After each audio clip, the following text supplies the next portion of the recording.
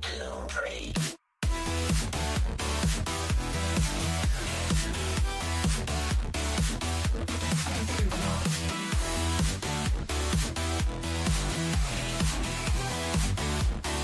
Get on up and get down with Skyjack Morgan.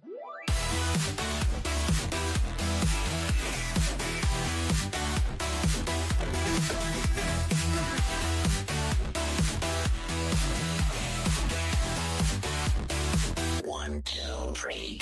Get on up and get down with Skyjack Morgan.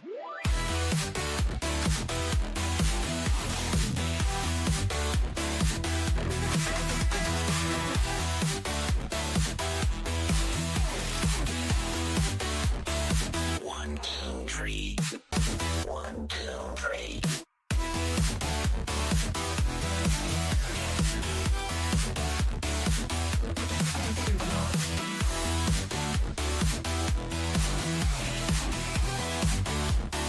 Get on up and get down with Skyjack Morgan.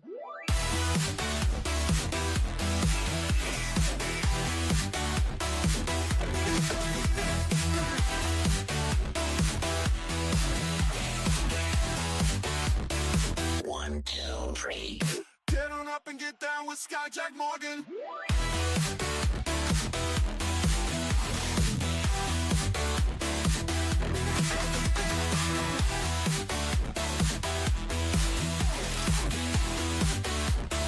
One, two, three. One, two, three.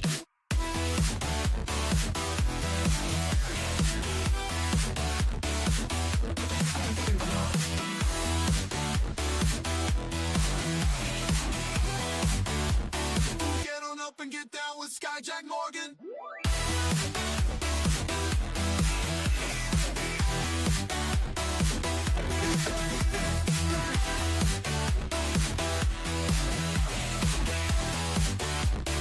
One, two, three. Get on up and get down with Skyjack Morgan.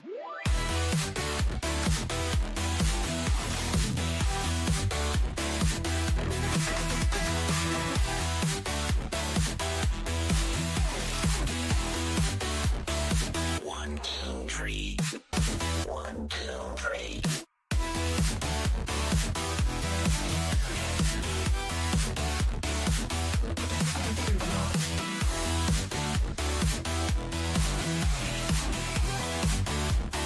Get on up and get down with Skyjack Morgan.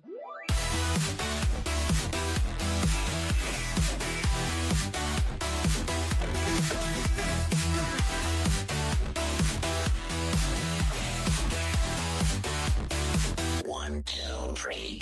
Get on up and get down with Skyjack Morgan.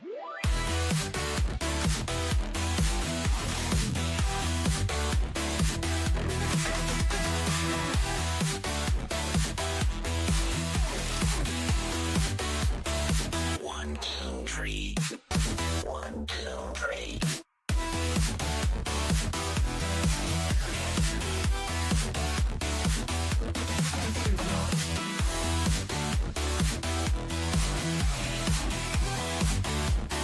Get on up and get down with Skyjack Morgan.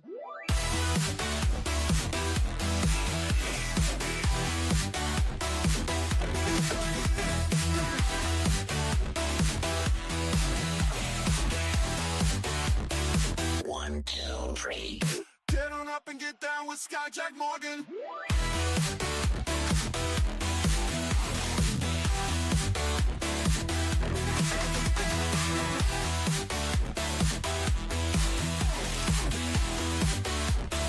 One, two, three. One, two, three.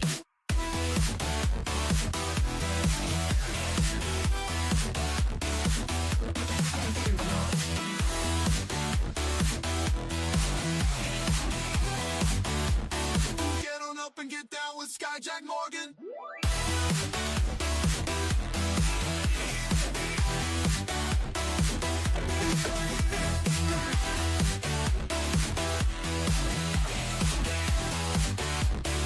One, two, three. Get on up and get down with Skyjack Morgan.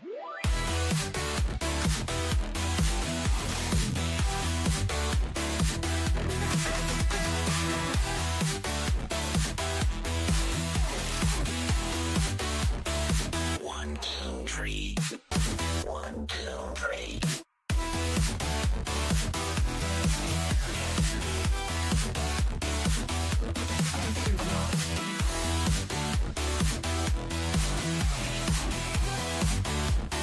Get on up and get down with Skyjack Morgan.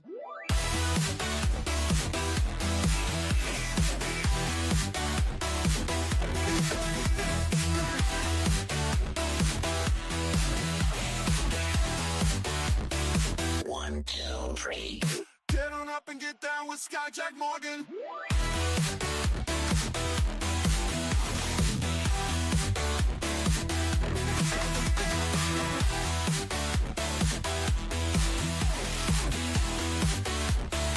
One, two, three. 1, 2, 3.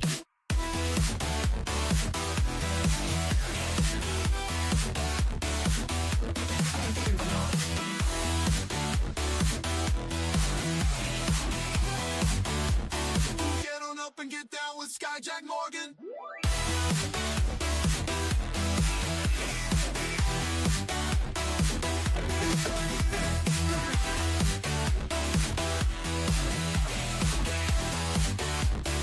One, two, three. Get on up and get down with Skyjack Morgan.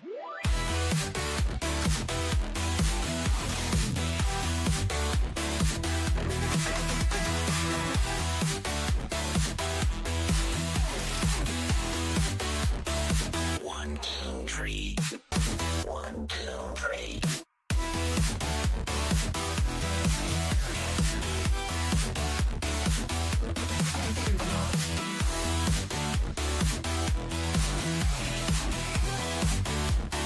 Get on up and get down with Skyjack Morgan.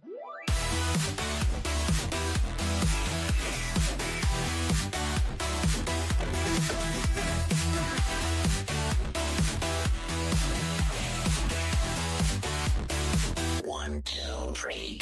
Get on up and get down with Skyjack Morgan.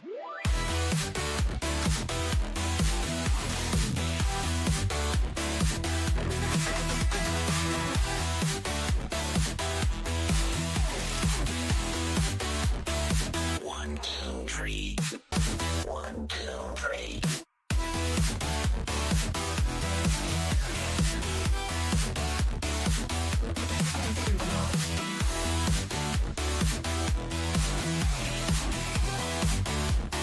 Get on up and get down with Skyjack Morgan.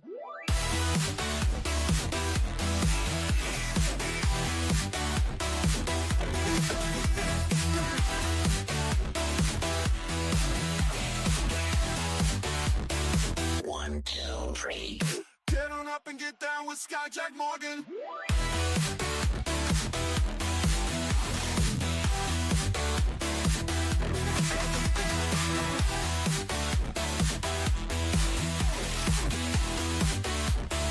One, two, three. 1, 2, 3.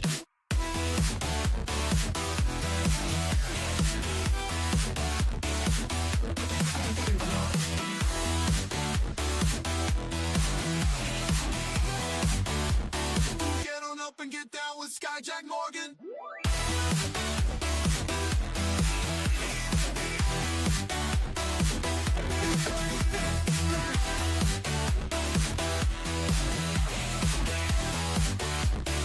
One, two, three.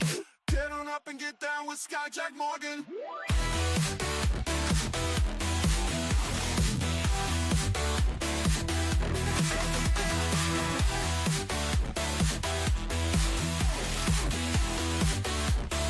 One, two, three.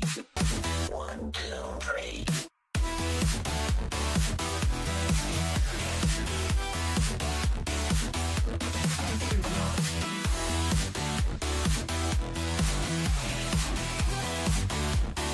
Get on up and get down with Skyjack Morgan.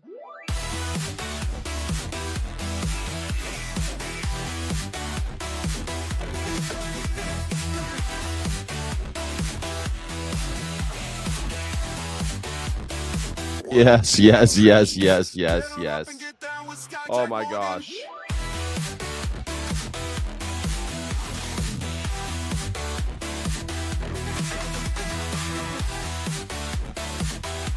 How you guys doing today? How's everybody doing today? My name is Jack Morgan. I'm an independent news and culture commentator, free speech, and critical thinking advocate. And boy, I'm a coffee expert as well. I'm a coffee expert. And I'm drinking the cheapest coffee I could find because I'm poor. Yesterday, I did an open house at my house. I don't know. You guys ever do one of those? Let me tell you, those are real fun. I wasn't here for it. I went out and got drunk. She's like, now don't get, I'm like, I'm going out. She's like, you can't be here for the open house. I said, that's cool because I'm going to go get drunk.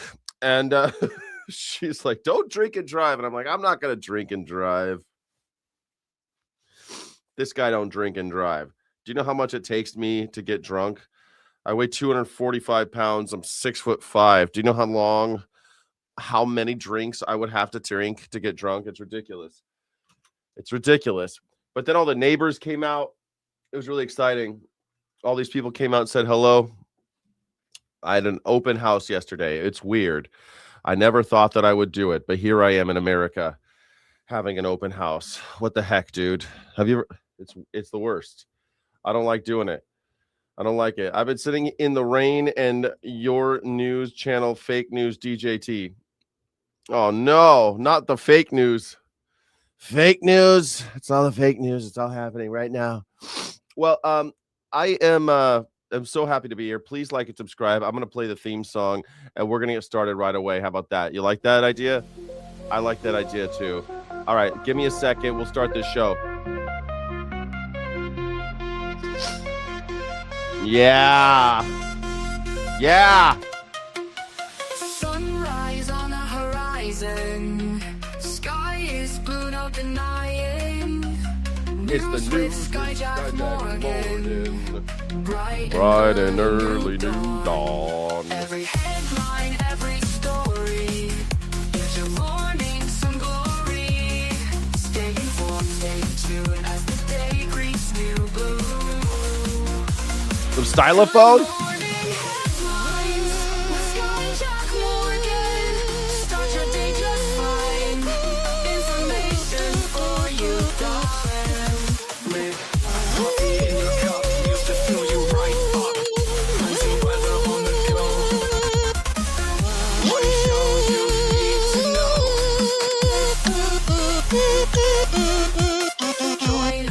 Thank you. Never had one lesson.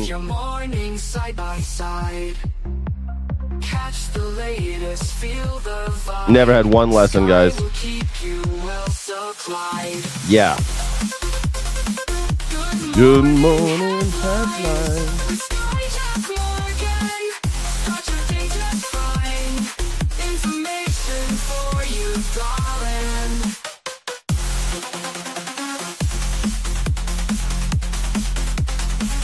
Get that ding-dang-do over here.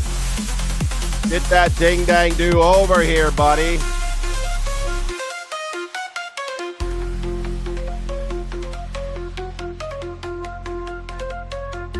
Yes. Yes. Yes. This is Monday morning. This is the Monday morning show. It's crazy. It's a crazy day in the Monday morning show, man. Can you believe that we're here already? I don't know if you heard, but at the concentration camp, there's been some action. There you go. Let's see. Everything seems to be pretty peaceful. They're saying, please don't come into the concentration camp. Don't do this.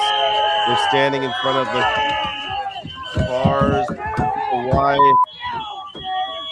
They're standing in front of the cars saying, please don't do this. And of course, they're driving. I'm going to run over somebody. Here we go.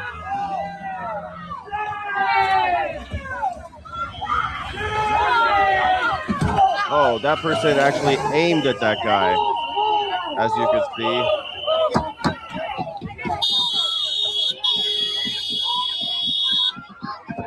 So it looked like the guy aimed at the other guy, didn't it? Did it look like that he aimed at that guy?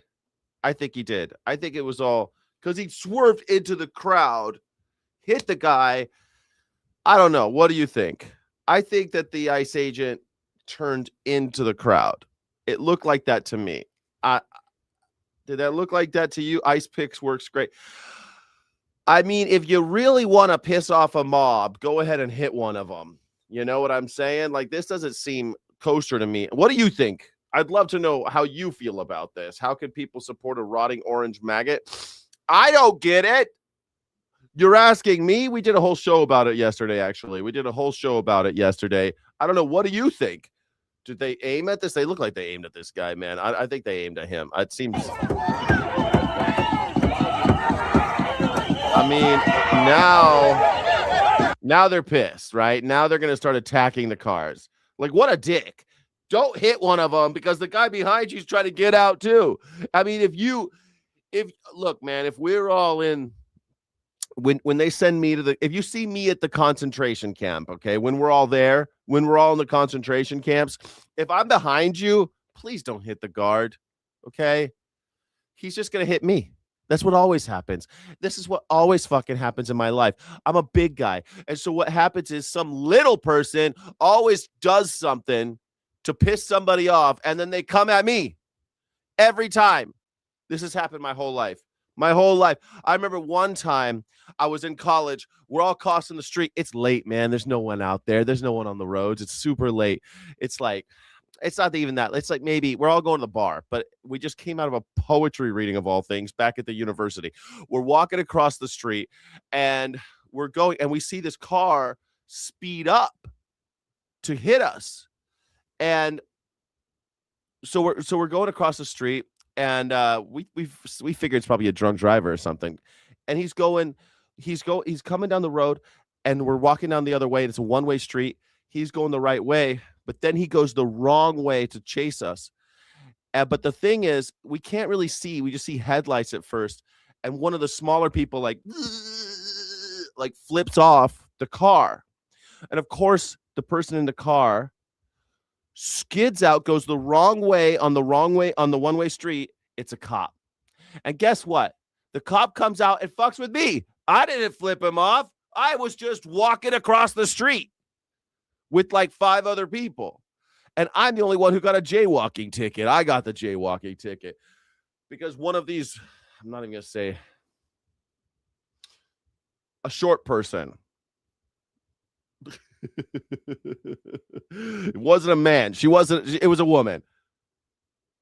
I don't know why women always get me in trouble. Women have been getting me in trouble my whole life. Why do I deep do it? Women always get me in trouble. What is with me? My whole life. Little people always mess with me too. Yeah. They mess with you. They don't mess, like, little people generally don't mess with me, but they mess with my shit. Like, they'll fuck with something else and then I'll have to pay for it. Man, their mouth writes checks their asses can't afford is what they say, right? They always starting shit, and I'm always the one who got to finish that shit. And I'm sick of it, man. I'm sick of all you short fucks, man. I'm sick of it. I was thinking about that, like, I forget what was going on. I was so tall, and the short person was just like, derp. And I'm so uncomfortable right now. I used to go to concerts and I'd be like, oh, sorry. Can you see behind me? Never doing that again. Never again. Until I see a short person get up for me on an airplane. Oh, sir, would you like the emergency exit? You're so fucking tall. It's going to torture you, this transcontinental flight. Would you like to sit in this seat because there's more leg room? No one has ever gotten up for me. Not one time. Not one time. People think it's a blessing to be tall. It isn't. I had a 5'3" Irish guy that built like a brick knock me out with a 4-inch punch. That's great. That's good. I'm not just talking about violence, man. I'm not just talking about violence. Mob psychology. Look up what you can get a mob to do. Man, you could get a mob to go pretty crazy if you're an ICE agent and run over one of them. I'll tell you that much. It's pretty easy, don't you think?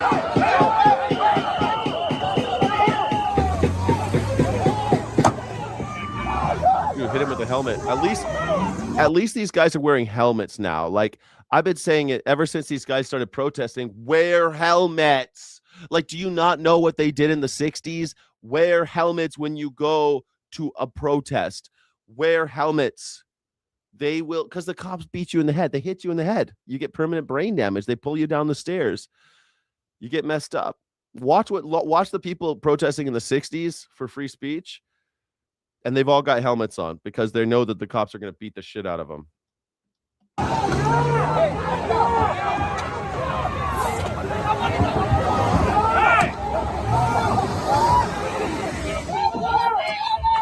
Oh my God. He threw the helmet at him. Damn. Oh, shit. Property damage. Damn. This guy's begging. Damn. Run, dude.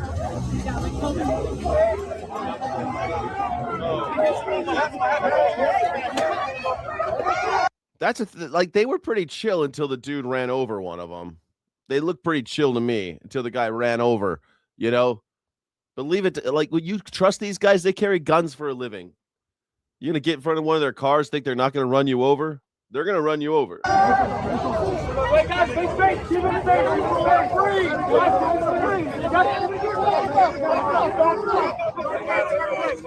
Let the medics over. Everybody was going left, and he did the one guy decided to make a right, but people didn't expect it. The journalist was hit. He was standing out of the way. Please don't film her. Damn. All right, this story is mind-blowing. It's getting crazier. It's gonna get crazier. Are you ready for the crazy? We got 2 more years of this, guys. We've got 12 more years of this. Donald Trump's gonna be president for the next 12 years. Are you ready for this? They're gonna run you over, then they'll blame you for being in the way. Exactly right. That's exactly what's happened. That's exactly what they'll say happened there. But man, I swear to God, that guy was not in the way. The car swerved into him. That was intentional. Supply and demand, baby. My father used to make wrestle pigs and steers as a kid, and he wouldn't help and told me to fight my out. So violence was kind of encoded in me. Well, violence is definitely part of life, but I don't know. I've had a very violent life, and I'd prefer not to always. I'm getting ready for the crazy. Are you getting ready for the crazy? I'm great. My mind is already blown. Says, okay, well, vegan cannibal, I'm glad that you're into it because it's time. It's time for your mind to get fucking blown. Are you ready? Are you ready to have your mind blown by Adam Mockler? This mind blown. Maybe I should make content like that. I should be, are you ready to have your mind blown? Here's something Donald Trump said. It's just so fucking disingenuous. I just like, I hate the inauthenticity, the insincerity of the internet and these fucks on the internet, man. Can we just be real? Can I be real with you? Are you ready to get real with Adam Mockler? And not getting nearly enough attention from the mainstream media. Thousands of Albanians are taking to the streets to protest. I'm glad somebody's finally talking about this shit. I've been talking about this shit for 2 weeks now, and now finally everybody's talking about Albania. You know what? You guys who watch this show, your minds must be blown. Must be blown. Thank you for being here. Over the past week, not against their own government, but against Donald Trump's daughter, Ivanka Trump, and her husband, Jared Kushner. Ivanka and Jared Kushner are making a move to buy an Albanian island for a few $1 billion and then turn it into their own private resort or project.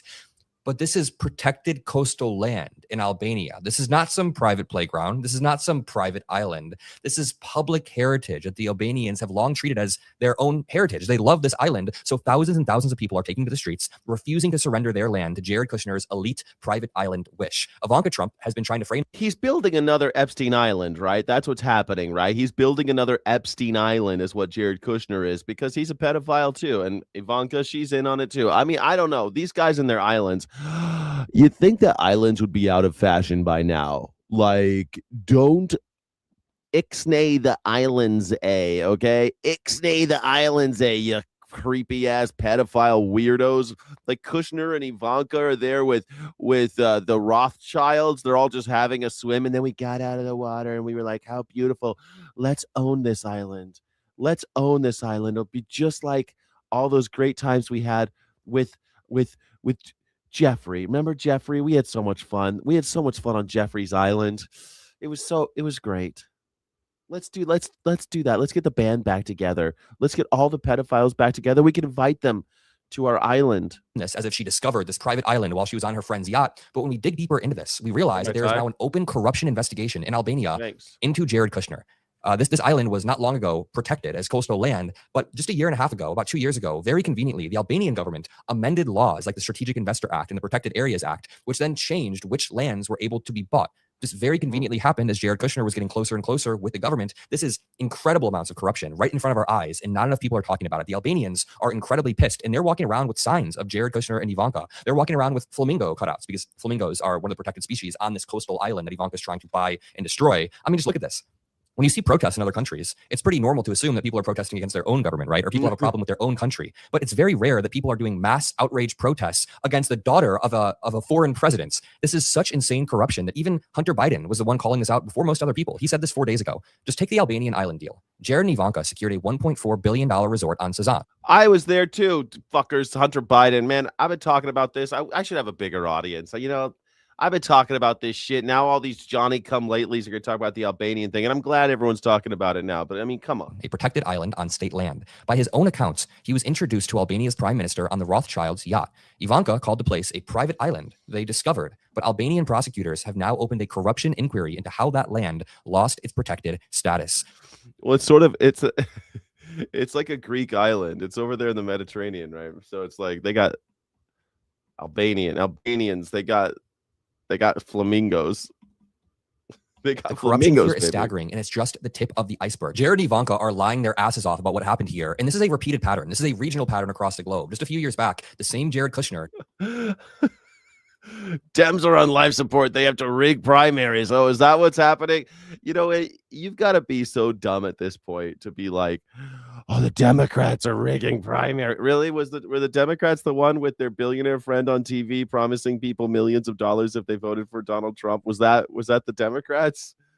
Like, I hate the Democrats, but you got to be so dumb right now. Like, oh, they're counting all the votes. That means they're rigging it. They're counting all the votes in California. It's like I keep seeing all you idiots talking about California primaries and shit. Bro.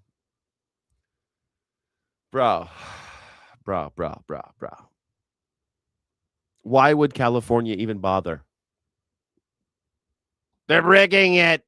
Tried to pursue a luxury land development in Serbia, which was a very politically sensitive project, and it ended up collapsing because of, guess what? Corruption charges against the officials in Serbia tied to the land transfers. So just think about this. The very people who were tied to the land transfers were then charged with corruption for trying to placate a foreign entity or a foreign government's son-in-law. You get what I'm saying? So again, heritage protections were altered. Special laws were passed to just favor Jared Kushner, and prosecutors later said there was a bunch of misconduct and document forgery. That was in the case of Serbia. Now today, we're talking about Albania. The Serbia one didn't end up in thousands of people taking to the streets like we see today. This video on screen now is effing wild. They are protesting against the daughter of our president. How humiliating is this for us on the global stage? And we're supposed to be worried about... Well, they're protesting the corruption in their own government, too. It's not just Ivanka. I mean, Ivanka is now the symbol of the corruption because she happens to be on the business end of it, right? She's getting the corruption. She's getting the good stuff from the corruption. So she becomes the symbol of their corrupt economy. And, well, they're pissed. I would be pissed, too. You fucking... Like, Albanians... They've been pushed off their land before. Slobodan Milosevic, if you guys remember him, the Serbian dictator who decided that he was going to call it was a new term. A new term is a great term. Everybody's saying it now. It's a wonderful term. Wonderful word. It's ethnic cleansing. It's a Democrat hoax. There's Milosevic was the first person, I think he's the first person to ever say ethnic cleansing. Did Slobodan Milosevic coin the term ethnic cleansing? Let's see. Yeah, he did. He was the first. He and his propagandists are credited with inventing the term ethnic cleansing in the late 1980s. It was derived from a direct translation of the Serbo-Croatian military phrase etniko čišćenje, and was used as a euphemism to sanitize the forced deportation, mass murder, and terrorization of non-Serb population during the Yugoslav wars. Basically, Donald Trump's a lot like Slobodan Milosevic, right? He wants to sanitize the forced deportation, mass murder, and terrorization of the Albanians mostly, because he wanted them out of Serbia. I think that's sort of like what we're doing. Yeah. Milosevic. I hope Donald Trump ends up just like Slobodan Milosevic. You want to know what happened to Slobodan Milosevic? Well, he died of a heart attack in his cell in the United Nations War Crimes Tribunal Detention Center in The Hague, Netherlands. The former Yugoslav president was undergoing a prolonged trial for 66 counts of genocide, war crimes, crimes against humanity, but he died before the verdict could be reached. Dang it. He died in prison of a heart attack. He was just too old. They always catch these guys when they're too old after they've done all their war crimes. It takes forever to catch these guys. It takes forever, but we get them eventually.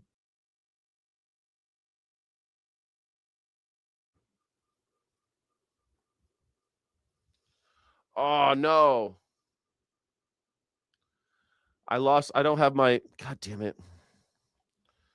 This is messed up. Remember I told you I switched computers? Now I have to program all There my had been hotkeys a again. report by a CIA whistleblower who testified before Congress that day that did talk about the CIA taking back some 40 boxes of materials from the DNI's office, this group called the DIG that she started. Because a week before, the report came out that they raided her house or office or something for the JFK files and the MK Ultra files. MLK, JFK, MK Ultra, UAPs, formerly known as UFOs. The CIA months ago went back and retrieved 40 documents from the DNI's office that it believed were its and that it didn't want her going through.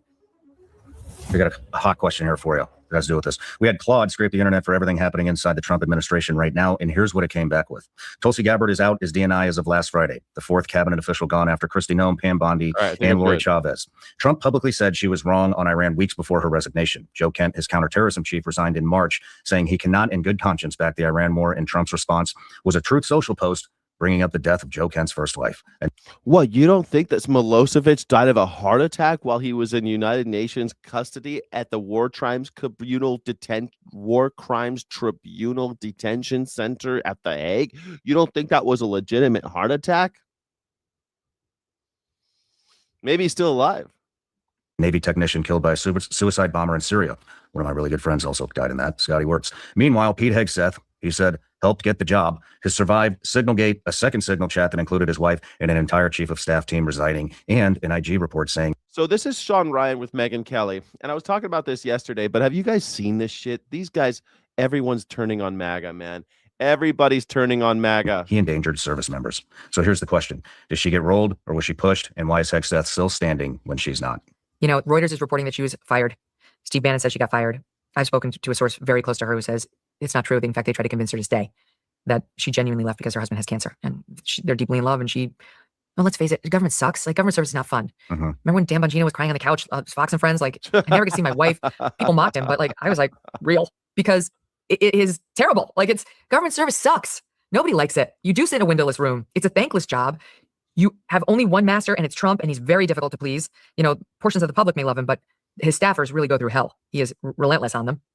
And you don't make a lot of money on top of all that. Like, most of these people could be making a lot of dough out in the private sector. So it's easy for me to believe that Tulsi, upon getting this terrible diagnosis in her family, said, it's time for me to leave. I've been doing this for, not quite a year and a half. And that's plenty of time in government service. I gave a year of my life, and now I want to get back to me. But I don't know. Well, I mean, the timing was a little odd because a week before the report came out that they raided her house or office or something for the JFK files and the MK Ultra files. And then a week later, she resigns. But did you see what happened with that? She said they didn't. It wasn't true. That was Anna Paulina Luna, who said a bunch of nonsense on a cable news show that she immediately had to retract after she set everyone's jaw slack. Well, I thought it was weird.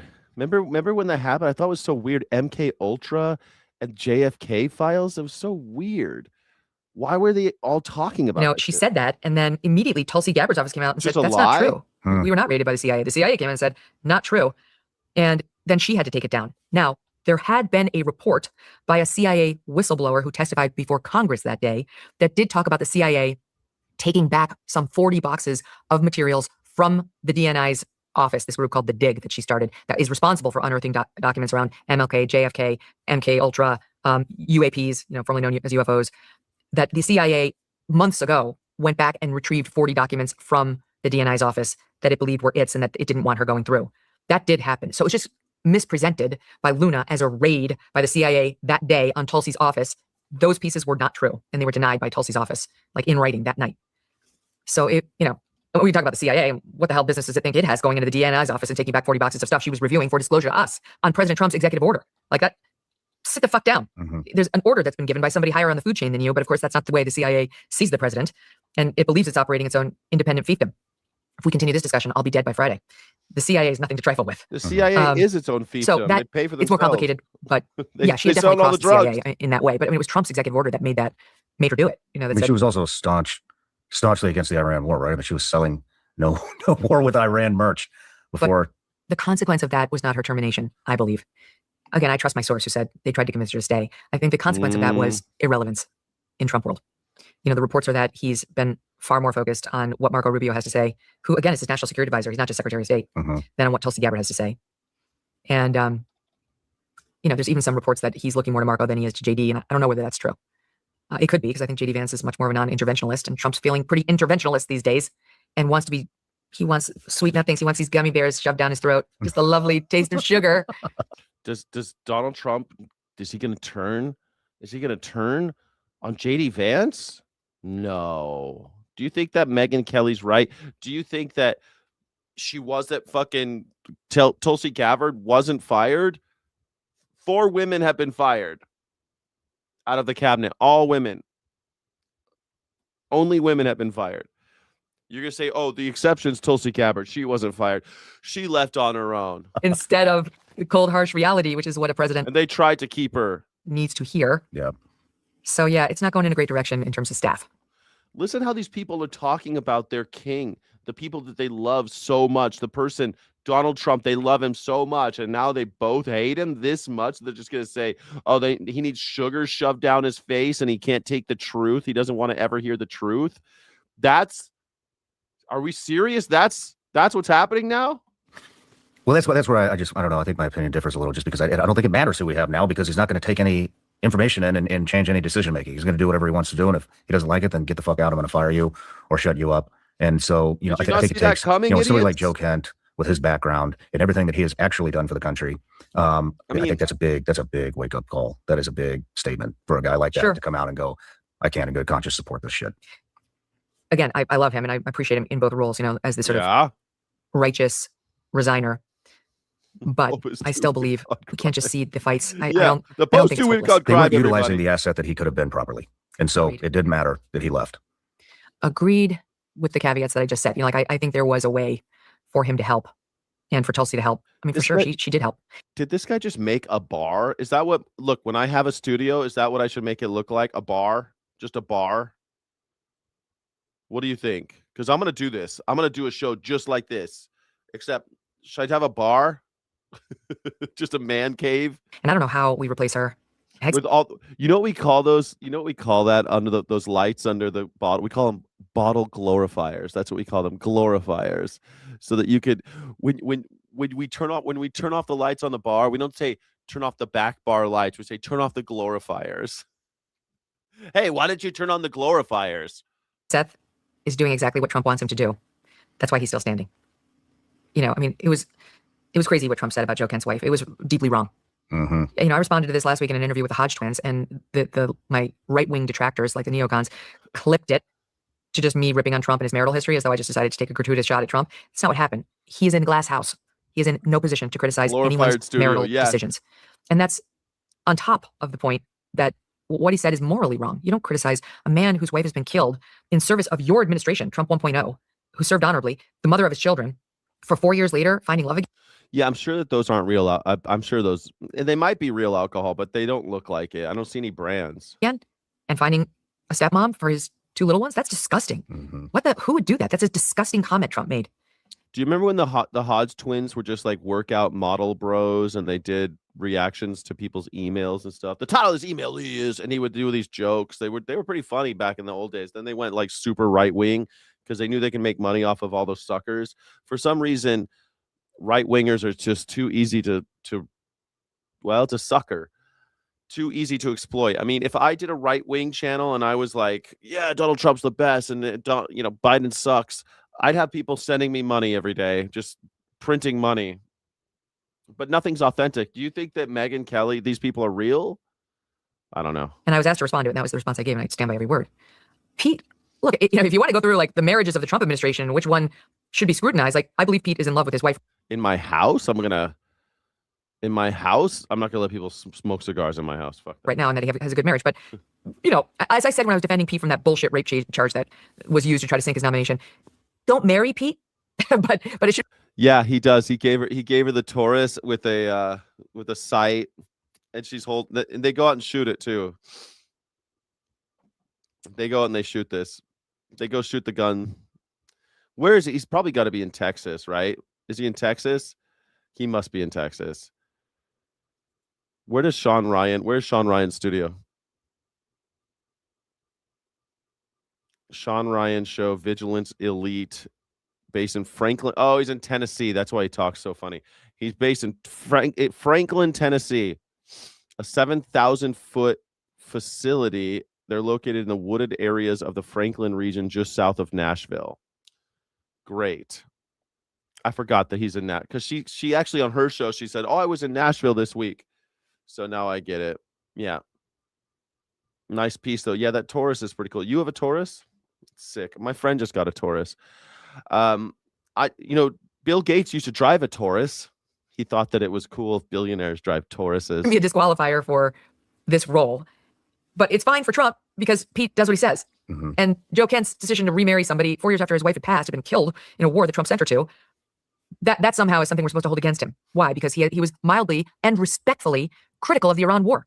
He handled that in an honorable way. And I understand people are critical of him because they say you should have just quit. You were in service of the president. You don't detract from the commander-in-chief. And I accept those criticisms as valid and in good faith. I don't agree with them in this case, but I don't take them away from. No, I guess I guess they do. Some of them do have brands on them. Like this is Tanqueray right here. That's Tanqueray. This looks like Grey Goose, but it looks like it's repeated. So it's definitely staged, right? But some of these bottles are legit. Like this looks like Don Julio. This looks like Siete. Like this mostly looks like tequila right here. I don't know. He's got a back bar. But the thing is, it just looks like a Vegas lounge. I used to work in Vegas lounges. Maybe that's what my studio should look like when I do it. You think it's fake? 17 in the clip, 1 in the pipe. That's what he says. Yeah, 17 in the clip, 1 in the pipe. The detractors. However, there's absolutely no basis to criticize his marital decisions. So, I mean, I agree with the question. The premise of the question is that, is there a double standard depending on whether you do Trump's bidding? And the answer is absolutely yes. There is, 100%. There's a follow-up. Name the next person you predict. Why does Megyn Kelly sound like me all of a sudden? That will be out of Trump's administration before the midterms. RFKJ? Really? Maybe. Why do you think that? Because he's dismantling the Maha agenda week by week. Trump is. And RFK, based on pressure that's being put on him, I think he's a true believer. Like the glyphosate stuff? Like the glyphosate. Let's insulate glyphosate from legal liability to some extent. Thank you, Megyn Kelly. Why is Megyn Kelly? Why is everybody sounding like me all of a sudden? Why are all these conservatives talking like me? Now all of a sudden they hate the glyphosate decision? When that happened, I was up in arms. They were like, well, we got to trust the president. Got to trust him. Got to trust him. He's the best. He's the one and true king. So we got to do what he says. Donald Trump not only didn't attack the glyphosate shit, the Roundup stuff, right? He protected them from you suing them. You can never sue. If you get something because of glyphosate, which is a plant antibiotic, which contributes to antibiotic resistance of many superbugs, but it kills all these plants, right? And so then you can genetically alter corn so that if you spray it with glyphosate, all the weeds around it die, but the corn doesn't. But the problem is the animals eat all the corn and then you eat all the glyphosate. Also, because you're spraying it over all of our fields, every time the water runs down into a gully or something and ends up in our rivers, oceans, streams, and lakes, we get glyphosate. Glyphosate is coursing through our veins. And unfortunately, it is a plant antibiotic that possibly changes your DNA and erodes the blood-brain barrier. Some people say it's what causes autism. There's lots of shit about glyphosate. And your boy, RFK Jr., was saying for years that glyphosate is evil. I've been saying for the last 5 years since I've been doing YouTube, glyphosate is evil. And yet Everybody is perfectly okay with Donald Trump saying, no, I love it. Glyphosate is the best. Everybody loves glyphosate. People say good things about glyphosate. And the reason why he did that is because Monsanto and Cargill, all these assholes, 3M, they love glyphosate. They want more glyphosate. And they paid him for it, and he did it. It's corruption. And they're like, Donald Trump's dismantling the Maha agenda. He's not dismantling the Maha agenda. He's a corrupt crook. He's a crook. He's stealing. He made a deal. The truth is he never gave a shit about the Maha agenda. You think Donald fucking Trump eats McDonald's every day and gives a shit about the health of your children, the health of American children? You think he gives a shit about anybody's health? This dude has got cankles the size of my neck. His ankle is thicker than my neck. His ankles are like my thigh.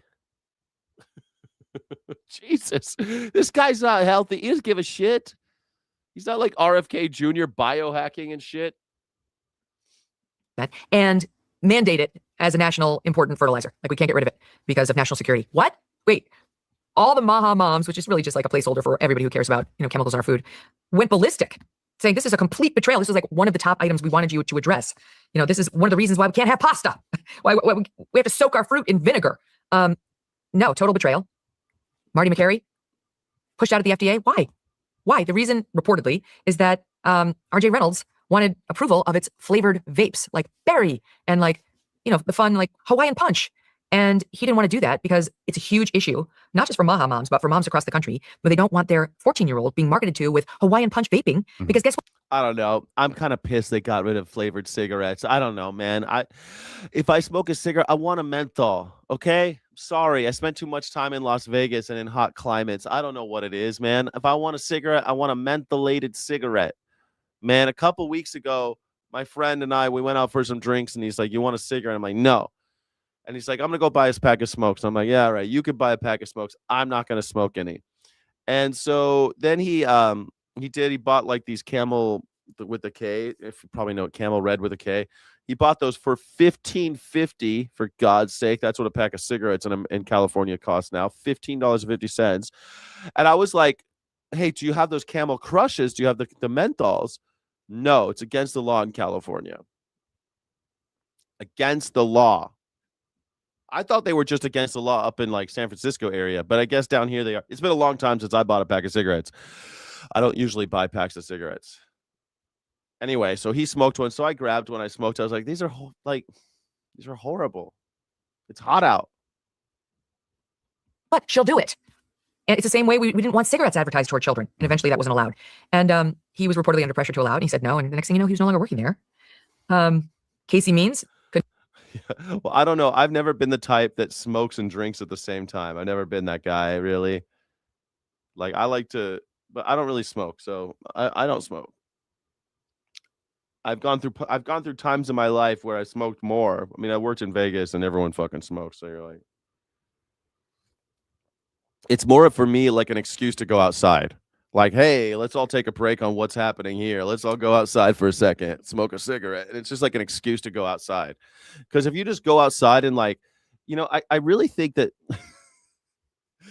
I don't know. I just need a break from people. I just need a fucking break from all of you every once in a while. If I'm at a party, I just need a fucking break. So I'm going to go outside and just stare at the moon for a little bit because I can't stand being in a room that long with just a bunch of screaming people. I'm overstimulated. I guess the kids these days call it overstimmed. I'm overstimmed. I don't think I'm overstimulated. I just can't. I just need a break. I'm going to come back. I need a break. And get confirmed as Surgeon General, thanks to Bill Cassidy, who wouldn't let it out of committee. And thankfully.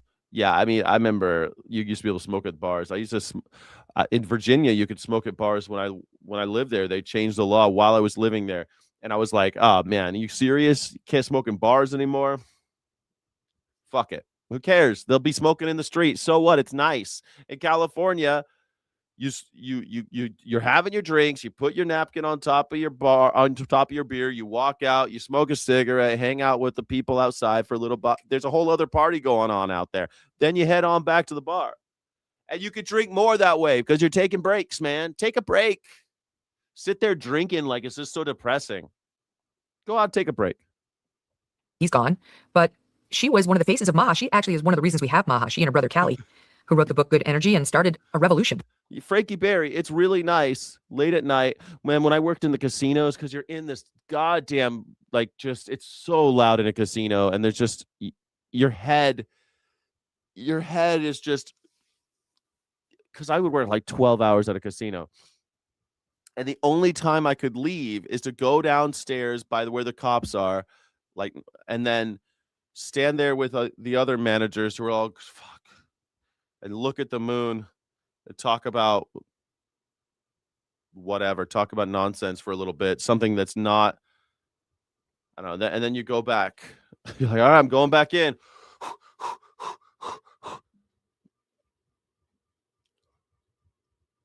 I can't people like that, Scott. You can't people like that? What do I mean you can't people? The world must be people. The walls were yellow with nicotine in our student union bar 92. Oh my God. I used to sell beer to these VFWs and Foreign Legions, and you could smoke in there.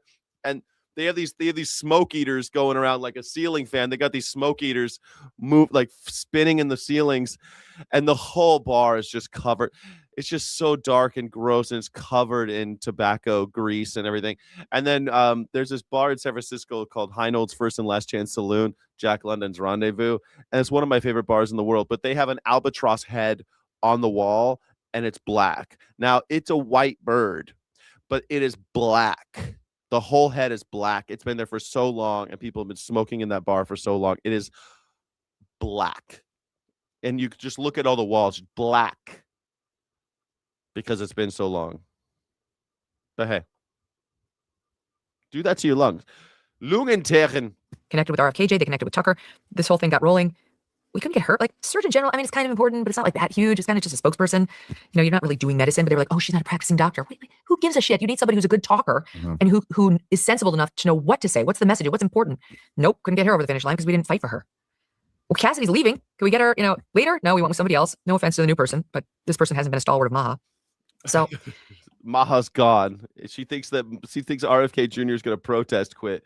Do you seriously think that RFK Jr. has it in him? Am I supposed to believe that RFK Jr. has it in him to protest quit MAGA, Maha? He's going to protest? I don't believe it. Well, he was a Democrat too, though. I'm gonna finally, I can't do this anymore. I can't. Donald Trump is Maha's really important to me, and I can't with good conscience still follow this maniac. He's dismantling Maha. if you're asking me if I have to make a bet, I guess that's what I'll say. Man. And look at, I couldn't believe the life. It's not just another lie, from the Trump administration that we're going to clean all this shit up. And they said, yeah, it's a national security concern. They labeled fentanyl a national security concern. That's not even 100,000 deaths a year. You know how many people die a year from cancer? there's millions. 618,000. What? 618,000. She's like, I don't know, millions. Fucking cancer. How many people die of cancer?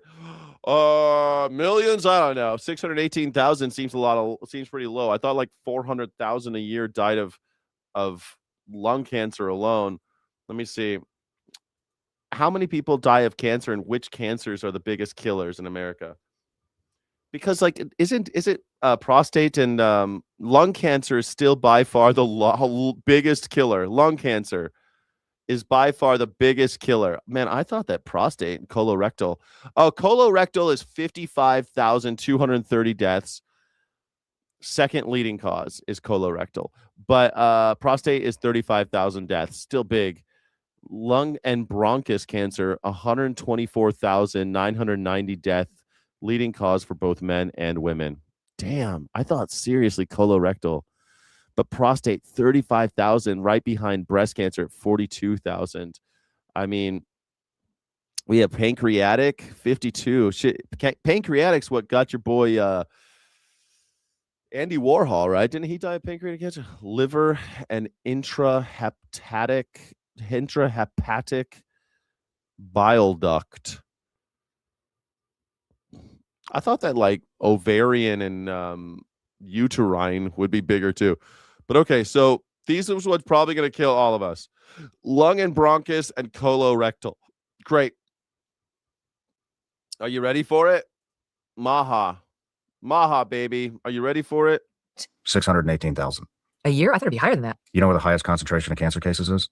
Lung. In Iowa. I was going to say the Midwest. Iowa. Do you know where the highest concentration of glyphosate is? Iowa. It's in Iowa. Mhm. You know this guy running for governor there? Zach Lamb? I don't know him. That's one. I mean, hold on a second. Why is it if lung cancer? How is glyphosate linked to cancer in Iowa? I gotta ask this shit, man. People are saying it's linked. I don't know if I believe it, right? Glyphosate is linked to cancer in Iowa primarily to high agricultural application rates correlated with elevated cases of non-Hodgkin lymphoma. Ooh, non-Hodgkin lymphoma. 50 million pounds of pesticides annually are used in Iowa, with glyphosate, the active ingredient in Bayer's Roundup, being the top herbicide applied. Derp, derp, derp. It's not the pesticides, it's the glyphosate. Non-Hodgkin lymphoma, they have a higher case of by 41% more. Jesus Christ. Well, don't move to Iowa, folks. Iowa. Do you want non-Hodgkin's lymphoma? Non-Hodgkin's lymphoma? You want that shit? Dude, I do like a lot. I think he's racist like next week, but Oh, good. yeah, he's awesome. Talk to like the farming community has been having case after case after case of cancer. They can't even swim in lakes in Iowa because the shit has gotten so bad. Well, there's warning signs in the rivers, in the lakes, so you can't go in there. And then he just fucking gave him immunity. Yeah. Victor Davis Hansen has a non-Hodgkin lymphoma. walnut, I think, farm in California, Northern California. Yeah. And for years has been telling me the number of family members who have died of cancer, including his own daughter, who all grew up on the farm. And he said he believed it was because of the chemicals that they sprayed the trees with. And Victor himself came down with cancer this year and has been battling like a lung cancer that's been really tough on him. I love him, saying prayers every day for him. But yeah, it's everywhere. And we're just gonna pretend it doesn't exist. And You said that Megyn Kelly's upper lip isn't moving, and now I'm staring at her upper lip. How old is Megyn Kelly? She's 55. Give her a break. She's probably got so much Botox in her lip she can't even. I mean, she's looking pretty good for 55, though. Gotta admit, 55. I thought she was. I don't know. For some reason, I think she looks younger than 55. Megyn Kelly. Can't take that away from her. Megyn Kelly. Keep up with the Botox treatment, I guess. I don't know. I'm never gonna do it. I'm never doing Botox. I'm never gonna have somebody cut a piece of my face unless I get a cancer or something. If I get a cancer, maybe I'll let you cut it out. But like, I'm not doing it. Fuck it, man. Never. I'm never letting people take a piece of me out. That's exactly what it is. I'm saying fuck the Botox. I mean, if you notice, they all talk with their bottom teeth on display. They all kind of like, but also when they smile, they always smile like this.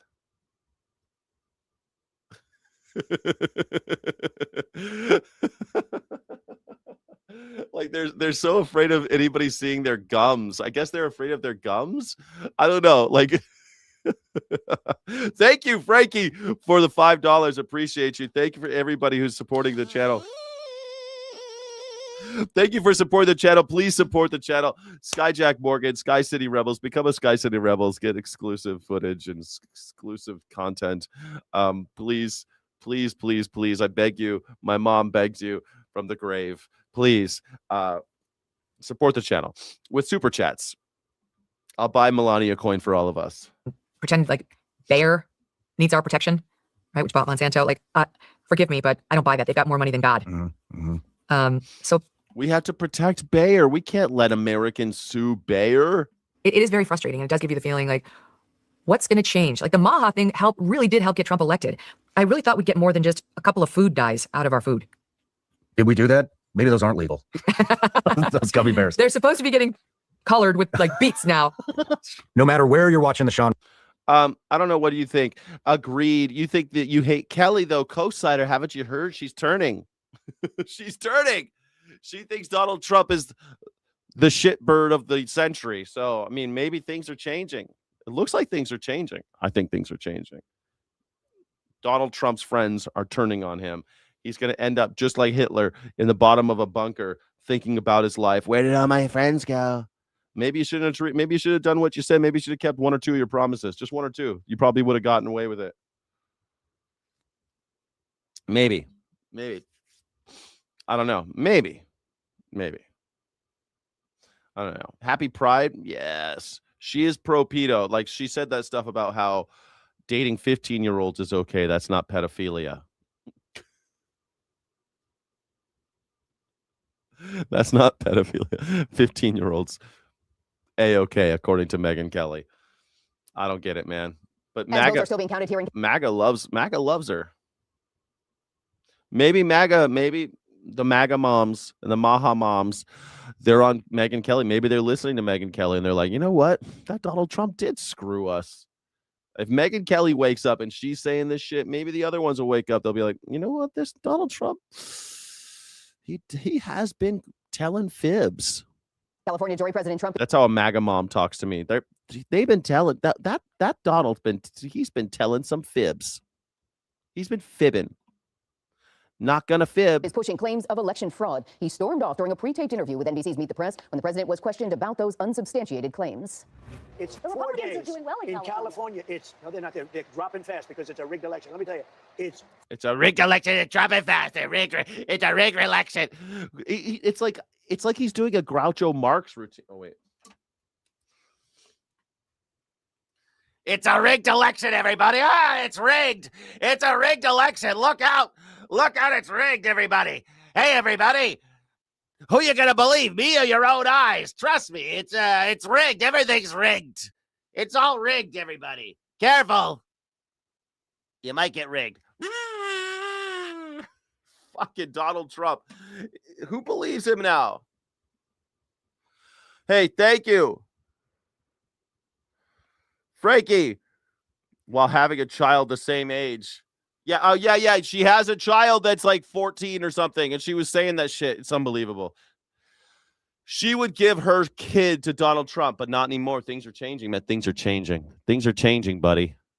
4 days, and they aren't even close to coming up with it. You know why they're doing that? Because they're cheating on the election. What, do you have evidence to support All they have to do is look. All they have to do is look. Do you have any evidence at all? Just look. Just look at it all. They're counting votes. That means they're cheating. But that's not evidence. And I listen to people, and let's see what happens. But sir, that's not evidence. Do you think it's appropriate? That's how they that count the votes in Do you think it's California. appropriate that they have an election and 5 days later they're nowhere close to picking State a and winner? local officials acknowledge they are slow. They're urging. No, they're crooked. They're urging the crooked. votes to be. The president also went on to accuse the moderator of Meet the Press, Kristen Welker, of being crooked before walking out mid-interview. What a little cunt. Look at this fucking pussy. Look at this pussy. This is Donald Trump. This is your God. He can't stand 5 days later they're nowhere close to picking a State and winner. local Look officials at acknowledge this. they are slow. They're urging. No, they're crooked. They're urging They're the votes to be. The president also went on to accuse the moderator of Meet the Press, Kristen Welker, of being crooked before. Donald Trump. What a little pussy. She's going to grab him by the pussy. This little simpy ass nerd. He can't even sit across from a woman who asks him simple questions. Do you have any evidence of anything that you're saying? No, I can't. Fucking throws a tantrum. This guy's throwing a tantrum because a woman asked him for evidence of one of his claim. One. You love lefties. They love to. Donald Trump literally ran off a stage crying. Look, they got their John Deere tractor up there for the product placement. He's going to look like a big, tough guy. They're crooked. They're all crooked. You can't count votes in America. Counting votes is crooked. Do you have any evidence of this? Run away! He's like the king. If he is a king, he's like the king in the Holy Grail. Run away! Run away! Jesus. Look at him, crybaby. Donald Trump is such a crybaby that he can't even sit through an interview.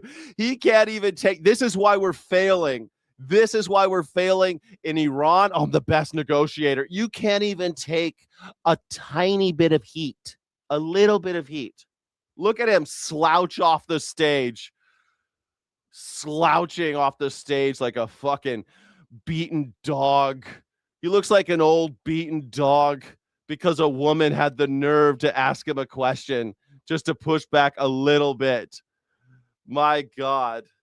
California's suffering under Bass. She's a fucking mayor, dude. She's a mayor of one city. What are you talking about? California's suffering. This is how demented people are. California's suffering because of Bass? Bruh.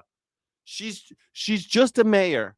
And you know what? Mayors are pretty much like goddamn near powerless in LA. LA is not set up like New York where the mayor gets to have ultimate power or something. It's a different form of fucking government. I'm sick of explaining it to people how like Los Angeles is not the same city as New York and that mayors don't have king-like powers over huge budgets and shit. They basically get to pick department heads. That's what they get to do. Oh my God. She fired the chief. Yeah, that's what she gets to do. That's the type of stuff she gets to do. She gets to fire chiefs. She gets to hire this type of people. They got to hire the DWP guys. She gets to hire people and fire people. That's her ultimate power. She doesn't get to like allocate funds and appropriate funds. She doesn't get to do all that. Thank you. And California is huge. Yes. We have like 40 million people. And okay, something like, I don't know, 20% of them live in LA, but it's our biggest city and Karen Bass sucks. I don't know why we're talking about Karen Bass when Donald Trump literally just stormed off a sound stage with a John Deere tractor trying to make him look tough. Big tough guy with his big John Deere tractor has to cry and run off the stage like a little baby. Holy shit. They don't know the difference between three branches of government. Why wouldn't they know the difference between a mayor and a governor? Yeah, Frankie, that's what I'm dealing with in America, man. That's what I'm dealing with, Frankie. Yo, Frankie, that's what I got to deal with, Frankie. They don't know the three branches of government. They failed civics, man. They don't teach civics in Mississippi high schools. They don't teach that shit. Holy shit. How do you look at this guy and he just runs away crying like a little bitch? Imagine our generals behaving this way. Just runs away. Holy shit. John Deere are made in Germany. Yeah, I don't know. John Deere are very popular in America, and I'm sure they put it there so he could say something about farming and like, I'm doing stuff for the farm. He's got the hay bales and shit. It's supposed to look like a barn. It's all just kayfabe, you know. But big strong man, big handsome, big strong handsome man, big strong man can't stand the heat from a woman asking him one simple question. Where's the evidence of what you're claiming? This is I can't wait for more. There's blood in the water now, and I can't wait for more journalists to start asking questions like this. Wait a second. You're saying it's rigged? Is there any evidence? Well, just look. We're looking. Tell us where to look because everyone's looking. Everyone's looking. Wasn't he hating on John Deere his first term? Yes, but that's only because John Deere wasn't giving him money. Now John Deere's giving him money, so now it's different. He's a pussy. He is a pussy. Donald Trump is like he's totally that kid that would have been thrown into a locker in high school. The only reason he didn't is because he paid his way through. Do you want money? I have money. You know, Donald Trump would have gotten his ass kicked in high school more if he didn't have any money because he's a little fucking bitch. Walking out mid-interview, election experts say claims of widespread voter fraud in the presidential elections have never been proven. The U.S. Attorney's Office is now investigating. Like, Donald Trump can't even get through an interview, and I'm supposed to believe that he's the mastermind negotiating with the Iranians. This is why it's 2 more weeks. Why does it take you 2 more weeks? Well, Our president keeps on getting really upset and then storming off like a child. He keeps storming off. Every time someone asks him a question or pushes back even a little bit, he throws a tantrum and he runs away from the negotiating table like a little bitch, because that's what he is. Oh, no. Looking for distressing content. Here we go. Yes, Ayard Yan. Yes. Oh, distressing content. What the... Oh, my God. That cop just shot her. This cop is just hanging. Video shows a police officer and a 22-year-old woman chatting outside a metro station in Caracas, Venezuela. Man. And then fucking with their gun. Fucking with their gun. Takes out her gun and shoots her in the stomach. Why would you do that? Why did you shoot her in the stomach? Why would you do that? Why did you take out your gun? You can't trust cops with those guns, man. Now, yesterday, my friend Chip was telling me how when he visited America, he went to Arizona and he saw someone walking around with a gun and he refused to go into the shop because he was afraid of the guns. Now I'm with him. I ain't afraid of guns. I'm a gun owner. I don't play around with my gun. Like, what the hell? Victim was hospitalized. Oh my God, she's shot in the stomach. Oh no, you shot your friend. Why did you do that? What are you going to do? Call the cops. Call the ambulance. Oh, there's no ambulance in Venezuela. Oh, no, man. That's rough. That's rough. Well, Right to the Pentagon. She gets a free like gastric bypass surgery now. She's going to be real thin. She doesn't need Ozempic anymore. She was looking to lose a couple pounds anyway, you know. Get shot in the stomach. They're going to have to sew up that stomach to be real nice and small. So you're going to have to eat a lot less. You're going to be on a liquid diet for a while. Oof. Oof. God damn. All right. Why does this guy on ABC, the only reason I chose to watch this guy on ABC, why does it look like it's the children's television network? Why is this guy dressed on the news, on ABC News? Like, ABC is owned by Disney. Is it just the Disney Channel now? Is that what this is? We're just dressing like the Disney Channel. Look at this guy. He looks like this is like some shit Star Trek characters would wear. Like, he looks like a jester. He looks like one of those guards at the Pope at the Vatican that look like clowns. He looks like a Renaissance clown. What the fuck are we doing? He looks like Harley Quinn, like he's gonna have a date with the Joker. You're gonna have a date with the Joker. Are you going out for a date with the Joker after this? After work? Dropping 180 faiths from the military's recognized religions list. We've got our Louis Martinez. He covers all things from the Pentagon for us. Louis, thanks so much for joining us. You guys hear about this? Mormons are no. The Pentagon says Mormons are not Christians. Mormons aren't Christians. Got any Mormons in the house today? Any Mormons? Mormons aren't Christians. Bible Dumb Podcast. How do you feel about this? You should call in. You want to call in, Davey, and tell me how you feel about why about the. Here, I'm going to put it. Anybody, by the way, it's a call-in show. I keep on forgetting. Hey, everybody, it's a call-in show. Here you go. Here's a call. There's a call-in show. If you want to join, you could tell me how you feel about they're no longer Christians. Mormons are no longer Christians, guys. Sorry. No longer. The top searches we're seeing right now is, what are some of the top faiths and religions that we saw drop from the list?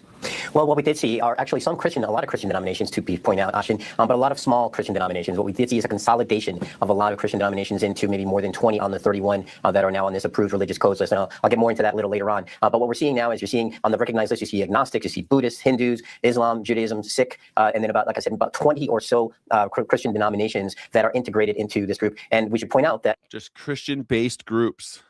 Baptists, Catholics, Lutherans, and Methodists, etc. a whole lot of those are now being caught up into this catch-all phrase, no religion, or other religions, or other faiths. And so that's really what's happening here, is this kind of standardization of these more than 210 codes that the. Why would they do that? Why would our Christian fascist government, why would they start whittling away these recognized religions? Now Mormonism is an other religion.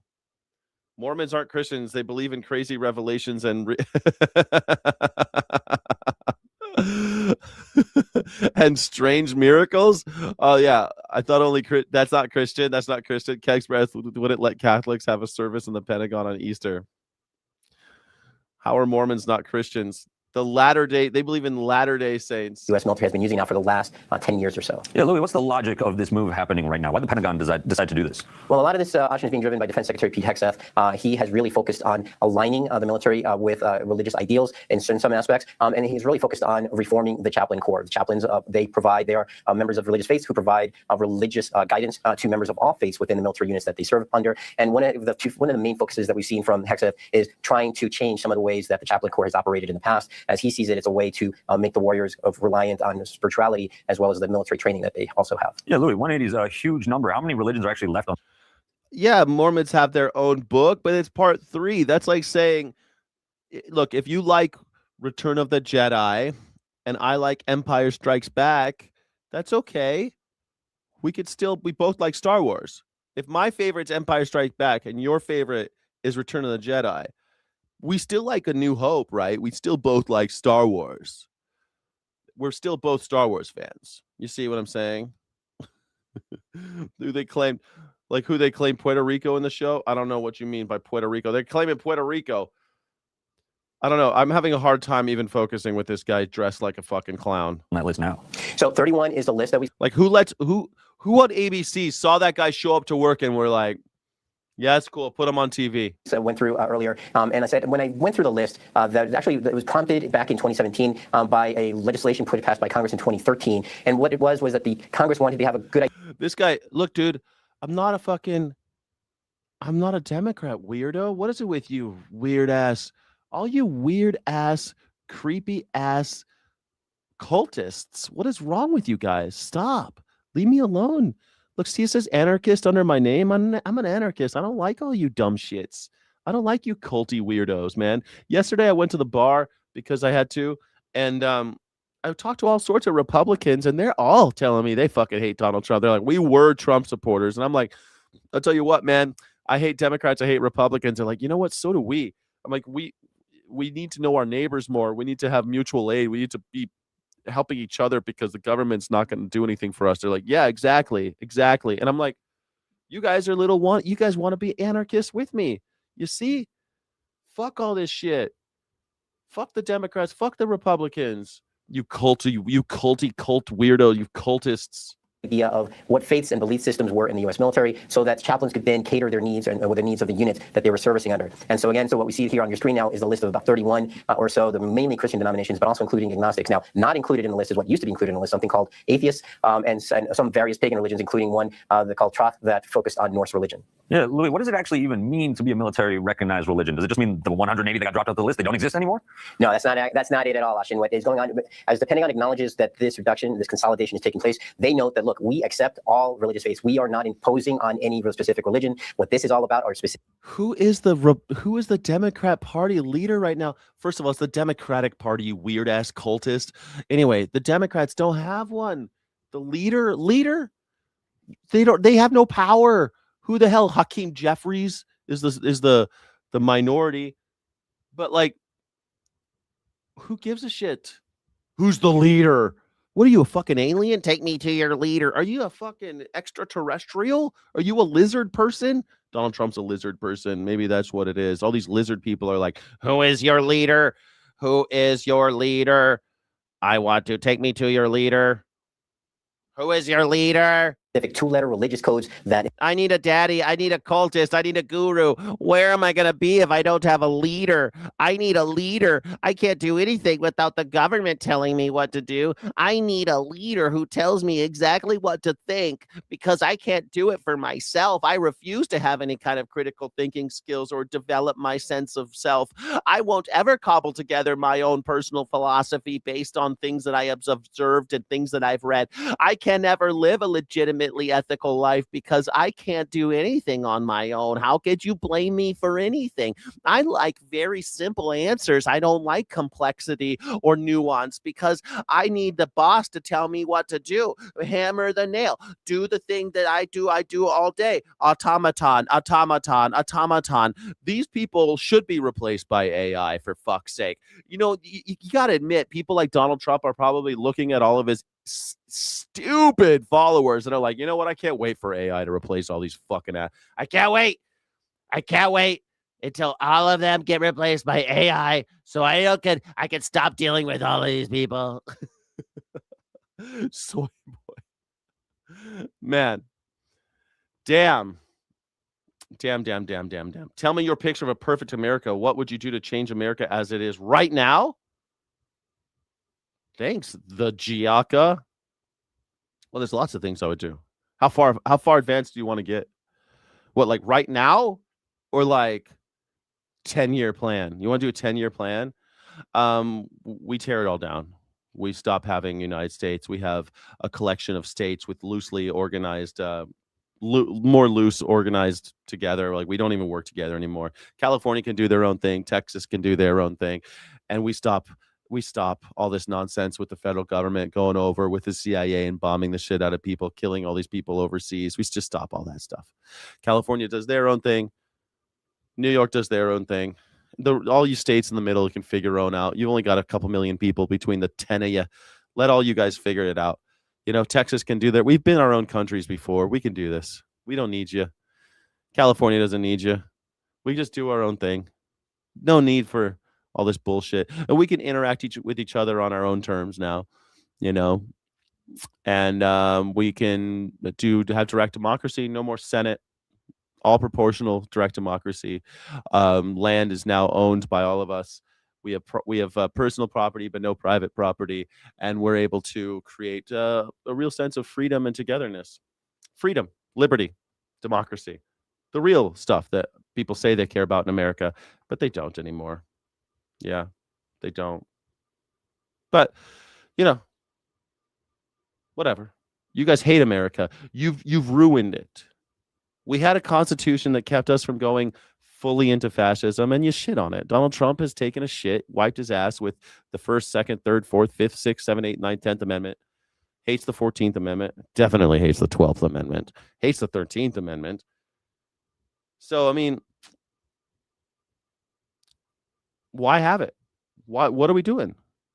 Donald Trump has ripped up every contract America's ever signed. And you guys are like, I still love him. He's ripped up everything. The Paris Accords, the fucking the deal with Iran, the deal we made with the Ukrainians. We just rip it up. The deals we made with American Indians, rip it up. And he's ripped up the Constitution too, because that's a deal, that's a contract between the people and the powerful. That's what it is. It's a contract between the people the elites and the hoi polloi. And he's ripped that up. You're like, I love him. I love him. I love Donald Trump so much.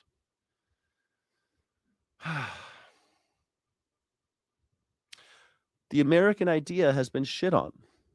And it's been ruined by MAGA. It's been ruined by our Nazi party. The same thing that happened to the Weimar Republic in Germany. They had a republic. They were trying out a new republic, and they tried to have their version of democracy.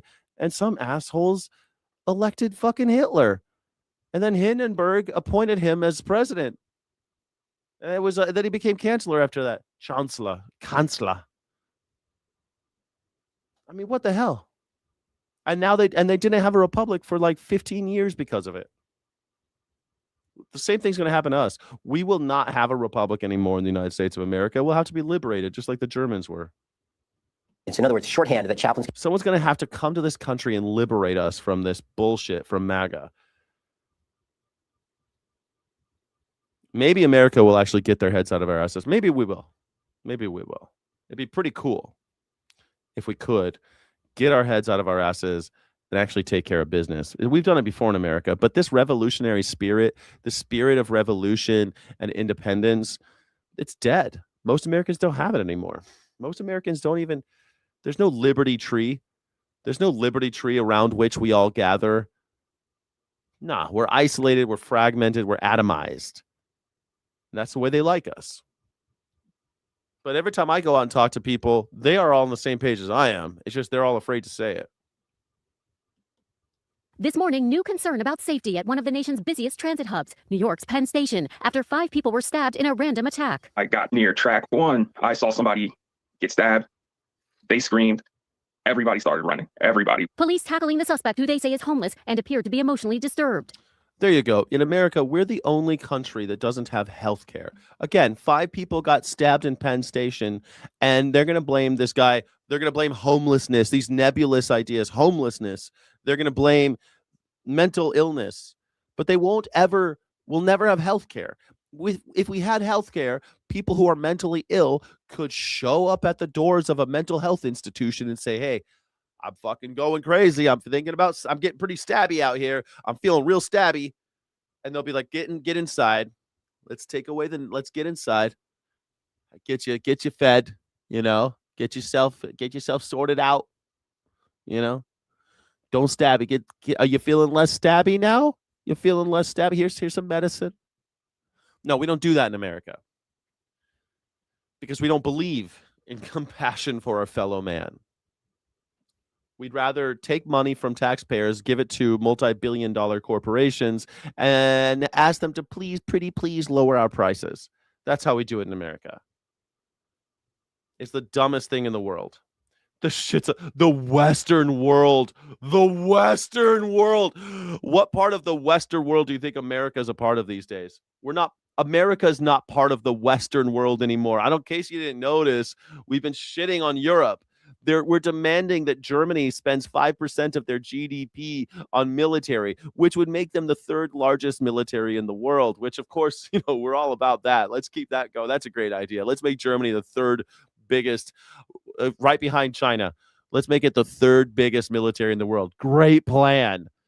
Already, my friends in Germany are saying that they're bringing back the draft, compulsory military service. It's been gone for like 10 years. When I lived in Germany, they still had it. Man, your show makes me feel less stabby. Thank you, Steffelson.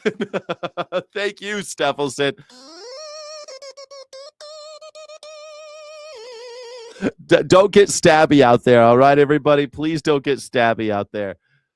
And if you do get stabby, billionaires, keep your stabbiness for billionaires. Don't mess with regular people, okay? Leave the regular people alone. Billionaires. Learn from Luigi. If you're gonna do it, stay away from schools, stay away from train stations. Billionaires. We turned and we ran, and just trying to get out the station, somebody fell, and I'm reaping the benefits of that's one of my favorite. Hold on, where is that asshole? That was one of my favorite ones. Shut down all the overseas bases and foreign spending. Every cent is spent on infrastructure and healthcare. We wouldn't even have to do that. That's what's so fucked up. Single payer healthcare would cost $50 billion. $50 billion. Right now, we spend $3 trillion on healthcare. We would actually see a gigantic savings if we had healthcare paid for as a single payer, but we won't do it. We won't do it because corporations run America. Corporations run it. I love this so much. This guy reaps the benefits of the Western world and then shits on the same system. Yeah, the Western world. I'm sure reaping the benefits of the Western world. Yes. Wow. Yeah, I'm a billionaire, aren't I? I'm reaping the benefits, man. Totally.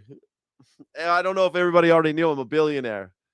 Please send money. Please super chat me so I can be a billionaire, so I can reap the benefits of this Western world. Oh, the Western world, a Western girl. The Western world. Western girls. I don't know how that song goes. I want to play that song. Thank you, Kathy Skywalker. I'm a billionaire now. I'm reaping the benefits of the Western world. So fucking stupid. The Western world. I made sure to pick them up because I didn't know if the dude who stabbed, how close he was. So I picked them up, and I didn't want to get they got a spit mask on him. Trampled because we were all just running just to get out of there. First responders rushing in to help the injured. All are expected to survive. Something like this happens. Man, we were just talking about this yesterday on the show, Kathy. Do you remember? We were talking about this with Chip, and he said that He said that if with knives are safer than guns. I guess he was right. This guy stabbed 5 dudes, 5 humans. None of them are dead. We're terrified because about our own safety as well. Meanwhile, the search for suspects continuing overnight after another brazen crime. Panic and chaos after a mass shooting at this popular festival in Toledo, Ohio, sent people running for their lives. 12 people were wounded. Everybody trying to find their kids. The victims as young as 14. Law enforcement nationwide reports there's been a 25% increase in the number of mass shootings so far this year. 25% increase. What's going on in America? I thought Donald Trump was going to make everything chill. I thought he was going to bring down the temperature. He keeps telling me he's going to bring down the temperature. How come it's up 25%? What's going on? I don't know what's it. I love you. You pay my rent. I love you. I need you guys to pay my rent. Thank you. That's wild, Pixie. I have been stabbed but never been shot. I didn't know I was stabbed for several minutes. Holy shit. You didn't know? How do you not know? Man, I know a guy who he woke up. He got stabbed 30-something times. And he was sleeping. He was sleeping. He was all fucked up. Even as overall violent crime trends downward. So far, no arrests in leftards like me I fan the flames. I keep saying, don't kill normal people. Don't do anything to normal people. Billionaires. I don't know why it's a hard concept for everybody. Don't do anything.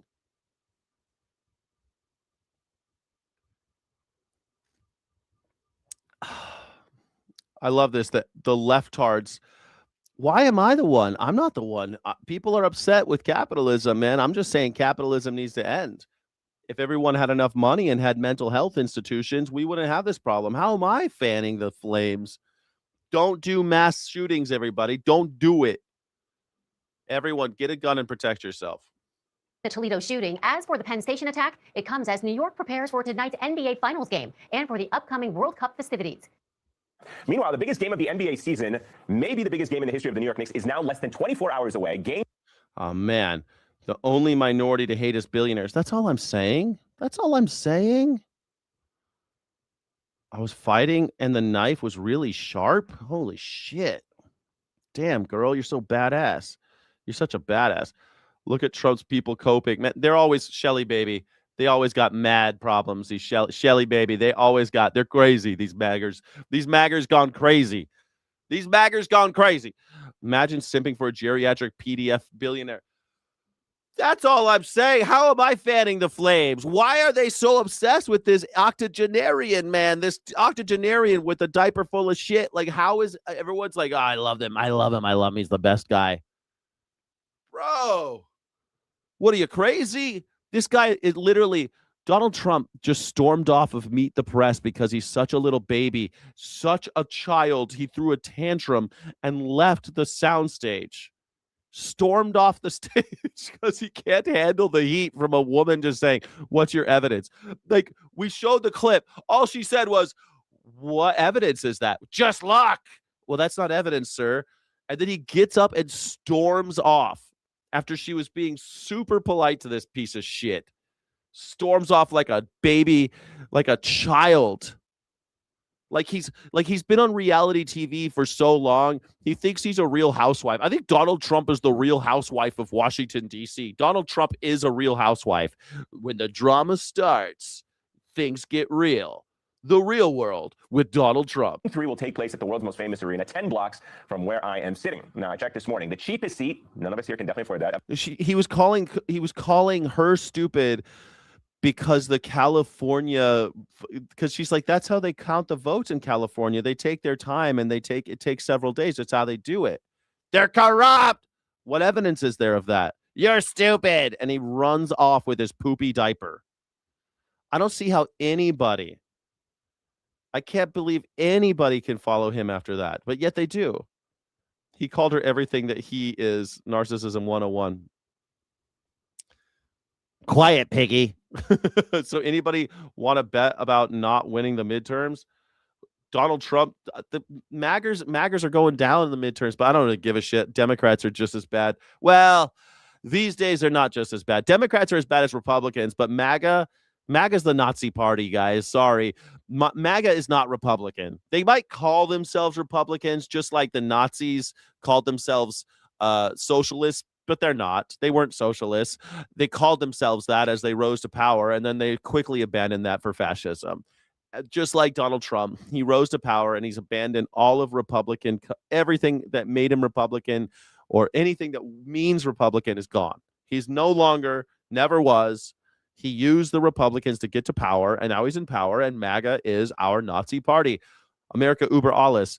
That's what America first means. America über alles. If you're pro-Nazi, then you're pro-MAGA. That's it. That's all there is to it, buddy. And now all of his friends are leaving him, and he'll end up just like Hitler did at the bottom of some bunker if he lives that long. But like I said, I think he'll be dead by December of this year. So, or at least no longer in office. I think he's leaving. We'll have 10 years of J.D. Vance. About $10,000. That's not a problem for one fair weather fan, though. President Trump, yep, he'll be at Madison Square Garden for Game 3 and maybe even Game 4, even though he hasn't attended any games this year. And even though he fled New York City years. Look at that. Oh, he's sitting next to Elliot Gould. Oh, man, you had to bring Elliot Gould into this? God damn it. Elliot Gould. Is Elliot Gould friends with Donald Trump? Oh, God, I have to ask. Now I see that picture. It's like him next to Epstein. Seeing Elliot Gould next. Is Elliot Gould friends with Donald Trump? I can't imagine, because Elliot Gould was in, I don't know, Donald Trump are not known to be friends. They were photographed sitting together at Madison Square Garden in 1991, but this appears to be a chance public encounter rather than an ongoing friendship. While Gould has rarely spoken about Trump since 1991, it includes his Marla Maples as the woman, circulates periodically whenever Trump's history as a New York sports fan makes the news. There's no record of a personal relationship between the two. Okay. All right, good. Thank God. I'm kind of an Elliot Gould fan. I'm not a fan of Donald Trump. Poor Marla Maples. Do you remember when Marla Maples had a baby? Her name was Tiffany, and Donald Trump said, Tiffany's got her mom's legs, but we don't know about these yet. But hunga, hunga, hunga, hunga, hunga. Ah-ooh, ah-ooh. Remember when Donald Trump said that about his infant daughter? Remember that? He was talking about this woman, Marla Maples, his very well-named ex-wife that he also cheated on. He cheated on all of his wives. Because he's Republican, I guess. That's what Republicanism is. Pedophilia and philandering. To go for Palm Beach and takes every chance he gets to trash his former hometown. For games 1 and 2, fans packed. No, Marla was cool. Marla was the cool one. I think that's why Tiffany hates Donald Trump, because of Marla. Like, why does Tiffany hate Donald Trump so much? I'd love to know. Like, I would love to see what happens there when Donald Trump dies and she's finally able to talk about. I can't wait till this guy. I can't wait for him to die, honestly. When he dies and everyone's able to talk about him, can't wait, because they're not going to be able to control it anymore. It's not like Michael Jackson, who led a super private life and no one really talks about Michael. Like, I thought when Michael Jackson died, you'd have like all these books come out and all this crazy shit, but not really. We got like one kind of crappy documentary, and now we got a crappy movie out about him, but nothing that's like, I thought when Michael Jackson died, for sure we'd get some serious dirt, but his shit's controlled like Disney. So like his brand is like Walt Disney. We'll never see a movie about the real Walt Disney, even though he was like a crazy alcoholic, abusive man, like turned in communist during the Red Scare and shit. We'll never see a movie about Walt Disney, an honest movie. But I think Donald Trump, it's already happening, man. We already had The Apprentice. And it was great. The sidewalks outside the garden, but that will not happen tomorrow. Watch parties outside the garden have been canceled for the president's security. So the Knicks diaspora has scattered across the bureaus, bar stools, and bodegas, all chasing what New York hasn't felt since 1973, a championship title. Now, that same year, 26-year-old Donald Trump was just getting started in the family business. Look at how handsome he was. Look at that. Just getting started in the family business, and 26 years old. He was already, his daddy has never had a driver's license, never had a real job, just had his family business. Monday, he gets a seat to history and behind a hard perimeter. Past TSA-style lines, hundreds of Secret Service agents, and thousands of NYPD officers in a city he calls home, but only when that city is winning. I think this is the most perfect example of who Donald Trump is. He hasn't been to a Knicks game all season, hasn't even like praised them once, decides to show up when they're winning 2-0, and everybody's getting super excited and feeling the championship, I don't want to jinx it, but feeling the championship within their grasp. And Donald Trump decides to show up and just mess up all the juju of the fans who have been going out to the streets every night, watch parties. I mean, look, I'll say this in fairness. The rowdiness outside Madison Square Garden got a little bit out of hand in the playoffs earlier on. Mamdani and the NYPD commissioner, I think it was the commissioner's decision to cancel those watch parties out of safety for the crowds. But then as the Knicks continue to make it on in the playoffs, they decide, you know what, we got to bring this back. We have to have this. It's such an important part of the atmosphere. It's creating so much energy in the city. And of course, Trump kills that momentum, kills that buzz by coming. And I just think, like, if they, God forbid, if they lose tomorrow. I was just going to ask you that. What are the fans going to do? What's the big deal? I mean, everyone in New York hates Donald Trump anyway. What the fuck? Like, oh no, they're going to hate him even more. They're going to hate him even more, the Knicks fans. They already hate him. I'm surprised they're going to let him in the fucking they should have let him in MSG. Madison Square Garden should be like, sorry. No. You fuck with everything every time you go anywhere, man. Stop. Leave us alone. Stay out of it. Stay out of it. Go down to Mar-a-Lago. Go to a Panthers game. What is it, Panthers? Is that what they got down there? The Jacksonville Panthers? What? I think it's Jacksonville Panthers. I think that's the only team down there in Florida. Oh, they got the Dolphins. They got the Dolphins. Go to a Dolphins game. Do they even have a basketball game? I don't think that. Does Florida have a basketball team? Does Florida have an NBA team? Oh, yeah. The Miami Heat, of course, and the Orlando Magic. Fuck, I can't even. Man, I used to have to follow sports for work, and ever since, it's just like out of my brain. I just don't know sports anymore at all, I guess. Jeez. I forgot about the Miami Heat and the Orlando Magic. Crazy. Orlando Magic used to be owned by Amway. I know that. Isn't that funny?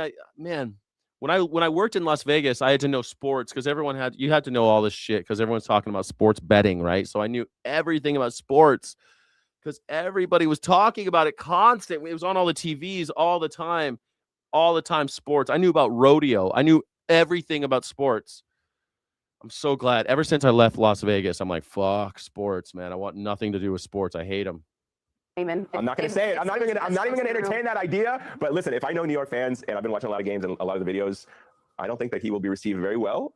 I'm just going to leave it at that. I'm not going to say what I think they will do to him or to Trump Tower or anything, but I'll just leave it at that. You don't think Cash Patel is going to be partying in the locker room? Who made fun of? Who put down people that make minimum wage? Who did that?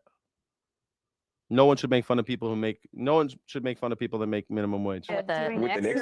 Something tells me this is not the kind of team that he's going to roll up into and start pounding beers with. Doing kickstands. Yeah, exactly. Yeah, It's funny when you're like really into the sports world. The second you're out of it, it feels like you can breathe again. I mean, I was just in food and beverage, man. But running bars, like I ran all the bars at MGM.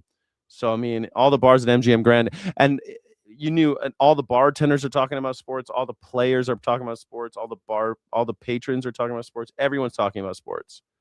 It's impossible to escape. You had to know all of it all the time because everyone's asking you constant, like asking you about the games, asking you about who's playing tonight, what the spread is, what's the over-under. Wait, can I just say, like, honestly, on another note, I mean, Donald Trump might attend Game 3 and Game 4. And by the way, we are at the peak, it seems, of like these Iran negotiations. There was a massive escalation today with the Iran attack on Israel. A couple of weeks ago, in a much slightly calmer moment, Donald Trump was asked if he was going to go to his son's wedding, and he said he's got way too much going on to make it to his son's wedding. He clearly does not have a lot going on to make it to like a Knicks game and possibly even 2 games on Monday and Wednesday. I think there's a high likelihood he gets booed tomorrow night, and if that happens, I don't think he's going to want to experience that again. Yeah. But my question is whether or not it actually gets showed on the Jumbotron, and more importantly, whether or not it gets showed on national TV. Because I think, usually when you have, and the Knicks are famous for this, right? With the celebrity row, you got Spike Lee, you got Timothy Chalamet, you got Ben Stiller, you got a lot of celebrities, you got a lot of notable people there. I think it's going to be interesting to see whether or not like the producers of the NBA Finals show Donald Trump in the box. I assume he's not sitting courtside. Show him at some point. Well, I'll tell you what, Mamdani's reportedly going as well, and he's sitting in the cheap seat. What if he does sit courtside? Mamdani's going to be there too. Maybe he'll be next to Donald Trump. Maybe Donald Trump will be in the cheap seats. Mamdani's going in, he's going to sit in the cheap seats. He's not going to be sitting courtside or in a VIP box. That's why Trump's going. He just wants to hang out. Yeah, with Mamdani. Yeah. Have a hot dog and Maybe they He do. wants to hang out with his bro. Yeah, exactly. I think Mamdani's going to be avoiding him. Maybe they will hang out together. I'd love to see Mamdani and Donald Trump hanging out together. I think that'd be great. I didn't like this guy because he's brown and he's Muslim. I don't like his Muslims. We don't like Muslims. We don't like him. We don't like the Muslims. He's a Knicks fan. I'm a Knicks fan. We found common ground. It was great. I always loved the worm. Actually, he played for the Bulls. The Worm played for the Bulls. I don't know who's a big Knicks fan. Who's a big Knicks player? I don't even know the players anymore. I don't even know. We are all Kirk. Oh, shit. No, I'm all right. I'm all right. Don't say that. It makes my neck hurt. Don't say we're all Kirk. It makes my neck hurt.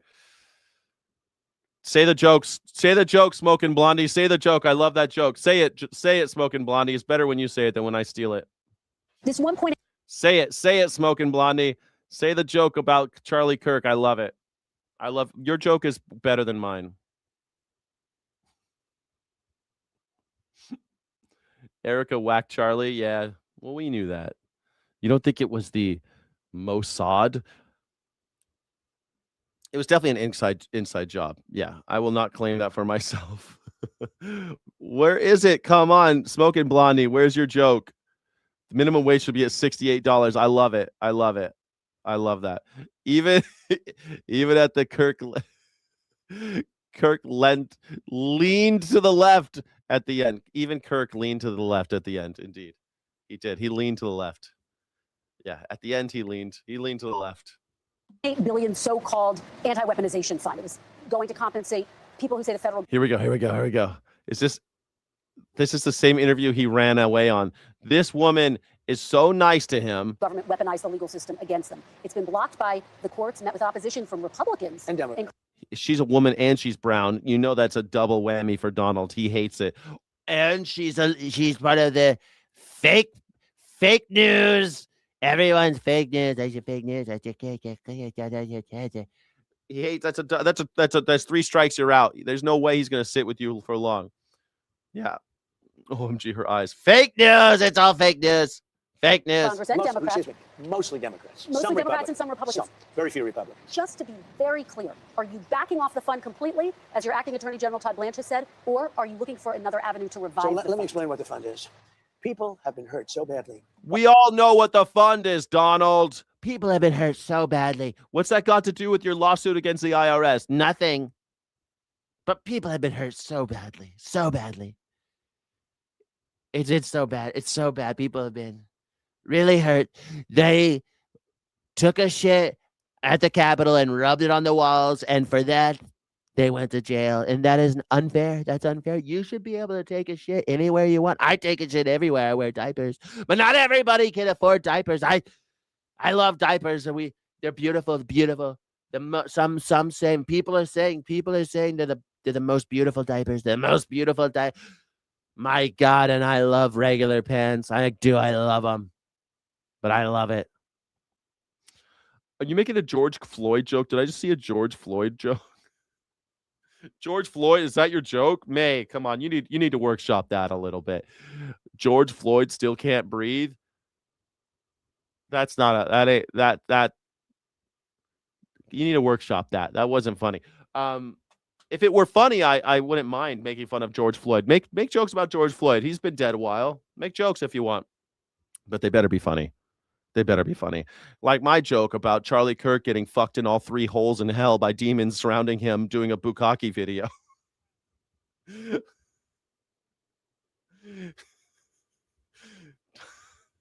I think the all 3 holes thing is the funniest thing. I think it's really funny about Charlie Kirk getting fucked in all 3 holes. I don't know. Cracks me up. It cracks me up. By radical left lunatics that worked for the Biden administration and Sleepy Joe. They're vicious, they're violent, what they did to people. And of course, they went after me more than anybody else. They raided Mar-a-Lago and all the other things. But because you stole shit from us. You got raided at Mar-a-Lago because you stole shit. people have been badly hurt. They've committed suicide. They've lost their jobs. They've lost their families. They've lost their wives. They've lost everything. They've lost everything over a fake weaponization of government. Now, So let me you're just tell looking you. for a way to revive it? Well, look, Right. it was up to me. I'd pay them the kind of money that they deserve. People have been destroyed. Lives have been destroyed. Many suicides. Think of it. People have committed suicide because a bunch of thugs went after them. So me personally, I think the weaponization fund is a great idea. And so do many other Republicans. You have to get it approved. If they You do have to get it approved, but you stole money. You sued yourself, you fucking weirdo, and you stole money. Some Republicans don't understand. Let me explain it one more time. We all know what you're doing, Donnie. We all know what the slush fund is. It's not that fucking hard to. It's like, what you're not understanding is, you know what? I used to have my ex-father-in-law. He was this horrible man in Virginia, and he would say shit like, "Now what y'all don't understand is cash flow. Now what you gotta do is see what y'all don't understand." It's always something that, and then he says something that you all understand. Now what y'all don't understand, let me explain it to you one more time. They would always say, and that's exactly the type of shit. Oh, she's the idiot, huh? This journalist is the dummy. Explain it one more time, Donald, about how you're stealing money from us, please. I can't wait to hear it one more time about the slush fund and why it's such a fucking great idea. Like and subscribe. Like and subscribe. This is the #1 news reaction show on YouTube. Thank you so much for being here, everybody. I really do appreciate it. This is the #1 news reaction show on YouTube, The Morning Sky Show. Thank you. Thank you. Don't forget to like and subscribe, hype the video, do all the stuff, answer the poll, answer the poll, the accent. Yeah, I mean, that was his accent. He was from Botetourt County. He went to VTech. He got a degree in agriculture. He talked a little bit like, it's funny because he talked a little bit like Dr. Phil, and Dr. Phil is from Texas, Now, I don't know what y'all are doing, but I don't like to say the word crazy, but y'all are crazy. Like, he's from Texas, but my ex-father-in-law, he used to talk like that. He used to go like, "Watch partner ball." I remember that's my favorite story to tell about him, because even though he was a racist piece of shit and he said unspeakable things about black people, but he said this. He said, "Watch partner ball." And I could not understand what the fuck he was saying. Ball. I'm like, a watch pot. And he was trying to say a watched pot never boils. A watch pot never boils. Nah, what you don't understand is a slush fund is for people who were treated poorly by my president, your president, Donald J. Trump. Okay? If they get it approved, that's great. If they don't get it approved, I'd be disappointed. All right, we're going to motor through this. But you have to understand, people have been destroyed by crooked politicians. What? Then fucking make them whole. What do you need? You got $5 billion from your deal with your cryptocurrency. You already did a rug pull, by the way. Buy Melania coin if you believe in Donald Trump. It's the greatest, most wonderful financial investment for your future. Melania coin. I know it looks like a rug pull. I know it looks like a crypto scam, guys, but it's Donald Trump. It's endorsed by the president. It's not a pump and dump scheme. It's the president, and it's endorsed by the first lady. Buy Melania coin. It's the most important financial tool for the future prosperity of America. And they should be reimbursed for that. Do you think anyone who attacked police officers on January 6th should get taxpayer money? I wouldn't be inclined to say so, but I have to see it. I can tell you this, 97% of those people. How hard is it for the FBI or whoever? Like, I'm not Mr. Pro Cop. I don't love cops. I hope you realize that by now. But I can't believe that this motherfucker can't get. Do you remember when presidents used to get on the news, and if somebody said, "Hey, do you think that people who attack cops should get paid by the government?" They would just go, No, I don't, because I'm the president. I miss those days. Now, I mean, go ahead and give money to the people abusing cops, I guess. I don't know. But if you flip off a cop, that's your ass. We're going to beat the shit out of you. But if you beat up a cop, Donald Trump will also give you money. But if you flip off a cop, if you flip a cop off, we're going to beat the shit out of you. What?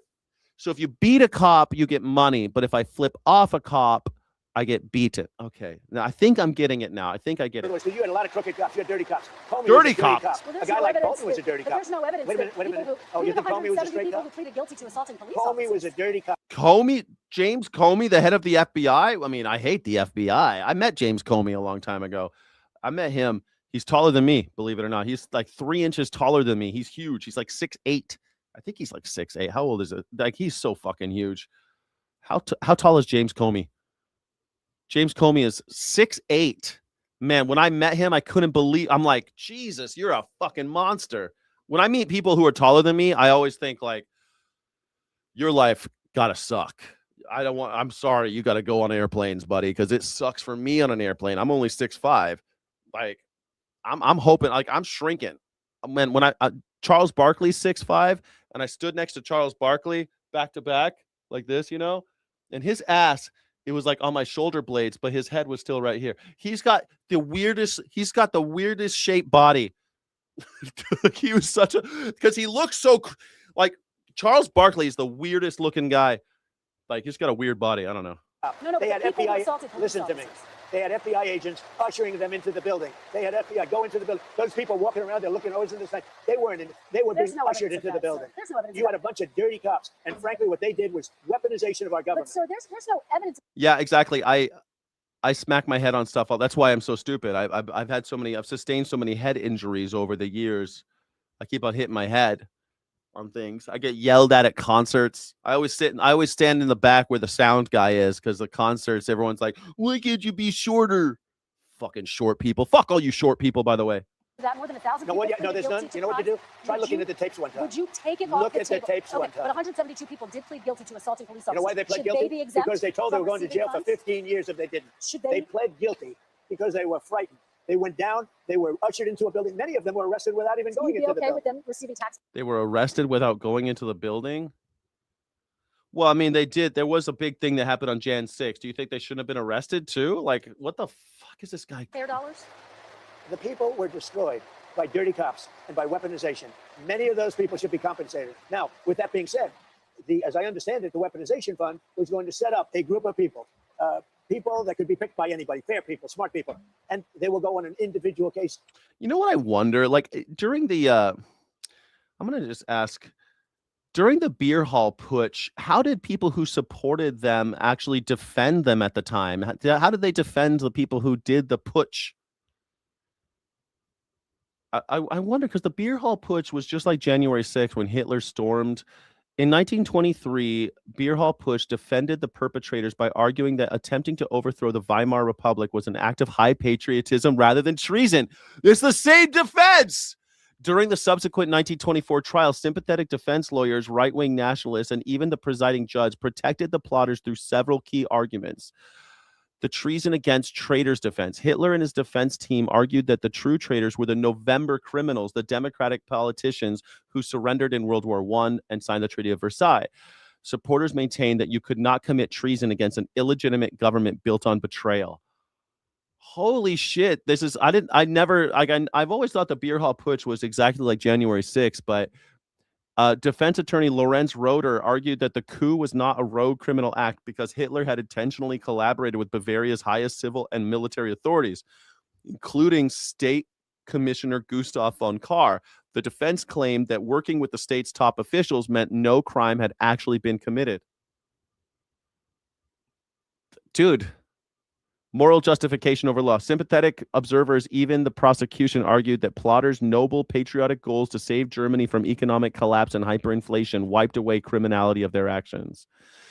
Presiding Judge Georg Neithardt, an ultra-nationalist sympathizer, actively defended the perpetrators from the bench. He allowed Hitler to turn the courtroom into a political soapbox, failed to deport him despite the law requiring it for foreigners convicted of treason, because he's from Austria, and issued the absolute minimum sentence of 5 years, which Hitler only served 9 months. And that's when he wrote Mein Kampf, was during those 9 months.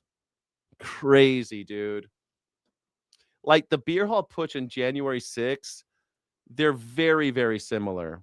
Very similar, except they actually did send Hitler to jail, but he only went for 9 months.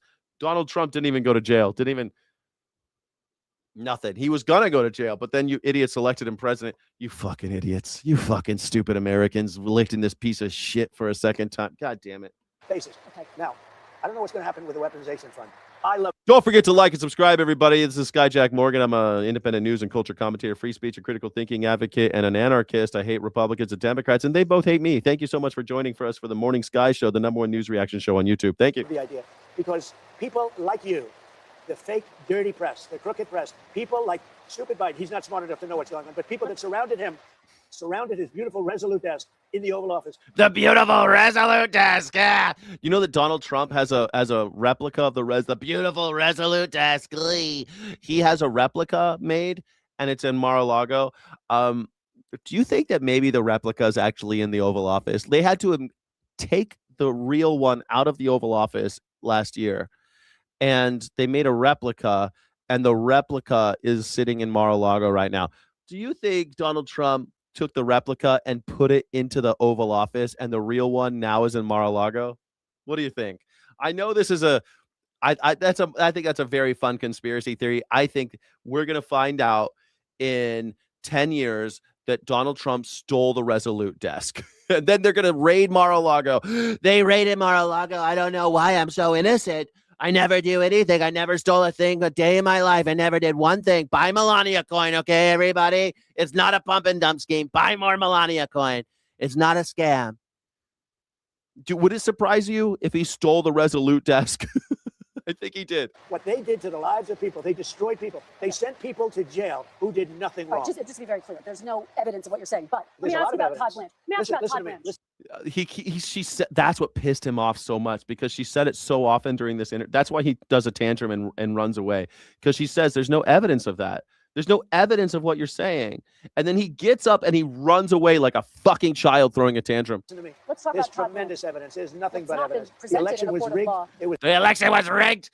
There's nothing but evidence. There's so much evidence. You know what the evidence says? You're a fucking pedophile. That's what the evidence says. It says that you were best friends with Jeffrey Epstein for over the course of a decade during the height of his worst crimes. And you were a co-conspirator who probably killed children, threw a baby overboard. We have evidence of that. Now, you might not say that the evidence is valid, but we have evidence saying that people were there, and Donald Trump was there when they threw a baby over the side of a boat in Lake Michigan. Now, that's evidence. That's not just rumor and speculation. We have evidence of that. Maybe it's bullshit, but there is evidence that Donald Trump murdered a baby because it was an inconvenience to him and his criminal enterprise. It's a dirty election, Mr. and it's President, happening again right now you've in never California. presented evidence It's that happening the right 2020 now in election was California. rigged. Right now, it's look at what's Where's happening the in evidence California. to that? It's The report- Where's the evidence? Like, how hard is this? Where's the evidence? The fact that she's only asking one question. Where is the evidence of any of the shit that you say?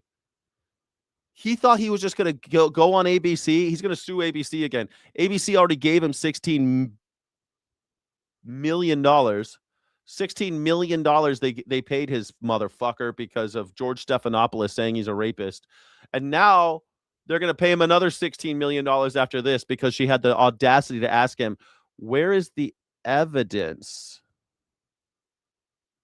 Republicans are doing well in California. It's no, they're not. They're dropping fast because it's a rigged election. Let me tell you, They're it's dropping 4 fast. days, It's a rigged and they election. aren't even Here it close. comes.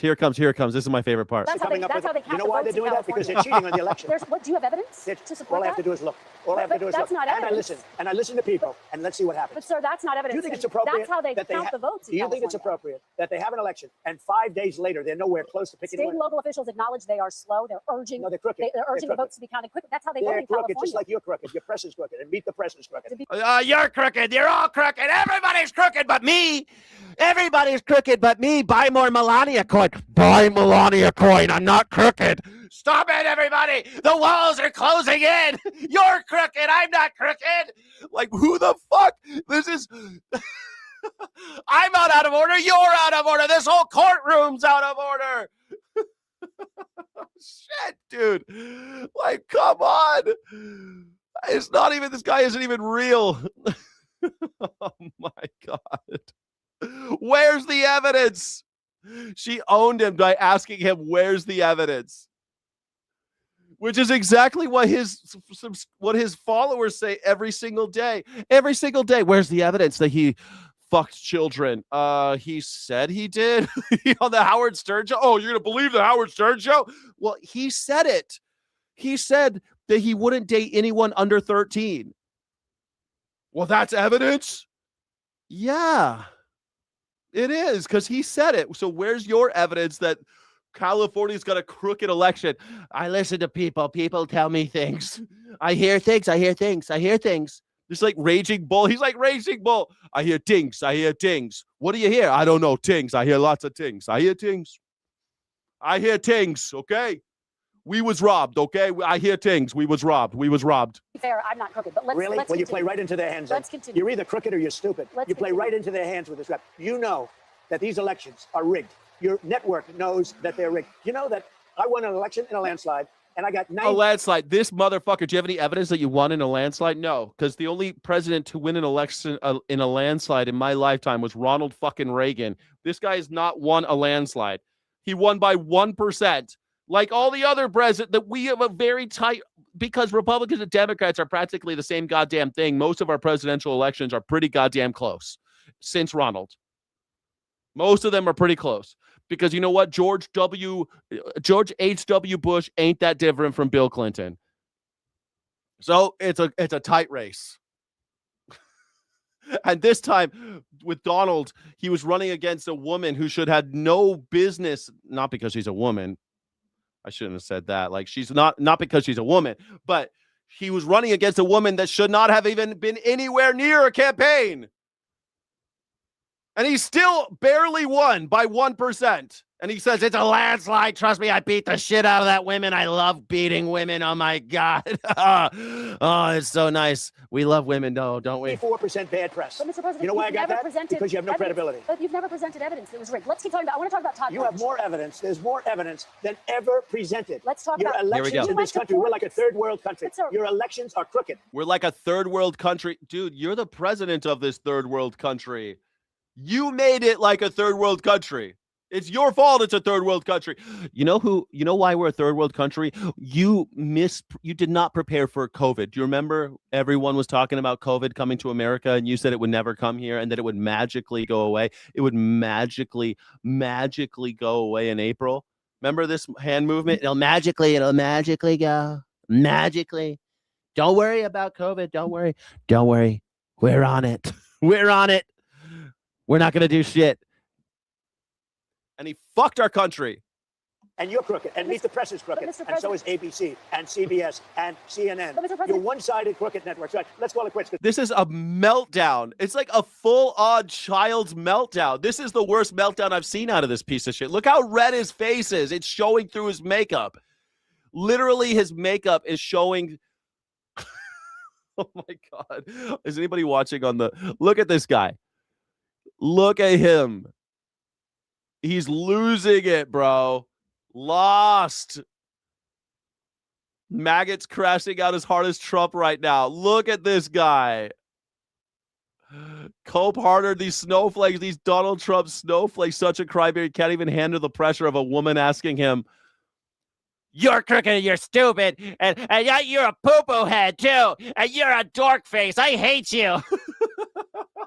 I hate you.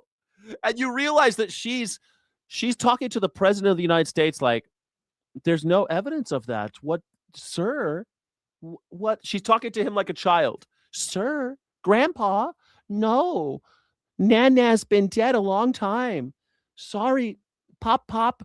Nana's been dead for years. I'm sorry. I know, Pop. I know it's hard. It's time to go to bed. Put the phone down. Okay, Pop. Okay, Pop. I gotta know. Thank you, darling. Have a good time. Mr. President, let's please. Thank you, darling. Have a good time. Thank you, darling. Oh, I love that. Hold on. I gotta see that again. Hold on. I love that shit. That's my favorite. Hold on. That was good. I want to see this one more time. CNN. But Mr. President, You're one-sided crooked networks. Right. Let's call it quits because I gotta know. Thank you, darling. Have a good time. Mr. President, let's please. Thank you, darling. Have a good time. Yeah, you just fucking made it. You just spun gold, Rumpelstiltskin. Donald Trump is Rumpelstiltskin spinning shit to gold now just for these networks. Because, God damn it, that's just some good TV. That was just good TV. Just like if anybody had thrown a fucking tantrum like that, not the president of the United States, but if I don't know, if it were JD Vance, it'd be tremendously entertaining. He is like the Real Housewife of Washington, D.C. Jesus Christ, bro. Like and subscribe. Oh, my God, dude. She's throwing softballs. How does he not have a single bit of... seriously. He can't spin any... Brian Santos, you're absolutely right. The guy has lost it. He's lost all his friends. Megyn Kelly, Sean, whatever the guy, the Sean show. they're all turning on him. They're like, what a disappointment this man is. What a piece of shit. He was a walking middle finger, and now he walking middle finger. Sit and spin, MAGA, because Donald Trump is fingering you. He's fingering you, MAGA. He's got both fingers in both of your holes. That's what he's got going on. Imagine thinking I love the uneducated was a compliment. I mean, come on. Seriously, imagine thinking that. Yeah. What a compliment. Thank you, sir. Thank you, sir. I am horribly uneducated. I'm horribly uneducated. I traveled all the way to Wisconsin. I traveled all the way to Wisconsin. I traveled all the way to Wisconsin to be with you, you piece of shit. You're one-sided crooked. On and off in the rain, and I've given you enough time. You ought to straighten out your press, because you know what? A country can never be great with a dishonest press. We traveled all the way to Wisconsin for this interview.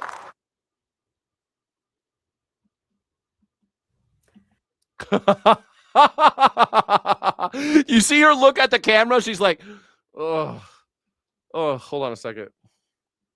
For this interview. Right here. Looks at her producer like, bro, I gave him softball fucking questions. These are softball questions. Thank you so much, Frankie. Thank you.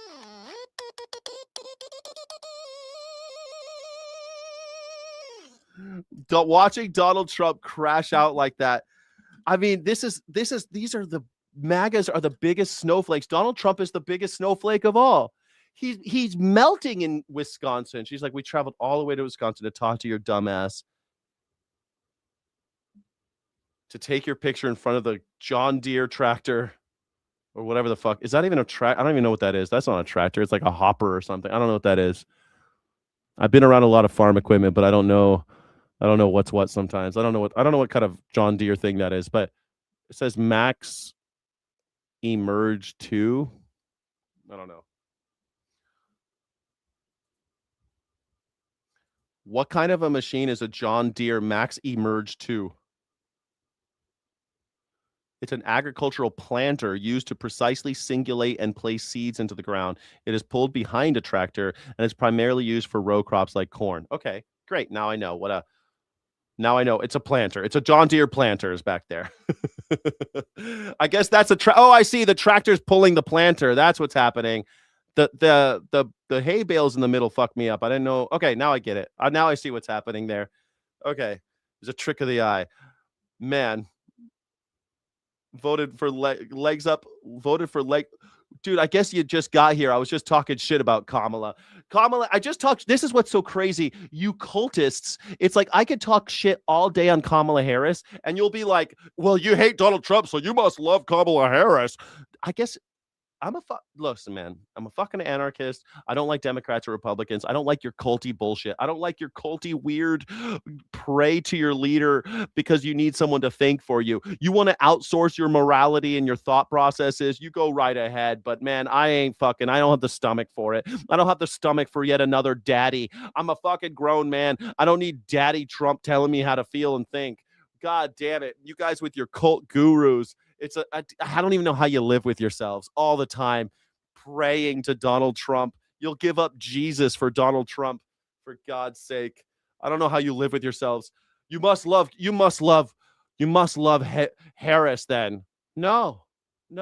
I talk shit about her all the time. And when she was vice president, she didn't do much, so I didn't really talk about her that much. But when Biden was president, I talked shit on him on my show too.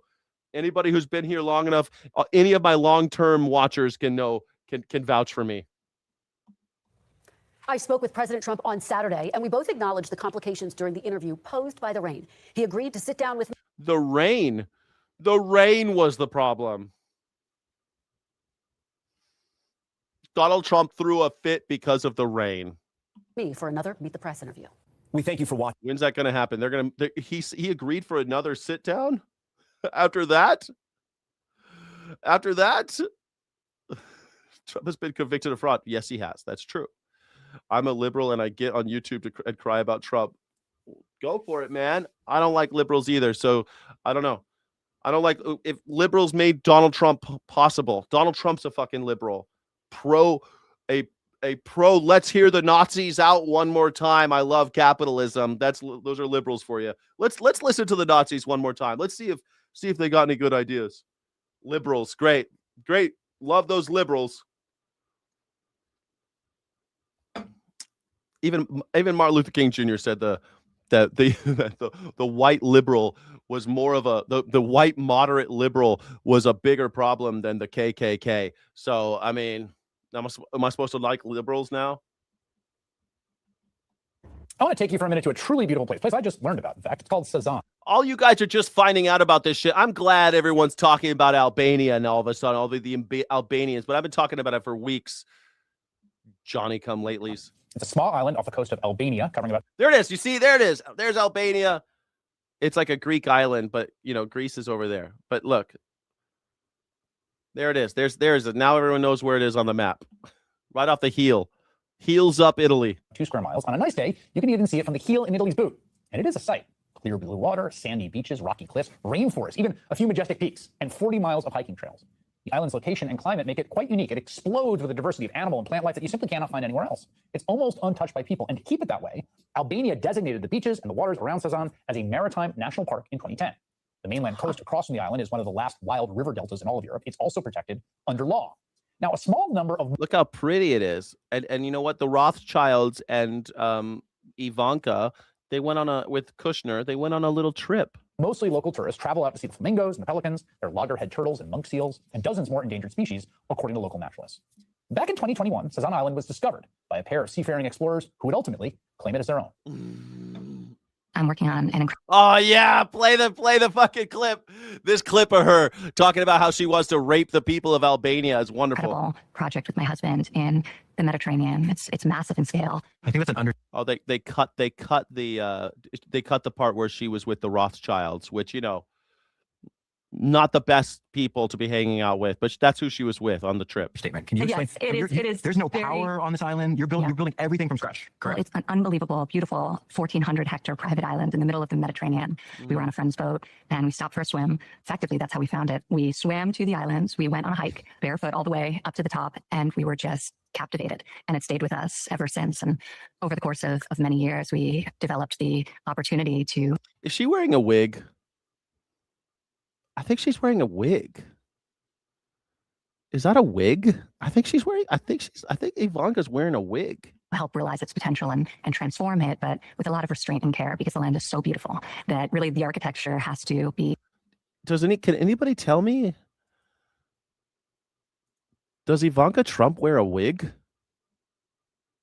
Doesn't typically wear a wig. However, celebrity hairstylists and fashion commenters have confirmed she frequently wears hair extensions.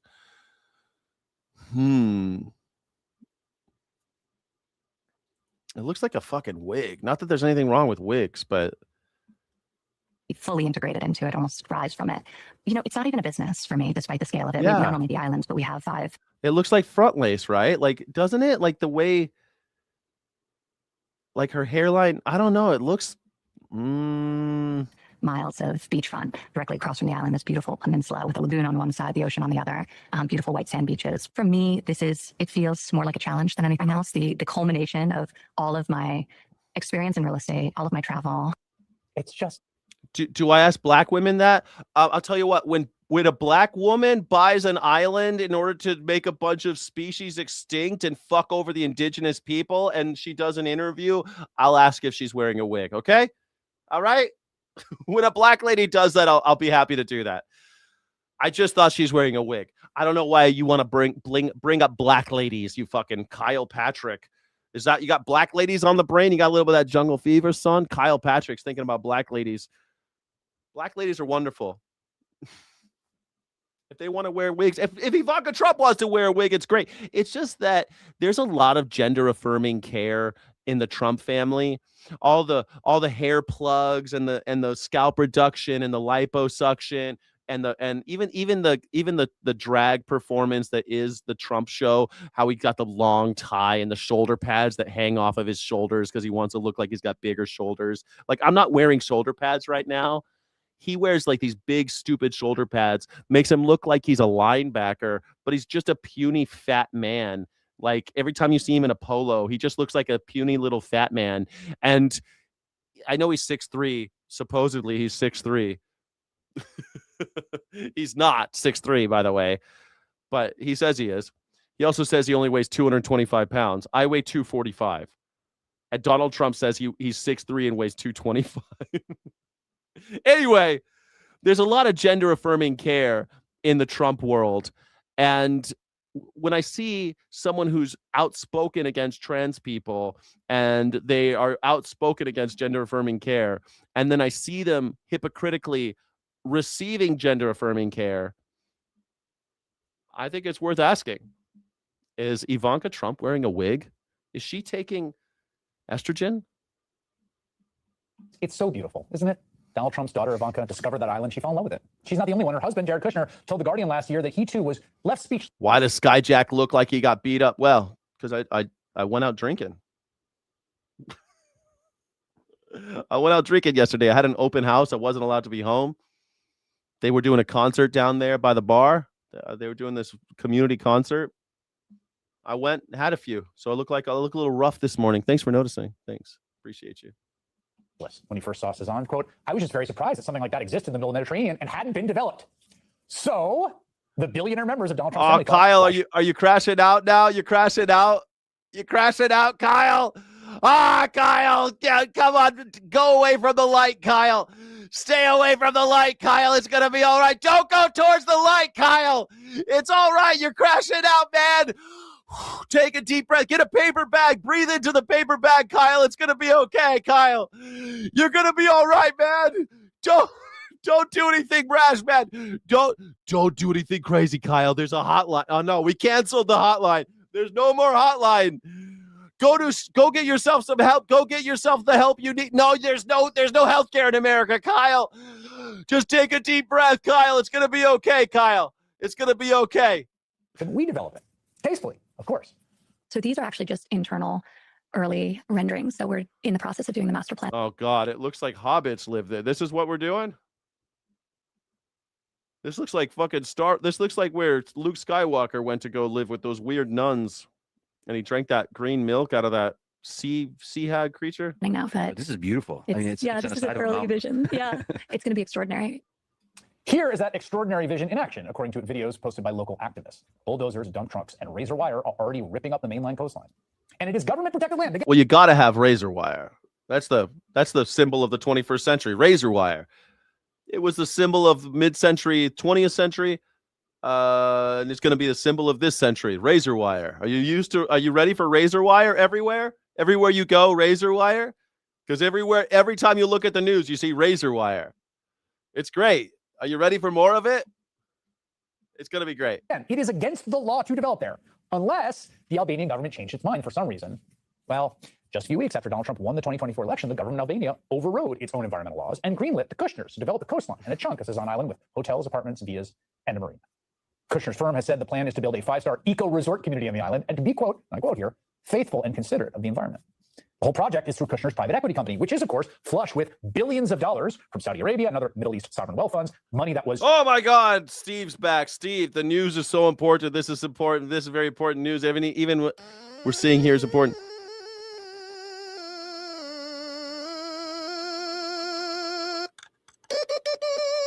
Your picture is looking a little gaunt. Are you all right? Did you, what did you do to your picture? What did you do to your picture, buddy? Thank you so much. I appreciate that. Yes. NF Coin, great job. Great job. Thank you so much for being here. I think it's important when they put razor wire up and hurt indigenous people. Maybe you don't care about indigenous people being murdered and disappeared by Ivanka Trump, but I think it's something we're talking about. But if you don't like it, you can go back to watching Ow My Balls or whatever the fuck you were watching before you started watching. You should go watch watch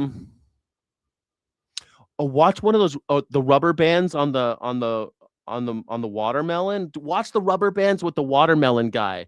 Do that. You'll love when will the watermelon explode if they put we're putting 5 more rubber bands on the watermelon. Go watch that. It's more your style. It's more for you. Invested with him after he left the White House the first time. Remember, those were the ones he was soliciting while also advising the president of Middle East diplomacy. On Thursday, Albania's prime minister defended the deal in Trump-like terms. There is not such a thing like a Trump family island. There is not such a thing like the family of the American president taking over protected areas. Really? Because all these people in the street, they're pretty upset about it. They're rebuilding Epstein Island is what's happening. They want to that rendering. It's going to be beautiful. 14,000 hectares. And I'm going to kill all the animals, and we're going to bring all the children of the elite here. It's going to be beautiful. Flamingos will be killed by them. The project is not yet there. The environmental impact is being worked. You understand? And let me finish.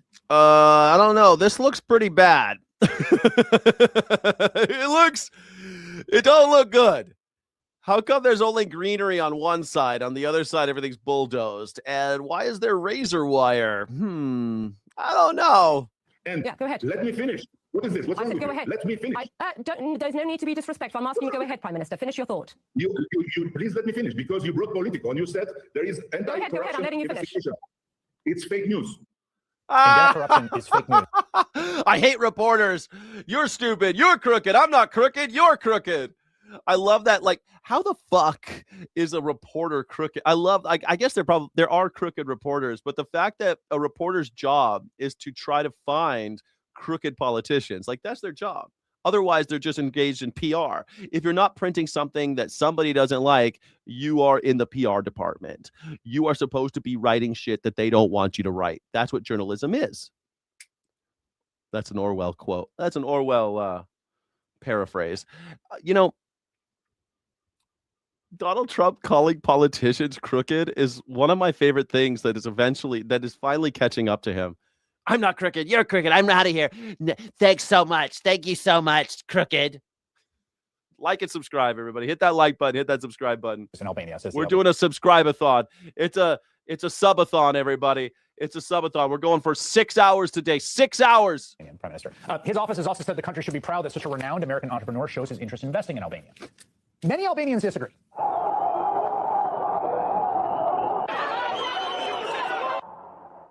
This is what you're supposed to do. This is what you're supposed to do, Americans, when things piss you off. For almost a week now, thousands of people have been gathering in the streets across Albania, clashing with police to protest this giveaway to the Trumps, to Jared and Ivanka, by one of the poorest countries in Europe. To them, it's more of the kind of cronyism that people in the post-communist bloc have been fighting for decades. But now, instead of Moscow, the stench of that corruption is wafting in from the inner circle of the president that is already... What do you mean? I'm wasting server space? Oh, server space. Aaron, I can't wait to I'm going to run this back. I can't wait. I see how handsome you are. What a handsome boy you are, Aaron. Aaron Daughtery. I can't wait to research you later. I can't wait to go into your social media and see what you're all about. I'm really looking forward to it. After I'm done with this stream, I'm going to dig deep, Aaron. I can't wait. You're such a handsome boy. You're such a handsome boy. How could you not be doing content? I hope you're doing content. I hope you're doing all sorts of great content. I can't wait to find it. profited off his position to the tune of billions of dollars. And this isn't a mere crypto scam or an AI bubble investment. It is a land grab. It is a physical theft of a place that's so brazen and entitled it can only be done by colonial conquistadors or by the family of Donald Trump. Well, yes, because the family of Donald Trump is a corrupt crime family.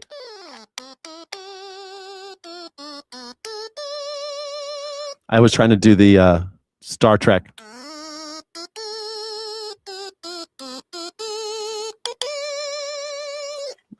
I never had one lesson. Thank you so much, Chris Matsava. Clueless slaves rooting for their master, a.k.a. MAGA. They're MAGAs, man. You can't. It's the Nazi Party of America, brother. What are you going to do about all these Nazis? It's not like Nazis rained from the sky and started throwing Jews in ovens. They didn't rain from the sky. They came from the bottom. They came from the dregs, and they started to rise up like the pond scum. Like pond scum, it rises to the top, and then it eventually takes over everything.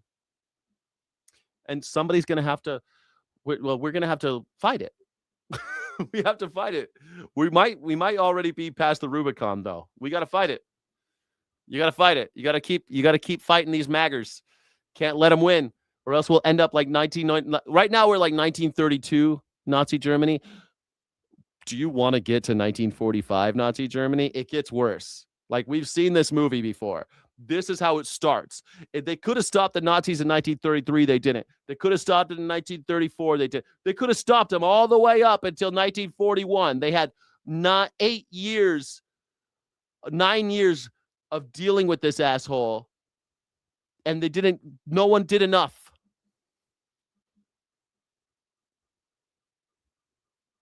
He's taking Greenland, though. He's going to take Greenland, everybody. He's taking over Greenland.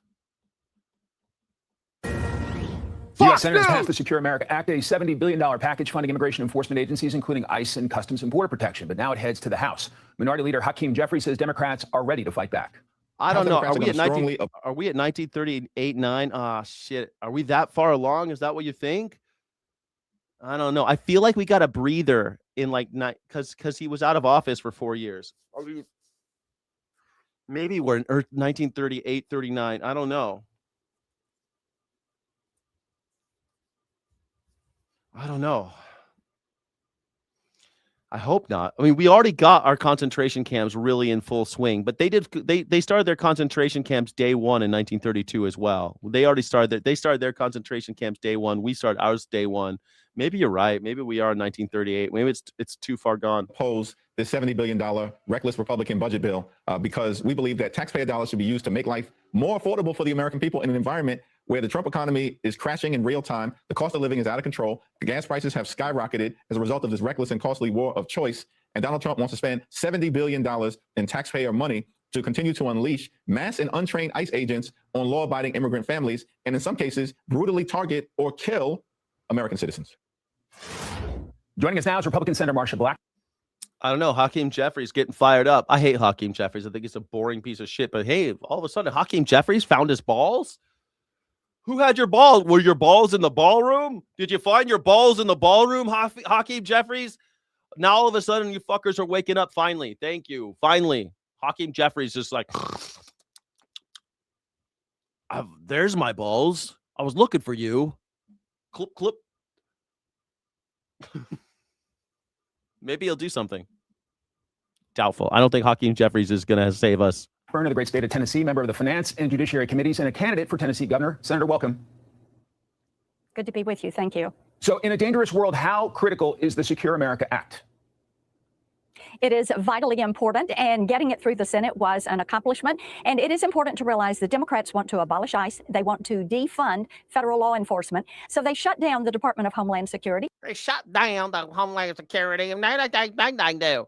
Can I get a ding dang do? Can I get some ding dang doos on the chat, please? I got a ding dang do emojis for all you channel members, all you Sky City Rebels. Ding dang do. And we said, all right, we'll use reconciliation, and we will move this across the finish line. I mean, Senator John Kennedy's been saying this for months now to use reconciliation, but the problem is, I don't know if it'll save this, but maybe it will. I don't know. We'll see if they get the budget passed. So that Border Patrol and ICE are funded for the entire rest of President Trump's term. That is what we did. I encourage our colleagues in the House to take this up, to pass it immediately, get it to President Trump's desk, so we can make certain that communities are safe and we can deport individuals that are in the country illegally, and we can fund federal law enforcement. How do you know if they're in the country illegally? Well, we looked at them and they're brown. So they must be here illegally. They're brown. How do we know? Because they're brown. Did you give them some kind of due process? Did they go? How do you know they're illegals? Well, they're brown. Considering we are at conflict with Iran, can you believe that this funding has been held up for so long? It is inconceivable that they would do this, but they're so given to this abolish ICE method. And you know, one of the things, Mike, that they should abolish ICE. It's only been around for 20 years. It's time. It's time to get rid of this stupid fucking thing from 9/11. You know what? George W. Bush started ICE in 2004. He killed 34 people his first year because they weren't prepared. They just built a bunch of concentration camps and fucking threw people into them, and so many died in custody that first year. And this in 2025 was the bloodiest year of ICE history. So 25 years, we're just as bloody as we were year one, and we're killing people who've committed no crime. continue to do is put illegal aliens and their concerns before the interest of the American people. And as I talk to Tennesseans, they absolutely cannot believe that the Democrats would shut down Homeland Security, that would use Homeland Security investigations, the Coast Guard, the Secret Service, TSA as pawns in their game of trying to continue to abolish ICE. They want secure communities. They know that safe communities. Marjorie Brazil, come on down. Let's get a little fisticuffs. Marjorie, you trying to pick a fight with me? You trying to pick a fight with me, Marjorie? Don't you know I'm a tough guy? I'm a tough guy. I've been in lots of fights, Marjorie. I've had a violent life, Marjorie. It'll be all right, though. Don't you worry, baby doll. Don't you worry, baby doll. You'll be all right. You'll be all right, baby doll. You see me out there, you just come and say hi, okay? I'll let you buy me a drink, Marjorie. You could buy me a drink. You see me out there in their streets, all right? Come on now. Are going to be more affordable. People are going to be able to get to work. They support what the president is doing and what Republicans are doing to address affordability and get the cost of living down. And they fully realize that the Democrats ran this inflation up to 9% under Joe Biden. The illegal migrant. Oh, the illegal migrants. A paperwork crime. But also, how do you know that they're illegal? How do you know?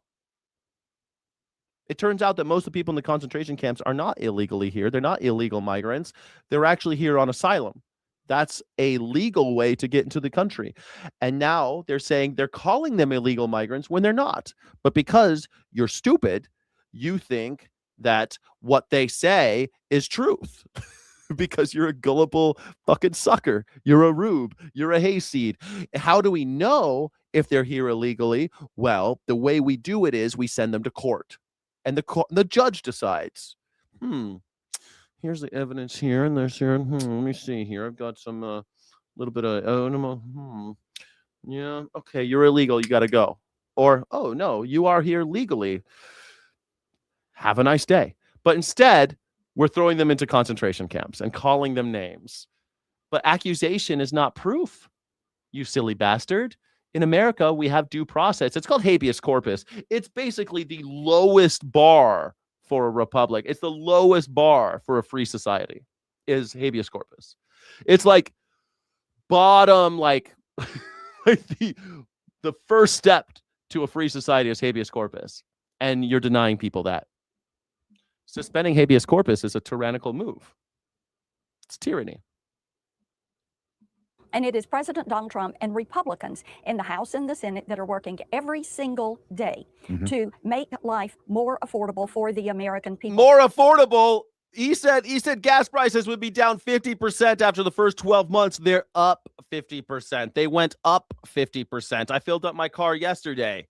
I didn't fill it up because I'm not rich. I filled it up halfway. I filled up my car halfway, hoping that the gas prices would come back down. But they're $5.59 for I mean, it's $1 cheaper than it was a few weeks ago. So that's good. That's good. Still too fucking expensive.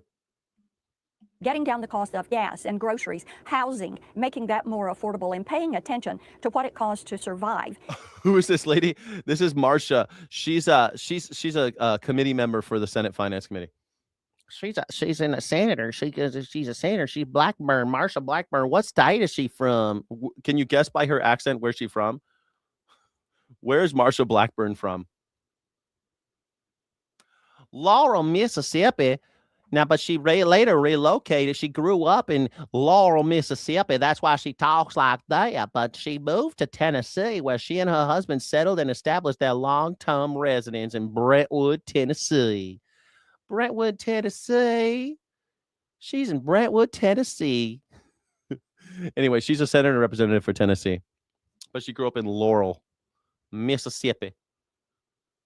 Marsha Blackburn. And to make ends meet every single week. At least 20 protesters arrested in New Jersey at an ICE detention center. The graffiti there saying, "Kill ICE." What is your reaction to what? Not graffiti. Not graffiti. No, not graffiti. We are seeing there in Newark, New Jersey. It is disgusting. Disgusting. It is a crime to go after federal law enforcement. It's a crime to go after them? It's a crime? These are individuals that are supporting the rule of law. But then again, with the Democrats, what you were seeing is paid protesters who are coming out. Paid protesters? Paid protesters? I love how they keep saying this. Prove it. Do you have any evidence of that? Any evidence of paid protesters? Just look. Who would be against our beautiful boys in ICE? They must be paid. No one would ever protest ICE. They're the best. Who would protest a concentration camp run by a private firm protected by federal agents? Who would protest that? Who would protest a concentration camp run by a private company, subsidized by our tax dollars, and protected by federal agents? Why would you protest that? Only someone paid would protest that. They're out-of-state agitators. You're in New Jersey. The out-of-state is New York. They're right across the fucking river. They're out-of-staters. They're out-of-state agitators. They are being paid to do this. Who's paying them? They're being paid. They have people that are going to go bail them out if they get locked up. Yeah, that's true. They do have. That's called jail service. Activists create that because they know you assholes are going to unjustly arrest them. So they have people at the jail ready to bail them out. That is not being a paid protester, you dumb bitch. That's not being a fucking paid protester. It's not because someone's going to pay your bail. They got people at the jail ready to give them a sandwich when we toss them in the street after beating them. After we beat all their teeth out, they got some pudding waiting for them outside the jail when we kick them loose. How do we allow that? That's disgusting. It's not disgusting to beat the living shit out of someone practicing their First Amendment rights, but it is disgusting to bail them out and give them pudding after we done kicked all their darn teeth out. A ding-dang-do. And they are coming in from out of town. I think the mayor and the governor would be well served to support the rule of law. Yes, Robert, you're absolutely right. Only an idiot would believe that they are asserting the rule of law and that they are paid protesters. You're absolutely right. This lady is an idiot. I totally agree with you, Robert. You are completely right. This lady, Marsha Blackburn, is an idiot. You have to be an idiot to believe Marsha Blackburn. Paid protesters and out of state. They'll just try to assert the rule of law. The law. We love the law. Unless, of course, it's January 6th, and then you can kill as many police officers as you want. It's all right. It's all right to kill an officer if it's January 6th, but if you'd want to protest a concentration camp, don't you know that concentration camps, they're old as the hills. We've always had concentration camps. Why y'all all of a sudden got a problem with our concentration camps? Concentration camps are as old as the hills. We've always done it this way. Why y'all got a problem with concentration camps? And these are laws that are on the books. They have been passed. They're on the books. There's laws. These are laws that are on the books. Unless it's January 6th, you got to follow the law. By Congress, they have been signed by presidents that were both Democrats and Republicans, and they are there to enforce the laws. That is what ICE is doing. That is what federal law enforcement is doing. And when you've got elected officials that are standing in opposition to this, they are standing against the rule of law and are supporting what is. Like, how do you look at someone saying that they're standing against the rule of law? Donald Trump is a convicted felon who is the only reason he's not doing time is because you morons voted for him. He stole from us. He took all of our documents and he put them into Mar-a-Lago. He was about to go to trial for that. But no, you idiots elected him. This January 6th, he was going to be put on trial for that, but you idiots elected him. Like, the rule of law. I'm sorry, you do not get to claim to be law and order. You do not get to claim to be super Mr. Law and Order if you are the one breaking all the law. Law and order president. Fuck you. It's a crime against federal law enforcement.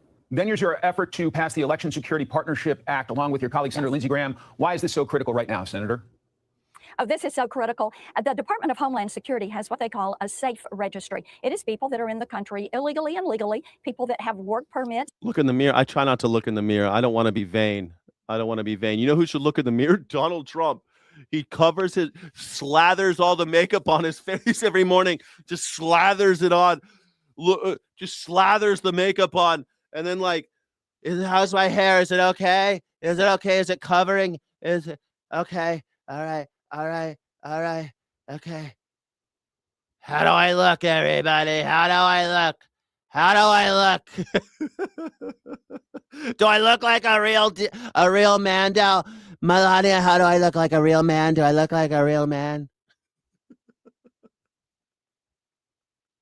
Jesus, look in the mirror. Yes, You voted for a rapist. If you voted for Donald Trump, you voted for a pedophile. You are an accomplice to the crimes of Jeffrey Epstein. You're no better than Jeffrey Epstein. If you are still supporting Donald Trump on June 8th, you are an accomplice after the fact. You are somebody who supports pedophilia. You are a person who is helping cover up the crimes of Jeffrey Epstein while his daughter, Donald Trump's daughter, Ivanka, builds another Epstein Island over in Albania. Why? Cut it out with the islands. You support these guys with their stupid islands. Sad. You want to be on Fox so bad? Oh my God, I do. I want to be in the Gutfeld show. I think Greg Gutfeld and I should have a show together because we're both thick-skinned. Like Greg Gutfeld sucks, but he's actually really good when he's like fighting with somebody, but he needs somebody to fight with. I want to be on Fox News with Greg Gutfeld. I think that would be such a good show. Put that out into the universe. Thank you. I would love Greg, if you're watching, we'll call it the Berkeley boys. We both went to UC Berkeley. We both graduated with an English major. We probably had some of the same professors. Like Greg Gutfeld on Fox News and we probably have some of the same professors, probably. And I would love to have a conversation, a show with Greg Gutfeld, because his show sucks. But Greg Gutfeld, he could be good. It could be good. I'd love to have just a show because Greg Gutfeld is so much better when he's fighting with people. But he always is on these shows where everyone's like, yeah, yeah, yeah. It's fucking boring. His show sucks. The Five sucks. But every time he fights with people, I fucking love Greg Gutfeld. Even though I disagree with him. I think he's a good fighter. I like it when he fights with people. Put that out to the universe. Put me on Fox News. I'd love it.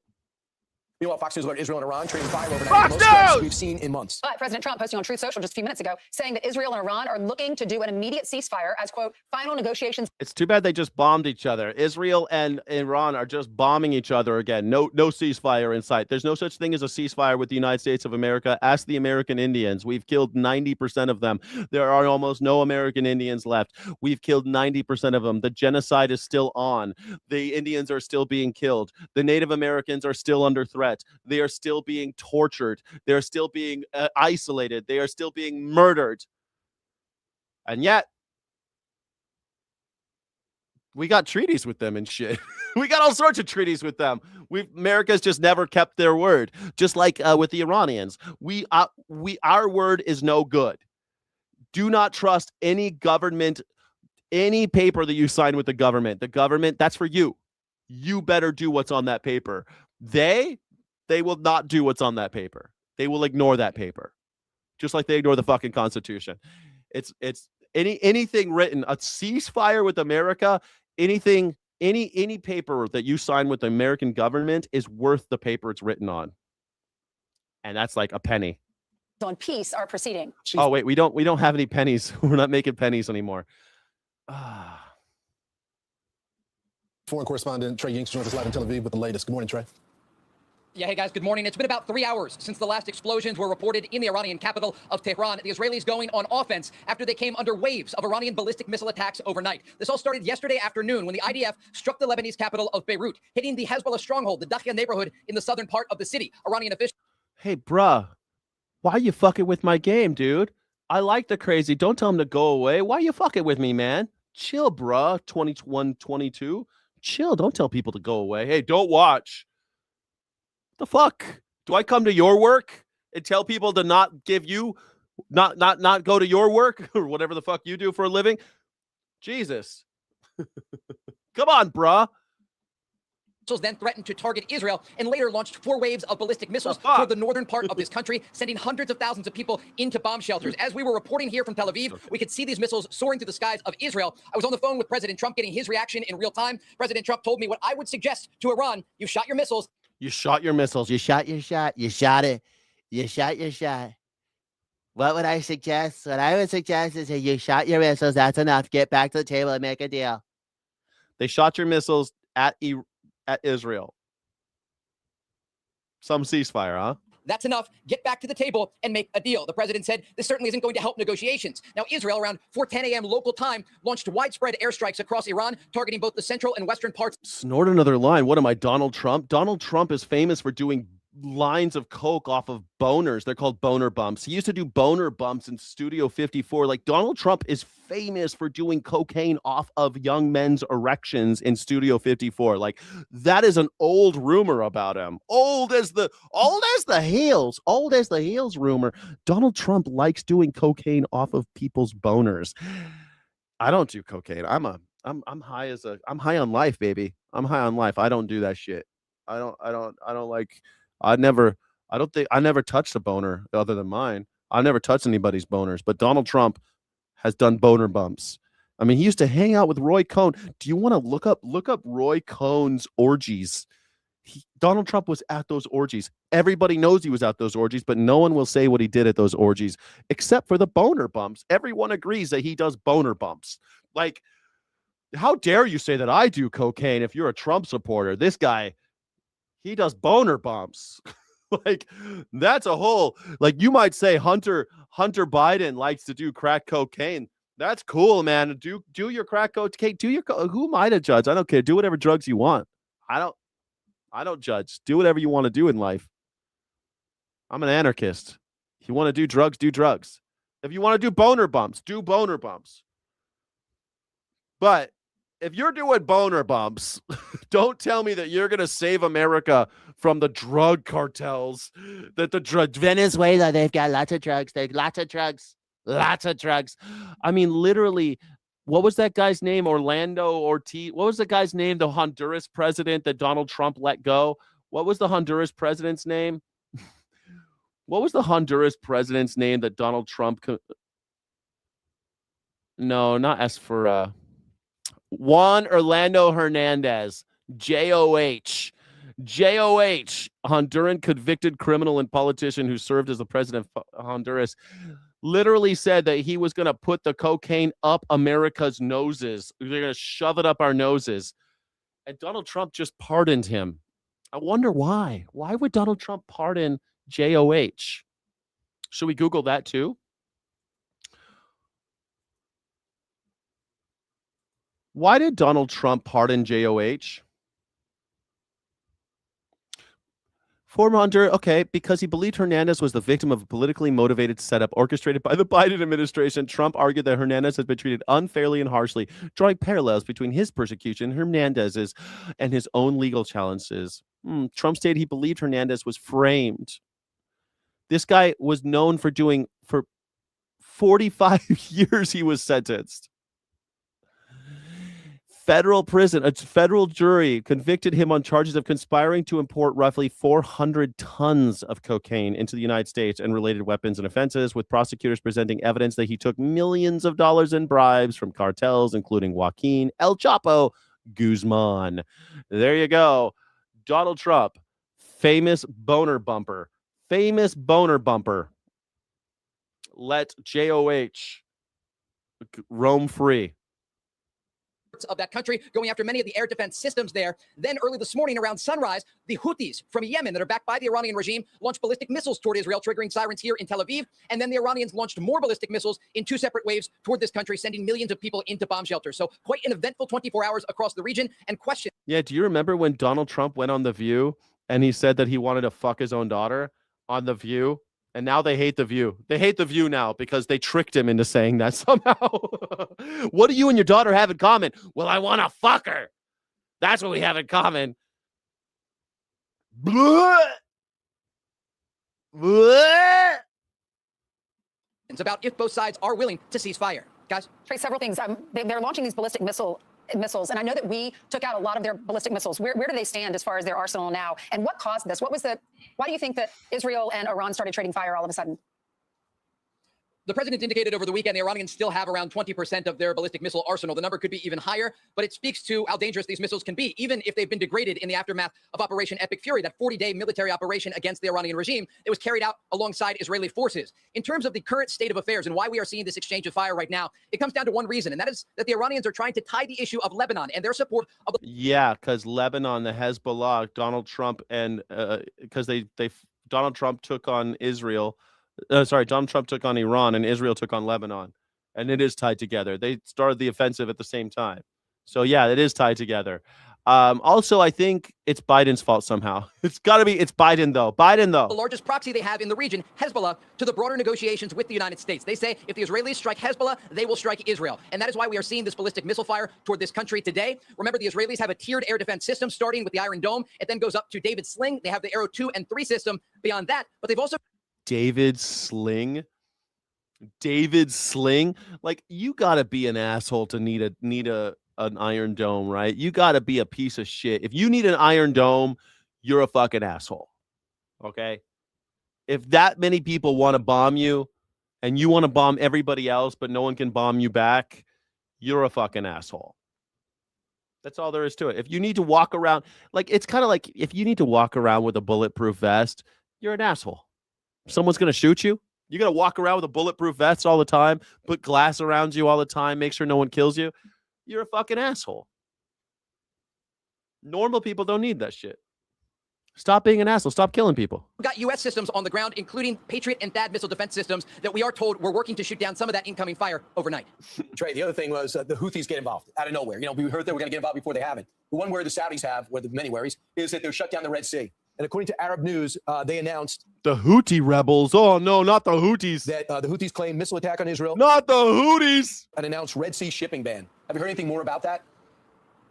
Yes, the Houthis have announced that they are effectively closing Bab al-Mandab, which is the equivalent of the Red Sea Strait of Hormuz. When we look at the two shipping lanes, you have the Persian Gulf and the Strait of Hormuz that goes into the Gulf of Oman that has been the main focus of Iranian aggression throughout the past 2 months, and that is the area where you have the U.S. naval blockade of Iranian ports. But then when you go further west to the Red Sea, you have the Bab al-Mandab, which is largely considered the gateway to the Red Sea. Yeah, that Baba Mama.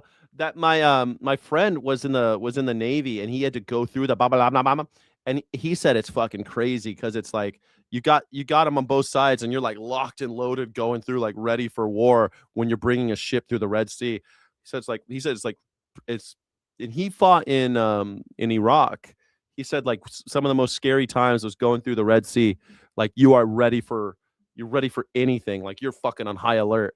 And that was even that was in the 90s. The Houthis have the ability to launch missiles and drones at this area and disrupt international shipping lanes. It's around 12% of the world's shipping that goes through this area. And if they're effective in this effort, it could make the negotiations even more complicated. The Iranians are running out of levers to pull. They understand that the U.S. naval blockade is crippling their economy. They also understand that the U.S. and Israeli militaries remain on high alert if this military operation unravels into a broader conflict like we saw earlier this year. And so Iran is trying to flex what they have left of their proxies in both Yemen and in Lebanon. That is something that both U.S. and Israeli officials are not going to allow. They're not going to allow it. They're not going to allow it. The Houthis have been bombing people in the Red Sea, in the Lama forever, man. The Red Sea, the Houthis over there, the Yemen. You never heard about Yemen, man? You ever heard about the USS Cole? Man, Yemen ain't no joke. They could close that shit, put some mines in that motherfucker, close it all down, man. I'm glad they're finally flat. You know what? Donald Trump fucked with them. He kicked the hornet's nest, and now we're having to deal with it. We always knew this was going to happen. One day we're going to have an idiot run this country, and he's going to start bombing Iran, and they're going to close the and also the Strait of Hormuz. We always knew this was going to happen, and now it's happening. Are we supposed to be like, I don't know. Am I supposed to be surprised that now we have a moron as president and he did the thing that everybody said some moron was eventually going to do? Don't elect that crazy moron. That's what people have been saying my whole life. Don't elect that crazy fucking moron because he's going to piss off the Iranians and the Iranians going to start. It's all going to come crumbling down.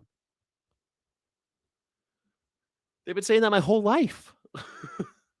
President has indicated both Israel and Iran are interested in returning to ceasefire. Now, the question is if both sides will be willing to do so in the hours ahead. If they are Obama's Prometheus. are unwilling to do so, both Israeli and Iranian officials have indicated in separate press briefings this morning that they are prepared for... Finally, the Elon thing. Hey, thank you so much. I appreciate that. It allows me to do this little bit. Elon, I know you love me. I know you want to look like a real man. All the hair plugs, the teeth, the jaw. I know it's impressive. I'm really flattered. But couldn't you pick someone else to try to look like Elon Musk, the richest man who ever lived? He's like 12 years older than me, and or 15 years older than me or something. And he's paying so much money, hundreds of millions of dollars. He got himself a penis implant so he can have a big schlong like me. He's got himself a teeth implant. I've never even had a cavity. He's got himself a jaw implant so he could look like a real man. Make him look like he could take a punch. His jaw, that's not his jaw. He had an implant. And then he's got his hair. This is my hair. Like, I never even dyed my hair. This is just my hair. It's not the I like my hairline at 50. I think my hairline looks pretty good at 50 years old. So like I'm never gonna get hair plugs. I'm not gonna do anything. I was born like this. I'm very flattered that the richest man who ever lived on planet Earth is spending millions of dollars to try to look like me. Thank you. But man, come on. Elon has had so much gender affirming. He's had so much gender affirming care. The man has had more gender affirming care than Caitlyn Jenner. Elon Musk has had more gender affirming care than Caitlyn Jenner, and Donald Trump has had more gender affirming care than Elliot fucking Page. Like, these guys have more gender affirming care than all the trans athletes combined. Marco Rubio with all of his hair plugs and all of his, he also got that ear enlargement surgery. I don't know why guys do that. I guess big ears. In some cultures, big ears are hot. I don't know why. These guys have had so much gender affirming care. The scalp closure, the liposuction, all the makeup, all the skin stretching, the jaw implant, the penis stuff. Like, Elon Musk has a penis implant. That's gender affirming care. Days of battle. I'm done with that. Good evening, Ed. After Karen Reed was found not guilty of murder and manslaughter, she filed a first lawsuit against some of the witnesses and investigators who testified against her, including Michael Proctor. Now she has filed a second lawsuit claim against the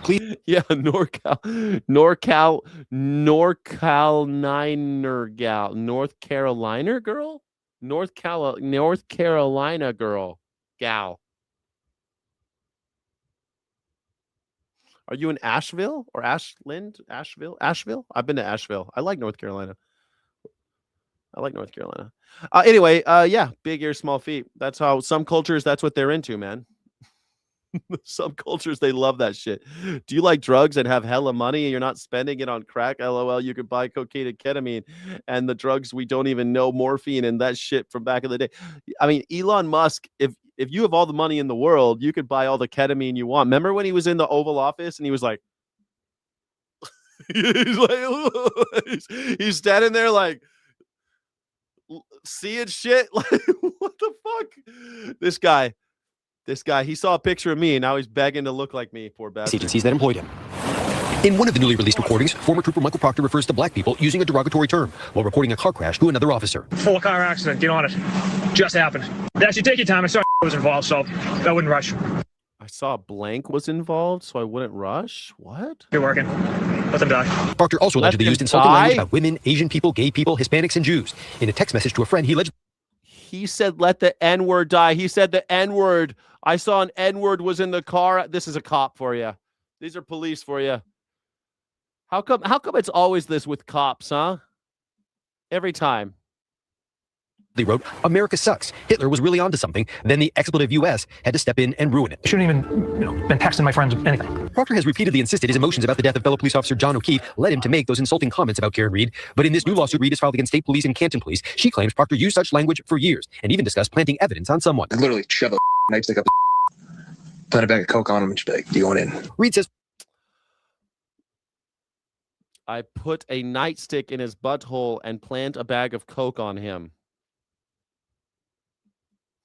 God bless those boys in blue, right? Former Canton Police Sergeant Sean Good, who resigned just this week, used similar language to describe Boston Mayor Michelle Wu and Patriots owner Robert Kraft. She says state police and Canton police knew or should have known about these comments. And we know the text better than anyone. Defense attorney Rosemary Scapicchio says she saw the messages months ago and has been trying to use them to have other cases Proctor investigated thrown out. But she says prosecutors have fought to keep Proctor's comments. It's so scary, like I'm moving and like right where I live right now, I don't have to deal with the sheriffs that much. I see them, but I don't know. I give them a wide berth, But these cops are so dirty all over America, and you could just move into a town where there's a dirty cop like this guy who's just gonna like ruin your life, ruin the life of your neighbors or someone you love.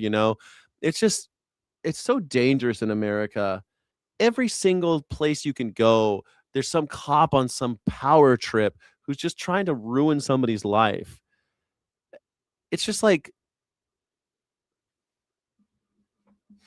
I mean, so far today, every day I watch the news, and today I've seen a cop run over somebody intentionally, and a cop say that let the N-word die because they got in a car accident. No rush. Let the N-word die.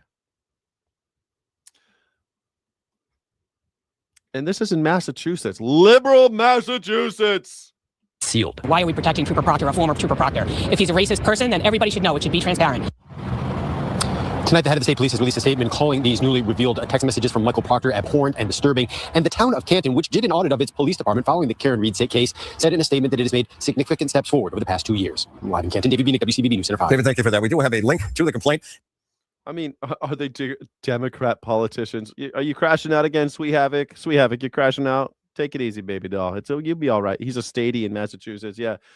He's a state trooper. In California, we call him California Highway Patrol, but they're troopers. They're just troopers. But troopers are dangerous, man. They're big. They got way more money. They're way more corrupt. They got more money. They're bigger. They're scarier. Sheriffs are also sheriffs. Holy shit. Usually the PD, though more violent, are usually a little bit cooler, but it depends, man. You can be in LA, the LAPD. Holy shit.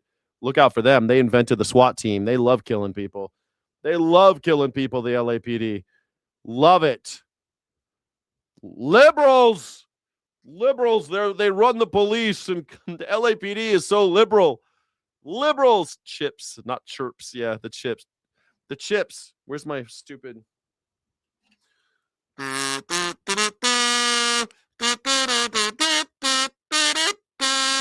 Does anyone remember the Chips TV show? Frank Poncherello and John Baker. I loved that show when I was a kid. I loved that show, Chips. Highway Patrol. I was going on fucking adventures on motorcycles and shit. I loved Chips.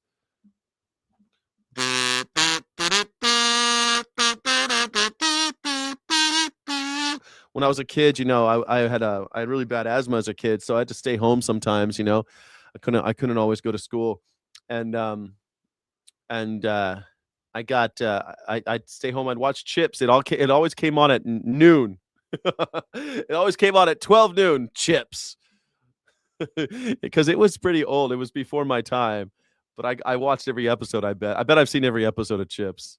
I love that fucking show. Plus, I used to get suspended from school a lot. I got kicked out of a couple schools. I was always a troublemaker, It's on our WCBB website and mobile. And I'd stay home and watch Chips. Oh, you're gonna suspend me? Great. I'm gonna stay home and watch Chips. Fuck you. Now to a home in Bellevue being marked as a serious problem. We're talking concerns of underage drinking, assaults, and other issues. This morning, the rental home off Southeast 44th Place was searched, and one person was arrested as part of an ongoing human trafficking investigation. Human trafficking? No. At the OnlyFans house.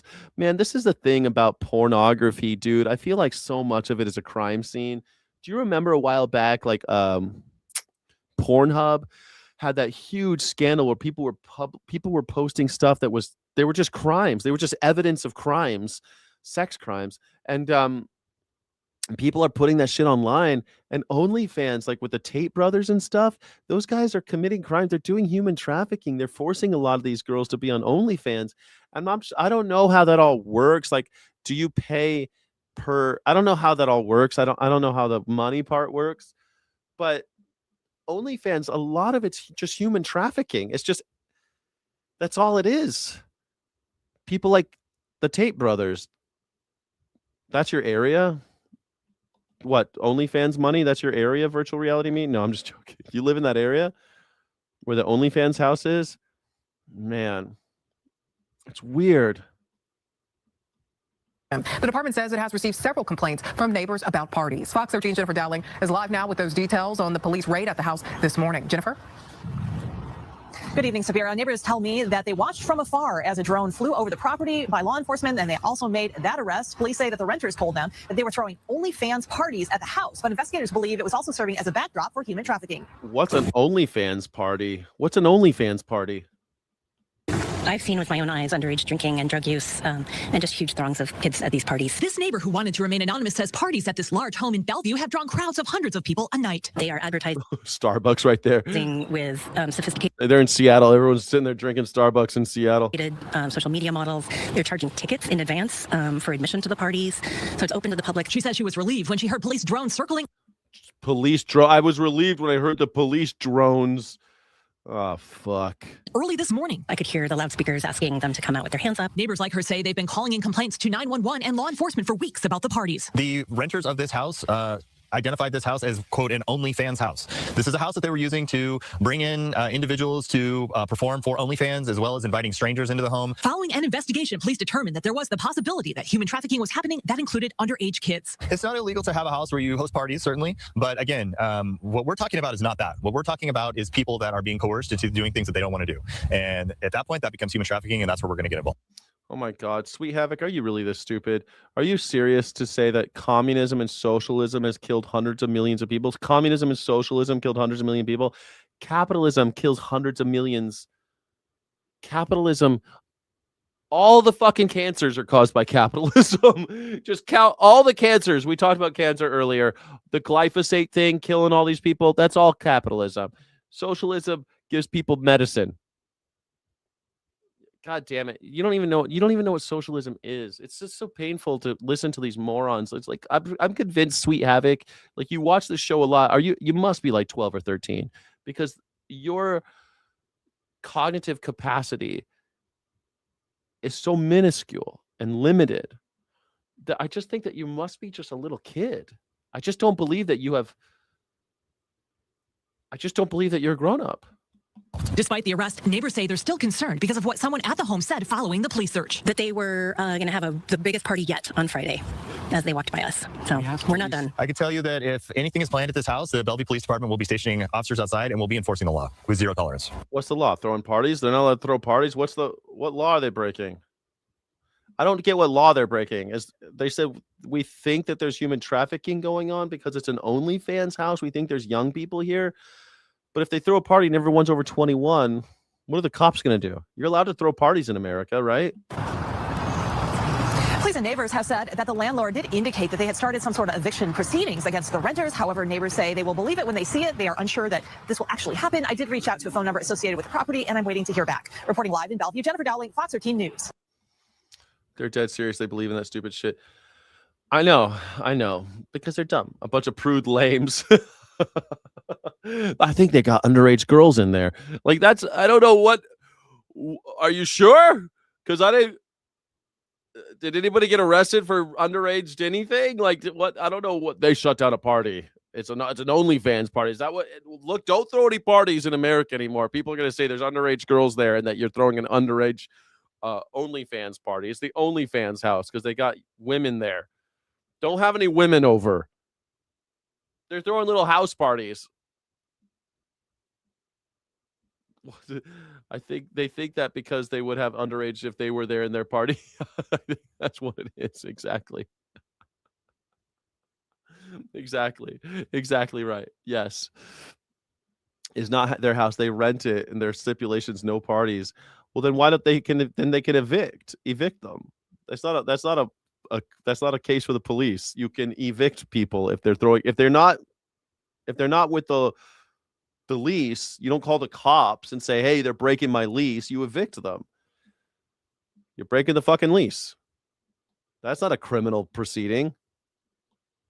Oh, Joe has a question. Like you couldn't ask it later?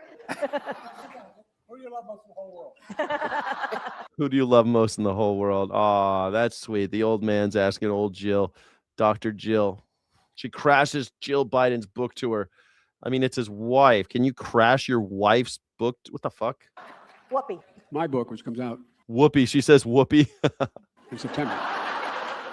Read Do it. I have to remind them this is my event?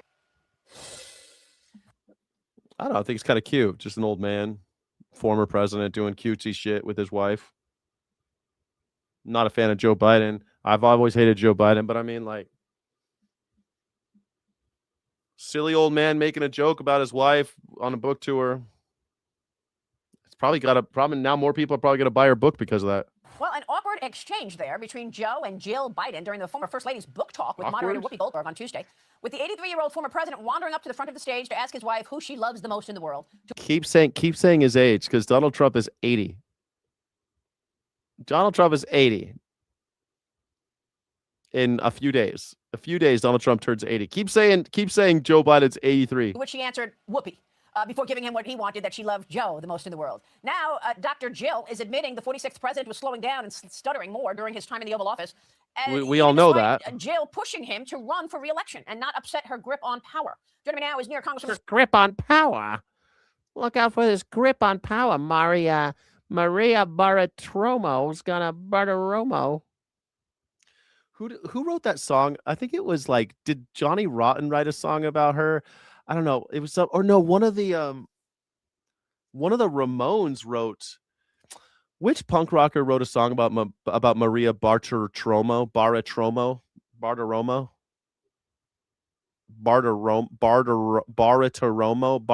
Joey Ramone. It was Joey Ramone wrote a song, Maria Bartiromo.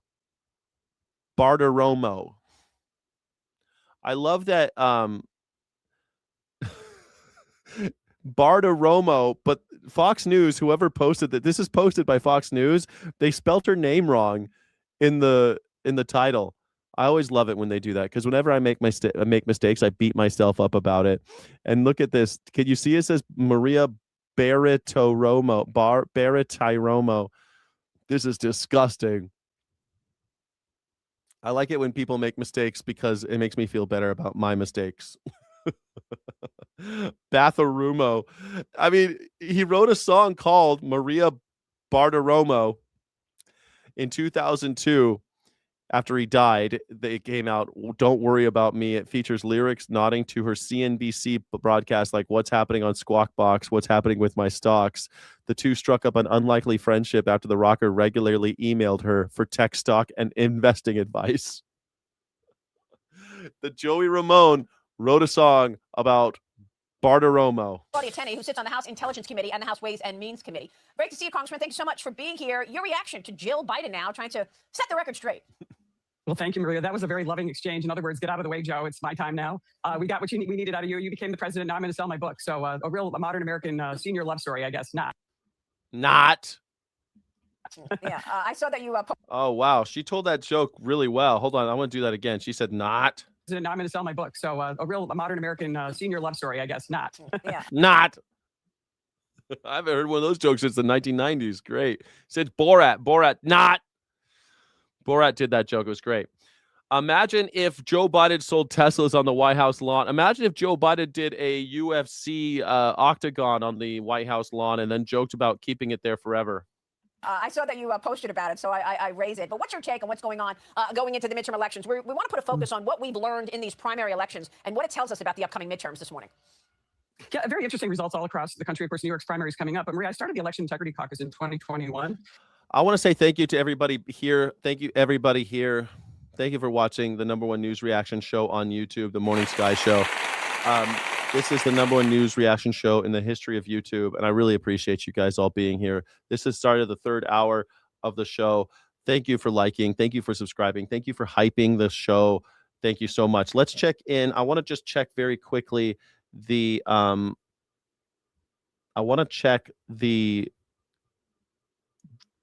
poll, the YouTube poll. I got to see it because I know that it must be doing well. I want to see it. How are we doing on the poll? Okay. The poll says 53% Hannity. You think Hannity's going to bail on Donald Trump? 53% say Hannity before Gutfeld? Maybe you're right. Jesse Waters is never going to bail on him, right? Waters is too gay for him. But Hannity might bail on him, huh? Not bad. How about this? Which joke public? Let's go, Jeffrey. Who's going to be on the Epstein on the new Kushner Island? Kushner Island is next. The Kushner Island is happening. We got the Epstein Island. Now we're going to have the Kushner Island. It's so great over in Albania. Good times had by all. Thank you all for being here. The next poll, we should say which Trump friend will defect next. Because Megyn Kelly said that it was RFK Jr., RFKJ. But I think Rubio. Let's see. Rubio. But we never know. Maybe Lutnickers. And who's the other one? Hegseth. Who will get fired next? Just say who will leave next. It says defect, but let me say leave next because they could be not their choice. So here you go. Hegseth, Keg's breath. Is it RFK Jr.? Who's going to leave next? RFK Jr., Rubio, Lutnickers, or Hegseth? I don't know. A lot of people are saying RFK Jr. You guys think RFK? Oh, it's tied. RFK. You guys are saying RFK. I think RFK too. Megyn Kelly says RFK Jr. is next on the block. I was thinking maybe Hegseth because he's a fucking failure and we're losing the war in Iran. He needs to blame somebody. But you guys, it looks like you guys are thinking RFK.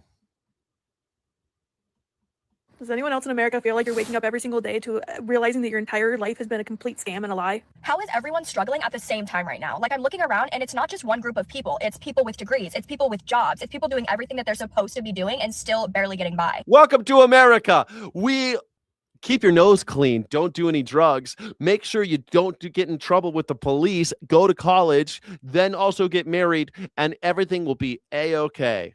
America, you'll do better than your parents. We promise. So it's like, at what point do we stop acting like this is an individual problem and admit that something is just not working anymore? You're going to admit that the system's the problem?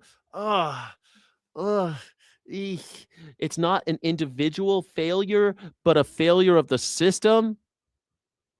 You mean that you can't blame people for being poor or homeless? Then how will we live if we can't blame the homeless guy for being homeless? How will we live if we can't blame the alcoholic for touching alcohol? How will we live if we can't blame the child molester for doing child molestation? Wait a second. Maybe that one we should.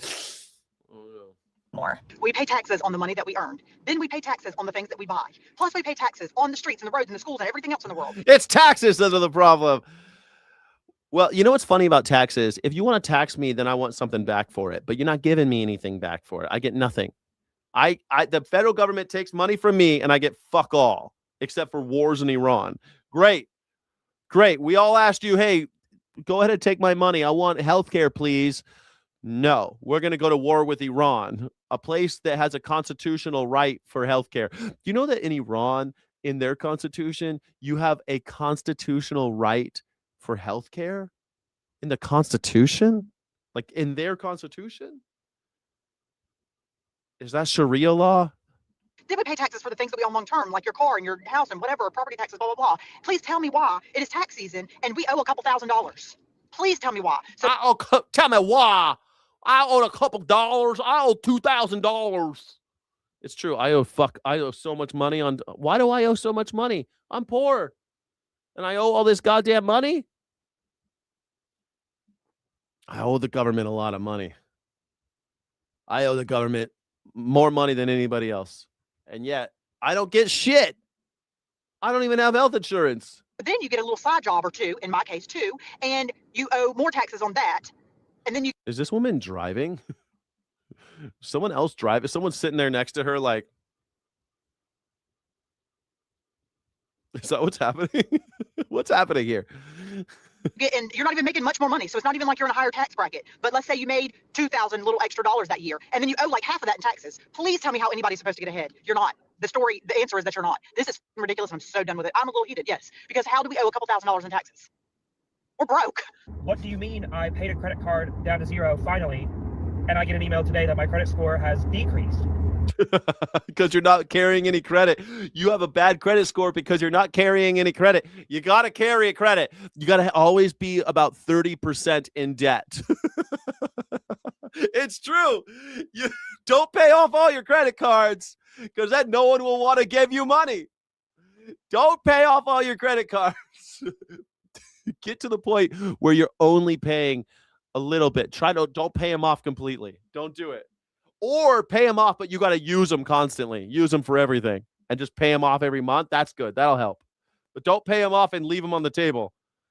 They hate that. They're going to give you a bad score if you do that shit. What do you mean? What do you mean?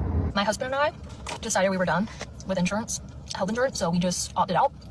And our premium was going to go up $500 a month for family of 4. But anyway, we're like, screw this. We'll just pay cash. I just had a mammogram. And what they charge your insurance, mammogram. Don't get a mammogram. You're not allowed to get mammograms. What, are you fucking got cancer? No, you don't want to know about your cancer. You got a lump? You don't need a mammogram. Mammogram. Mammogram. Like a telegram? A letter that was like, oh, your estimated cost is $800. And I'm like, cheaper than what we were paying for our monthly premium. So I'll deal with it. And I get in here and they were like, oh, this is what the cost of the mammogram is, $1,500. But since you're no insurance, we are charging you $95. But since you're paying cash, you are only charged $75. Yeah. You ever done that? I've done that. I remember I went to the fucking, last time I had an employer, last time I wasn't self-employed, the employer forgot to pay my insurance for 3 months. And I went to the doctor. I had an accident, and I went to the doctor. My foot was fucked up. And I went to the urgent care, and I was like, yeah, here's my insurance. They're like, no, insurance, you don't have insurance. And I went, what the fuck? So I called my employer, and HR was like, yeah, we fucked up. But if you pay all the back premium for the last 3 months, and that's going to be like over a few $1,000s or something, then we'll give you insurance for this urgent care visit. And I was like, hold on a second. You're telling me I got to pay, it's a couple $1,000s for my premium so that I can get this service for free. And I'm like looking at, I was in the office and I go to I'm in urgent care. I'm like, well, how much is it going to cost me for my visit? They're like, oh yeah, like $250. So I said, fuck it, give me the $250. And then afterwards, because I was no insurance, they said, okay, well, you need medicine, like a painkiller thing. And I was like, okay, well, I don't have insurance. So that's like, okay, we got a coupon that you're going to bring to the CVS. Here's your coupon. And I got this like $100 drug for like $5. Why should I have insurance at all? Fuck insurance. Remember those guys on Jackass, they never had insurance. They had all those accidents where they're breaking their wrists and stuff like that. They just went to the hospital like, fuck it. Just what do I owe you? Put it on my tab. And I'm just like, insurance is a scam. It's a scam. Same thing with my, with insurance, my primary care physician, I would get a bill and I would end up having to pay $175 for every visit that's with insurance. So I'm paying my monthly premium. And then as a cash patient, it's $95. I'm so sick of American healthcare. All right, let me say this clearly. I love that Americans are starting to wake up to this. I hope more people make content like this. I hope they do. Because what the hell? What is going on here? Capitalism works like a charm. Yes. It works for some people, huh? It works for some people. How come it doesn't work for me? It's working for somebody, I guess. I don't know. Some people are having a good time. What's happening right now isn't about one video, one scandal, or one state. It's about why people don't trust anything anymore. Because every single time that something gets exposed, and I don't care if it's daycare funding, disaster relief, COVID money, corporate bailouts, or political favors, the reaction is always the same. First, people notice something doesn't add up. The math doesn't match. The story doesn't line up. Then they ask. And then you ask why, and then they kill you. Questions. And instead of answers, they get told to calm down. They get told that they're misinformed. They get told that they're being divisive for even asking. That's when truth dies. Aid to Israel, though. Hey, aid to Israel. You know that Israel has health care. Let's find out if it's a constitutional right to health care. I want to know. I don't know. They have health care. In Israel, do they have a constitutional right to health care? Yes, they have universal health care. Every citizen and permanent resident has a legally guaranteed right to health care services based on the National Health Insurance Law of 1995. While Israel does not have a single formal constitution, its 1995 law essentially functions as the country's constitutional guarantee for health care. So they have a constitutional guaranteed basket. The law requires all providers to offer a standardized comprehensive health basket covering doctor visits, hospitalizations, surgeries, and prescription medication. Israel has universal health care. Those dirty socialists over in Israel. I don't know who pays for it. Let's find out how much it costs. How much does the health insurance cost Israel and their taxpayers? How much money does it cost at the end of the day?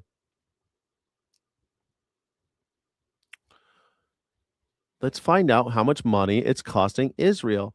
It costs annually 40 billion USD. It's 7% of its gross domestic product.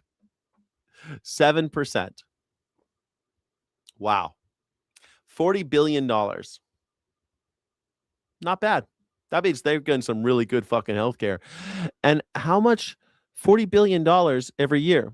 Let's find out. How much money does the United States send to Israel every year?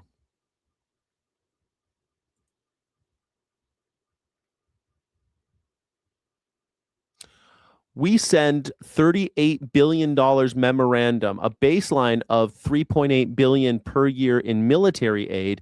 This annual allocation is guaranteed under a 10-year, $38 billion memorandum understanding that spans from 2019 to 2028. But as of October 2023, America has provided an estimated of $21.7 billion of military aid, which is well over the typical $3.8 billion baseline. So with the U.S. committing roughly $12.5 billion in supplemental and baseline allocations for single high conflict fiscal period. So at a minimum, it's $3.8 billion just in American aid to Israel. Cool. So we're paying for their healthcare. I love it. I love it. That's great. They get healthcare. I get to pay for their healthcare. Super cool. You know, Iraq used to have does Iraq have a constitutional right to healthcare? Yes, Iraq explicitly guarantees the right to healthcare in its constitution. Under Article 31 in their constitutional articles, every citizen has the right to healthcare. It establishes that the state is responsible for maintaining public health and providing preventive and curative measures by establishing hospitals in the public health institutions. There you go. Right to health in Iraq. Guess who paid for that? Guess who set all that up? Not because people are stupid, but because they're being talked to like they are. What pisses people off isn't that fraud exists. What pisses people off is watching billions disappear, watching nobody get held accountable, and then being told that they're the problem for noticing. Because look around. You know, people are working more than ever, paying more than ever, and getting less in return. Healthcare is a joke. Housing is insane. Childcare is unaffordable. Food costs more every single month. But somehow there's always unlimited money for programs that nobody can explain. And when somebody points that out, the conversation immediately shifts away from answers and straight to shame. That's not leadership. That's damage control. And here's the part that nobody really wants to admit. This isn't a political problem anymore. It's a trust problem.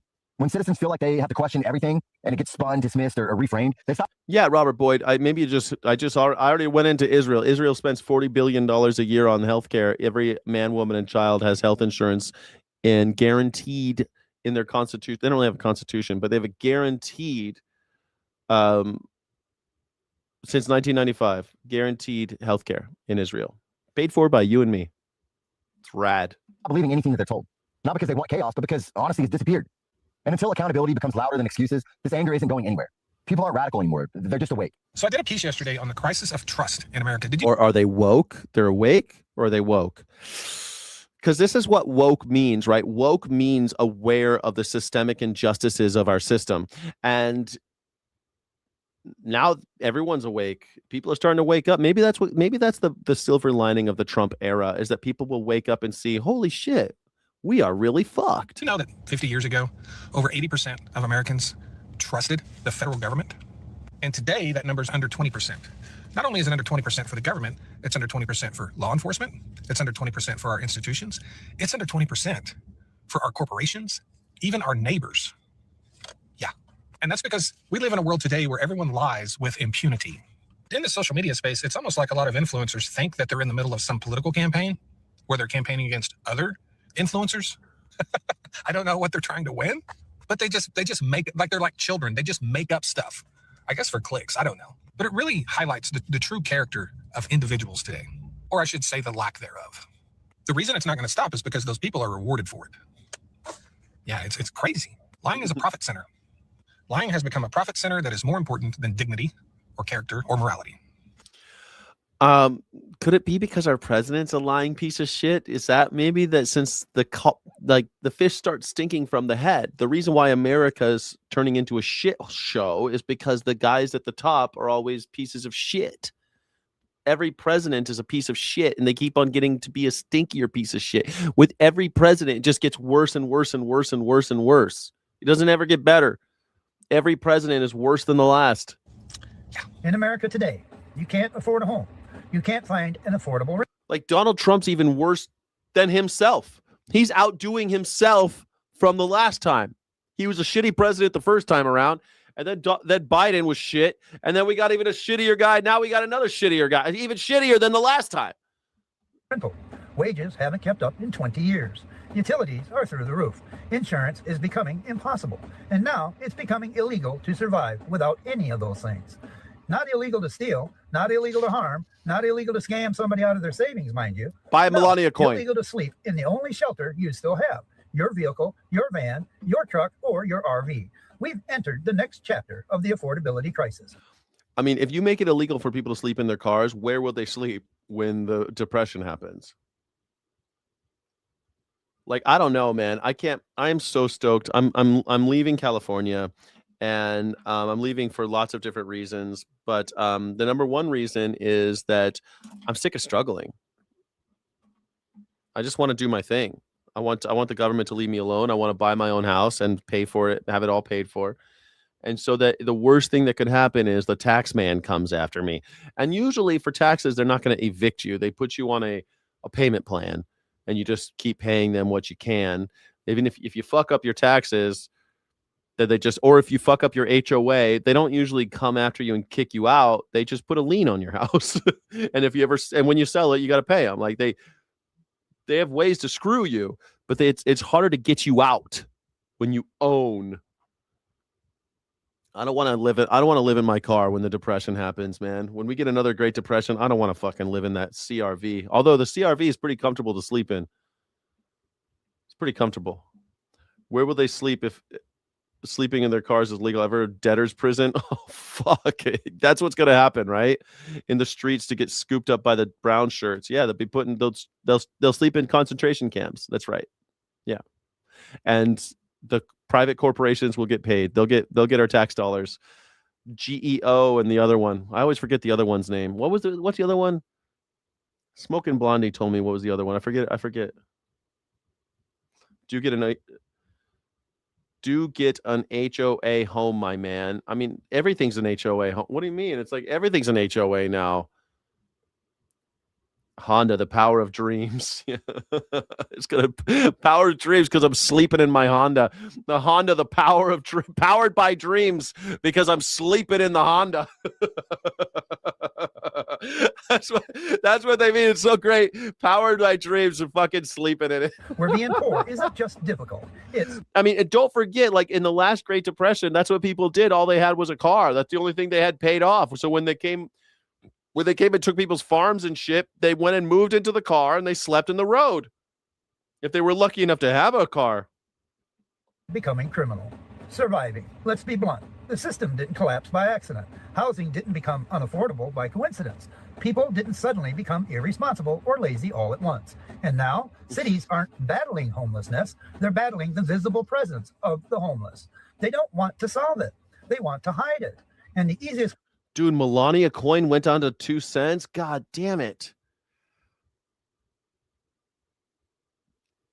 Oh, it's at 7. It's at 0.0 cents. It's at 7 cents, 7.5 cents.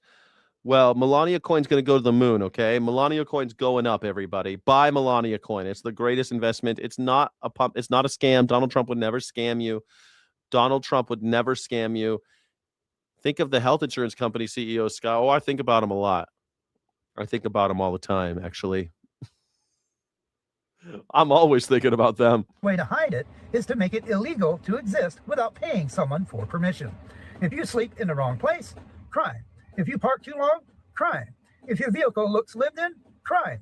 If you try to survive outside the system, crime. You're allowed to be broke. You're just not allowed to look broke. The new American dream is to leave. And I'm not just talking about How will they afford that new yacht? You're right. Damn it, you're right. The GEO, it's so funny. There used to be a car called the Geo. Now when you would live in a Geo, it's a prison. It's a concentration camp. living abroad and earning American dollars and taking advantage of the exchange rates. I'm just talking about like this is what Hitler did, right? If you were in the street, if you couldn't afford anything, they called you asocial and they stuck you in a fucking concentration camp. That's what they did. They called them asocial, asocial. They were asocial. Put them in the camp. living a life of dignity at this point. I mean, where else in the world is anyone paying this much for healthcare? Where else in the world is anyone eating wheat they can't digest and is wrecking their gut? Where else in the world do you live to work, not just work to live? Look, moving abroad isn't for everybody. I'm not forcing my ideas on anybody. A lot of people in my comments come at me and they're like, well, just leave, or why do you hate America? I've never once bashed America, okay? I just ask questions and I say, hey, I've been somewhere else in the world where they do it this way. That might be a little bit better than the way we do it here. And if asking questions... They hate that shit. They don't want you. That's why they don't want you traveling.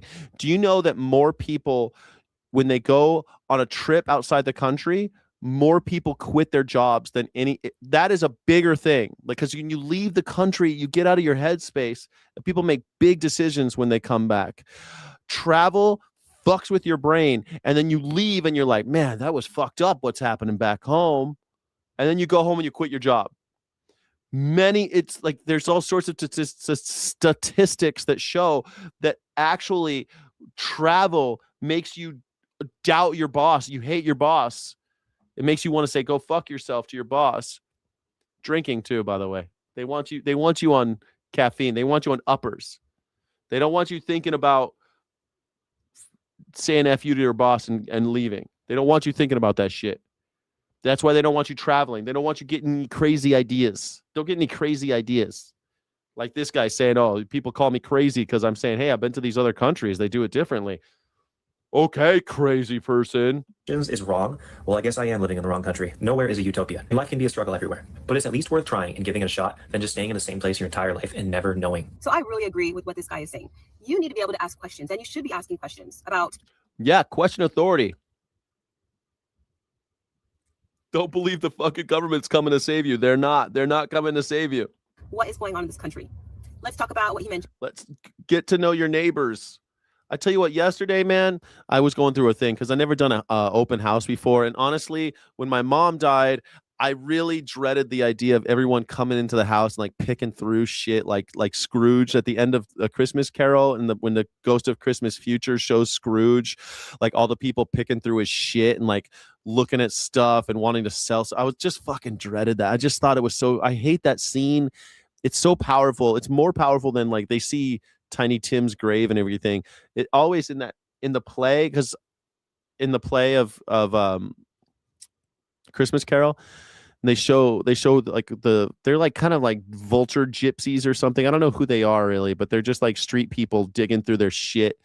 And I always just like I remember like the day my mom died, I was just thinking, oh fuck, that's what's gonna happen, man. It's the worst.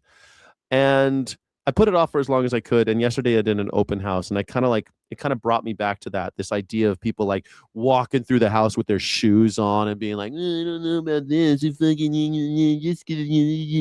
like criticizing everything. And I'll just hate it. I hate it. So I was like, you know what? I'm going to go get drunk. I'm going to go to the bar. And my next door neighbor, they're Trumpsters, man. They voted for Trump. And they're like, where are you drinking? Because they know I was having an open house. Obviously, they're next door neighbors. So I'm down here at the brewery, just down the street. It's like a couple blocks away. And they said, we'll be right there. And they hung out with me and we talked and we shot the shit. It was nice, you know. It's just like I didn't feel so alone. I felt a lot better. I had my neighbors with me. You know, even though we're different, there was some solidarity there. We have disagreements. We're neighbors.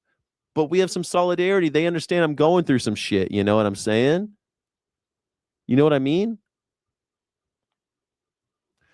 You need to look out for your neighbors, even if they are Trump fucks. Like they're, you know, because they're the ones that are going to be there for you when you're freaking out about something shitty happening to you. Get to know your neighbors, people. In healthcare, why is it that healthcare is so unaffordable here? It's like you cannot afford to get sick. Healthcare is so expensive. It's astronomical. Other countries, and I get it, they have, taxes that you pay that will help offset the cost of healthcare or even needing to pay for healthcare. There's different ways that different countries work this out. But in America, you would think with how advanced we are, healthcare wouldn't be so expensive. Advanced. We're so advanced. This is the fucking mindset of Americans. That's why the border is so important to Americans. Americans think that we're advanced because the people on the other side of the border are inferior. The people anyone outside of America is inferior, and we're so advanced. Yes. We're the leaders of thought in America. We are the leaders of philosophy. Can you name one American philosopher? In the chat, please. Can you name one? Don't Google it. Don't Google it. Can you name one American philosopher? Yet it is. And here's the thing, too, with that. Even with it being so expensive, you still have high, crazy deductibles to pay. So you have high premiums, high deductibles, and you can't it's like you can't afford it. You can't afford it. Who has an extra $500 to $700, $800, $900 every month to put towards healthcare? It is crazy. We should not have to pay so much for healthcare. We absolutely should not have to pay so much for healthcare in this country. That is absurd. Then let's go ahead and talk about the quality of our food here. Again, you would think that America is so advanced. It's like it's so advanced. It's too advanced for its own good that we've put so many bad. Yeah, okay, they suck at voting. You're totally right. But they know I'm fucking extreme. And I'm like, they know that I'm vegan. I'm all about liberation. I believe in freedom. I'm super against slavery, and I hate Democrats and Republicans, and they like that. I think a lot of MAGers, they did think that Donald Trump was going to be this different, like, maverick. He's going to change shit. He's not going to start endless wars. He's not going to steal from us. He's not going to. But it turns out he's actually far worse. He's just a fucking con man. But they got conned. So when I talk to Republicans all the time, and they agree with me on like almost everything. So I mean, like, I don't know. It's funny because in the chat you always see MAGers come in because they're like, Donald Trump, like they're always jerking off about this guy. But those are just internet people. Most people that are like Trump supporters,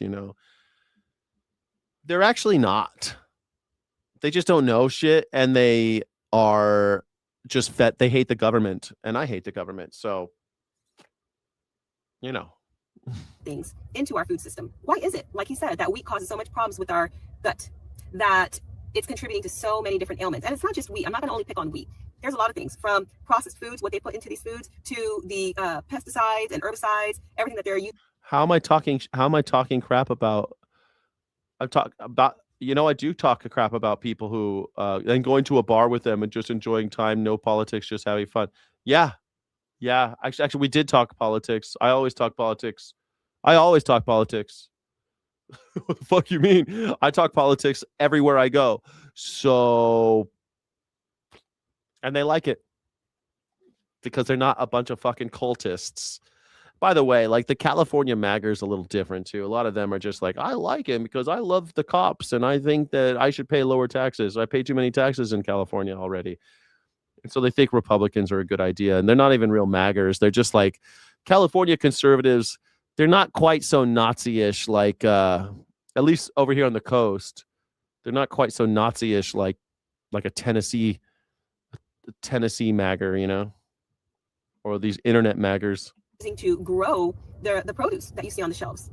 So why does it have to be that way? And in fact, it didn't used to be so many years ago when people had more agency over the food that they would eat because people actually owned land. People would own land and they would cultivate their own food, at least supplement a whole lot of the food. I like see what she's saying. She's talking about like trying to supplement your food by trying to have some kind of growing, and you could do co-ops. There's community gardens you can do.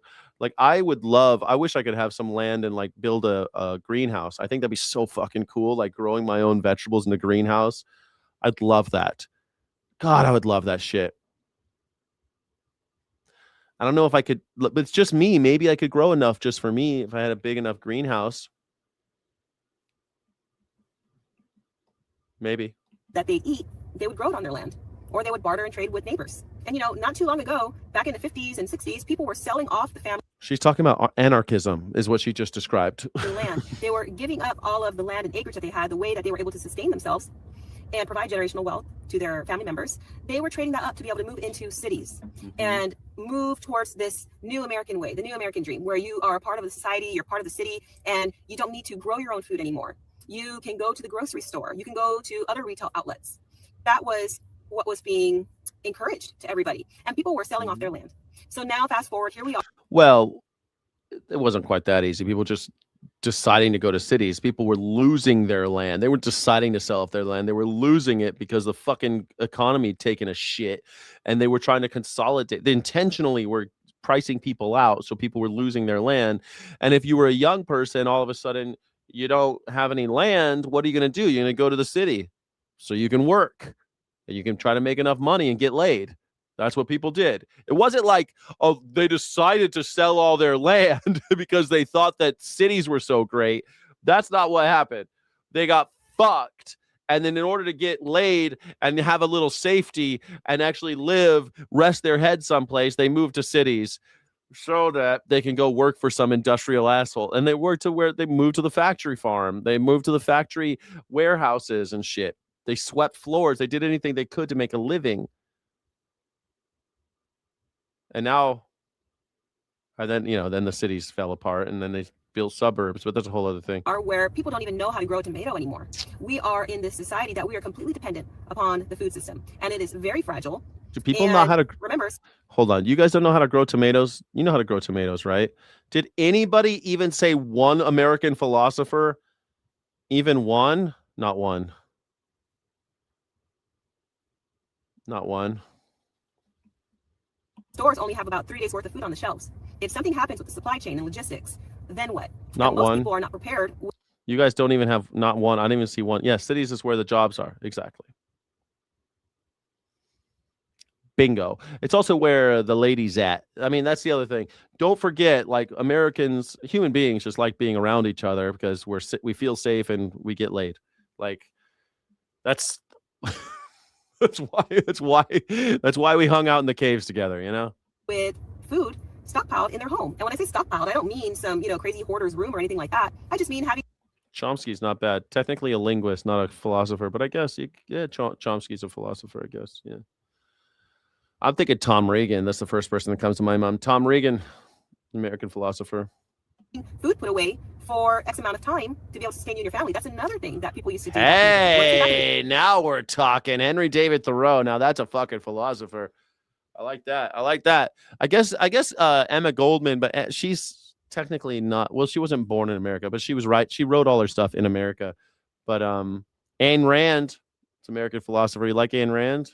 I'm talking, again, not that long ago, the 50s and so on, people would provide for themselves. Although Ayn Rand, I don't think she was born in America either, but she was American. Like, was Ayn Rand born in America? Where was she born? No, she's born in St. Petersburg, Russia. Yeah. But Alisa Zinovyina Rosenbaum, she grew up in Russia and witnessed the Russian Revolution before ultimately escaping in 1926. So she was 21 when she came to America, 21 years old. Where was Emma Goldman born? Lithuania, yeah, another Russian empire. She was born in 1869. Yeah, I don't know if we can count them as American philosophers because they lived in their up until their 20s in the Russian Empire. But I don't know. I think Ayn Rand counts. I don't know. Took a lot of responsibility for their families. So we're not doing that anymore as a majority. So besides food, the culture of living to work. How true is that? You go to work all day, every day, and you basically work your life away. And you have to beg for some vacation time. You hope that you can use that sick time without being frowned upon. And you hope that you just don't get let go because there's layoffs going on. And they hope that they're not Where was Bell Hooks born? Shit, now I'm thinking about all these philosophers in my head. I shouldn't have asked this question. Where was Bell Hooks born? Kentucky. All right, we got one. She was born Gloria Jean Watkins, but she changed her name to Bell Hooks and grew up in the segregated city, and her early experience were profoundly influenced her later work as a scholar. Bell Hooks. I think Bell Hooks is a great American philosopher. There you go. go too early before hitting that retirement milestone. That way the company doesn't have to pay out all the benefits. It's another problem that's taking place. It's really harsh here. Other countries are not like that. You know, it's not every country that operates the way we do here in the United States. And there are other ways. There absolutely are other ways. And more people are seriously looking at leaving the United States. It's a trend that's been happening, especially since 2020, with the rise of remote work and people being able to just kind of leave and explore other areas of the world while still working, but not having to be tied to a cubicle or four walls. Like he said, you need to be able to ask these type of questions. If these questions make you uncomfortable, I don't know what to say. You need to be able to ask questions about where you live. Not everywhere is going to be perfect forever. Cheech and Chong. Not everywhere is going to be perfect, not forever, but ever. No place is perfect. That's why we got to always work for a better tomorrow. But if you keep thinking that some superhero is going to save you, or that the Democrats are coming to save the day, you're never going to work on what you need to do right now. That's why they constantly sell us nostalgia. Like the He-Man movie came out, and I don't want to watch it. And it's not because I hate He-Man or I don't like that they made a He-Man movie or whatever. Because I grew up when I was little, man, I fucking loved He-Man when I was a kid, you know? I remember in the bathtub playing with like the action figures, like making them fight and stuff. But I don't want to watch it because nostalgia keeps people from thinking about the future. It keeps people from doing what they need to do today to build something for tomorrow. And that is something we need to get out of the habit. Hollywood, the machine is going to try to sell you more nostalgia. It's constant. They make a new Tron movie. They make a new Star Wars movie. Like right now, there's a Star Wars movie and a He-Man movie. It's like my childhood wish that they would make more of this shit. But it's 40 years too late. Like, why are you reminding me about the shit that I remember the good old days when you were a little kid playing with little action figures? Remember the good old days? Don't worry about what's happening right now. Don't worry about what's happening tomorrow. The good old days. You don't need to work on anything. Do what you need right now. Nowhere. And the United States has been a place that people have been wanting to move to for years. My family migrated here to the United States because of the opportunity. But now things are changing. And unless something drastically changes for the better, the United States is getting increasingly more and more difficult to survive in. And let's not even talk about the crime that's on the rise everywhere. Crime is not on the rise everywhere, but shootings are up. Mass shootings are up. Crime is not on the rise. Regular old crime is not on the rise, but mass shootings are on the rise. Crazy people shit is on the rise. Shit where people go and kill a bunch of people, that's on the rise. Killing people on train, like weird, crazy stuff. But like, whatever. How do you feel, America? Oh! That thing just fell. This is what's happening to Boeing planes. Now Boeing, we're going to have more problems we're going to have more people kill themselves over at Boeing. Remember when those Boeing whistleblowers all mysteriously murdered themselves? They all committed suicide. All these whistleblowers that said Boeing was doing unsafe shit, and they all mysteriously killed themselves. Whatever happened with that? Look at this. God, that would piss you off, right? Wouldn't that piss you off? You're sitting at the airplane, you're sitting at the airport, and it's like, I guess I'll not get into my meeting. Looks like I'm gonna be 5 hours late. Damn. 787 operated by Lufthansa was departing for the U.S. when the machinery on the aircraft suddenly broke.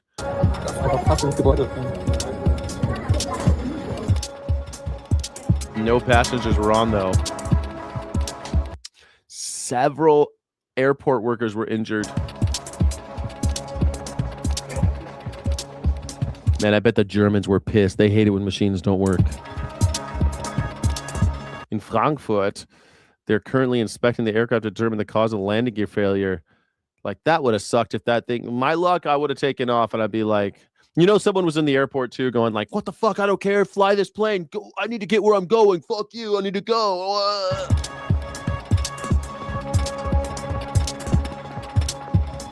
Yeah, like the scientist going missing. Oh, the aircraft named Hannah. What a fun name. Lufthansa, man. Their food's not bad, but their seats, ugh. Every time I fly Lufthansa, in January 2026 was only delivered to January 2026. Looks like Hannah had a hernia. Nice little joke. A bunch of people almost died because of Boeing. They delivered this plane, this faulty airline, 2026. It was this year. This plane is brand new. This plane, you still got that new plane smell, this plane. But it just fell on the, I mean, wait until this is, you know that now we're going to see every plane. Planes are going to have a bunch of airline. All these planes are going to have fucked up landing gear. Watch. Oh, no. What could have caused that? I mean, let's face it. That looks like, hold on. Like, I don't get it, though. It looks like,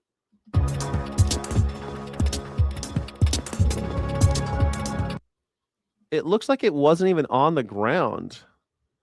I'm not sure how this works, man. I don't understand how this machine works. I was an English major. I don't know how these machines work.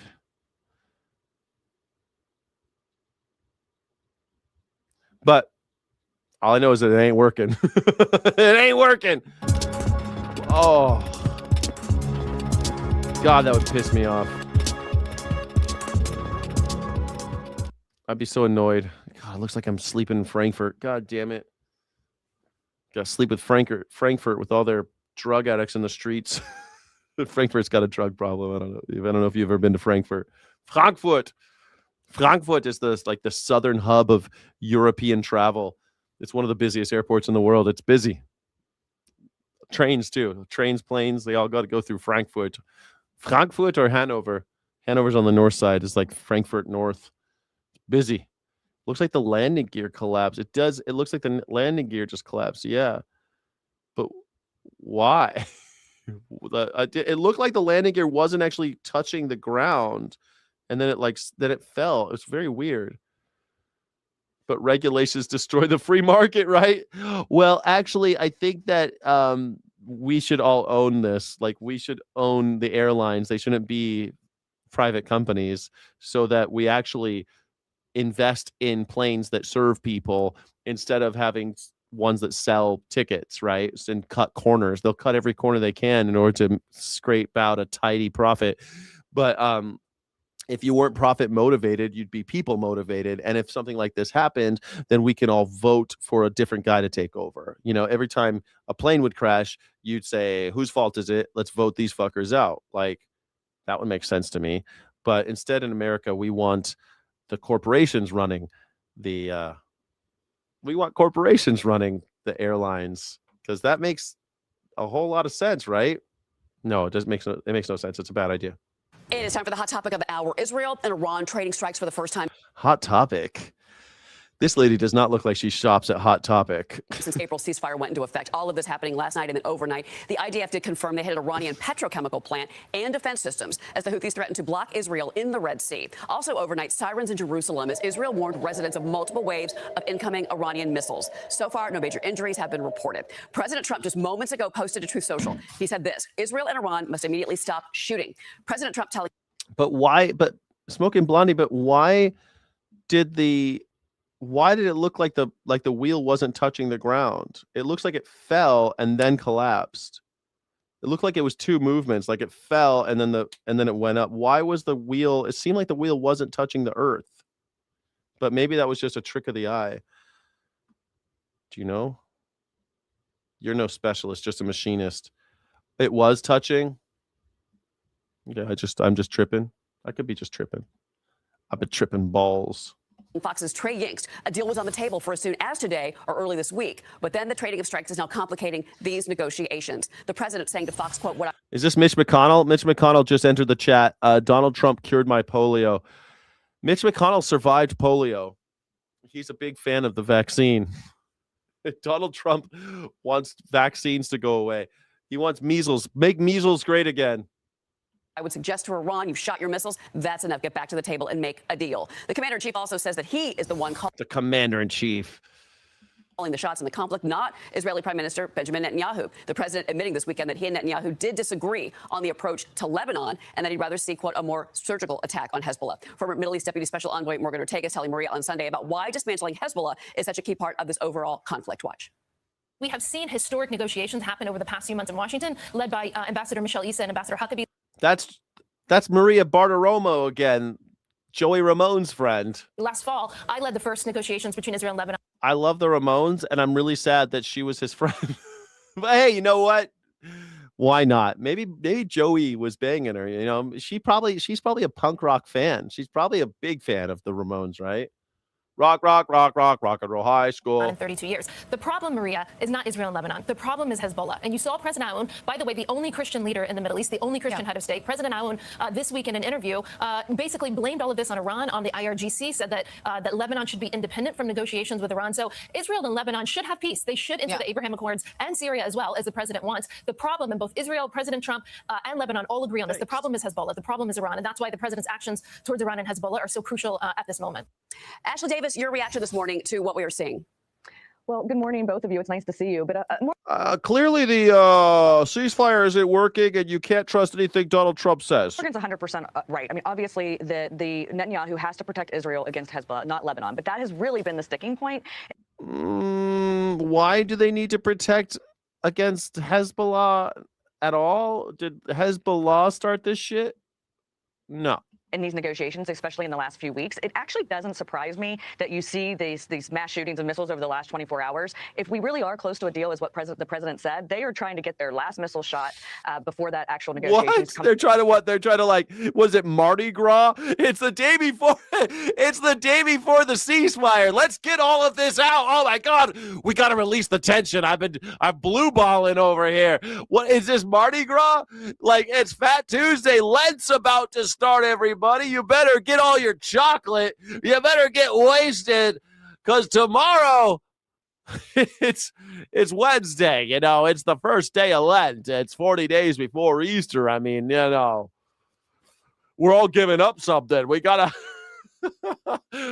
do some mass shootings because the ceasefire's about to start. We're about to have a negotiation. The fuck? What are you talking about? That's a Fox News. That's Fox News logic for you. We gotta kill some fucks, because pretty soon it's gonna be illegal to kill them. So we gotta do it right now. We gotta use those missiles. Do you think Iran and Israel will take Trump's Truth social post seriously? The one he wrote on the toilet? Yeah, he's gonna take. Yeah, they're all stopping, man. They're all gonna go to the table now because Donald Trump was sitting on the toilet doing his truth socialing. He was truthing. I just come back to the table now that you shot your wad. Okay, we've all had a lot to drink. We've all had a lot of fun. Please come back to the negotiating tables. Thank you for your attention to this matter, Donald J. Trump. All caps. Come back, please.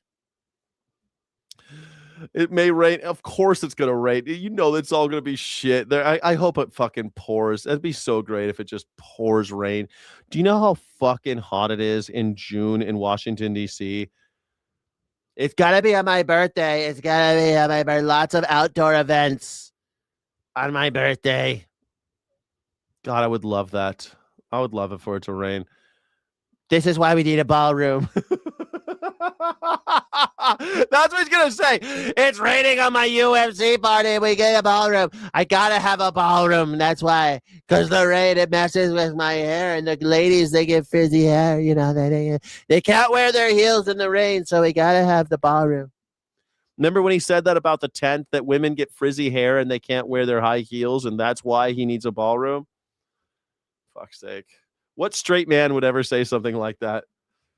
To a close. But the one thing that we all have to watch is really where Hezbollah is. Yeah, man, I'm telling you, dude, it is so hot. DC is like 50 degrees. It's literally like 15 degrees, 20 degrees hotter than just outside of DC, because it's like a heat zone, because it's all pavement. It's so goddamn hot.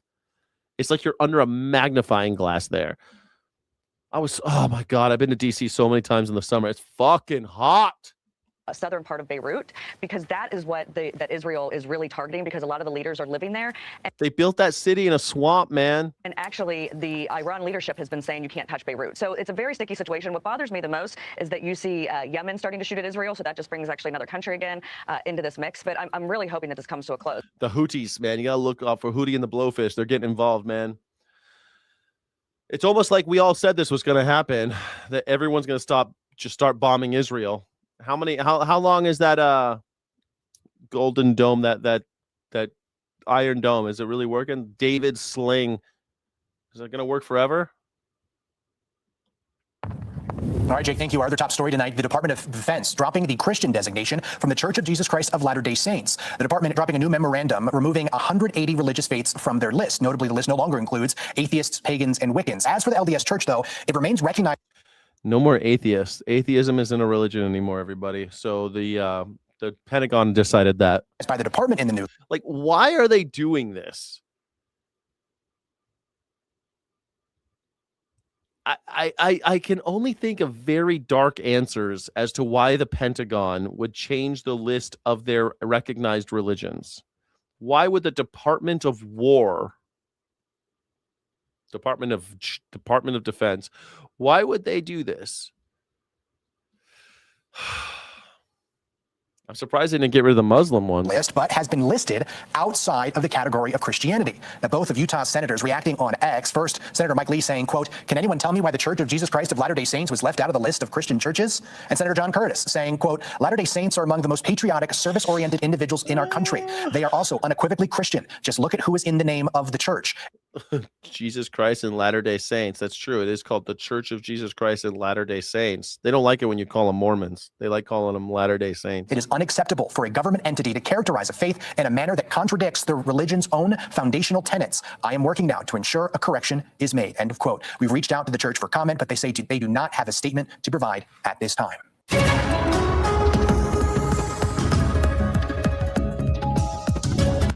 It's very bizarre, man. Yeah, LDS, Latter-day Saints. Or CTR. They like CTR a lot. They like writing CTR on everything, too. Choose the right. They love that shit, those Mormons. Marmoni. You ever been to Utah? It's great. Graham Plattner is. But just don't mention the Lego thing. Don't mention the Lego thing. Don't mention Legos. They get real upset about it, all right? Don't fucking mention Legos. Whatever you do. Fending off multiple controversies just days before the primary. As some Democrats grow increasingly anxious about his liability, Progressive Congressman Ro Khanna rallied with Plattner on Friday, saying he deserves redemption. As every single piece of that past and journey gets dug up, litigated, and weaponized, you have my back. And when politically motivated, serious, and false accusations are made against me, Maine, you have my back. We need to find some way of saying that if someone felt hurt by Graham in a past relationship, we can listen to them and we can listen to Graham and we can have conversations as mature Americans. All right, for more, let's bring in House Minority Leader Hakeem Jeffries, joining me exclusively this morning. Leader Jeffries, great to have you here, sir. Yeah, the Mormons are starting to back away from Trump. So he's saying that they're not Christian. I think that's really what's going on. But it's not just the Mormons. There's a bunch of people got taken off. I don't know, man.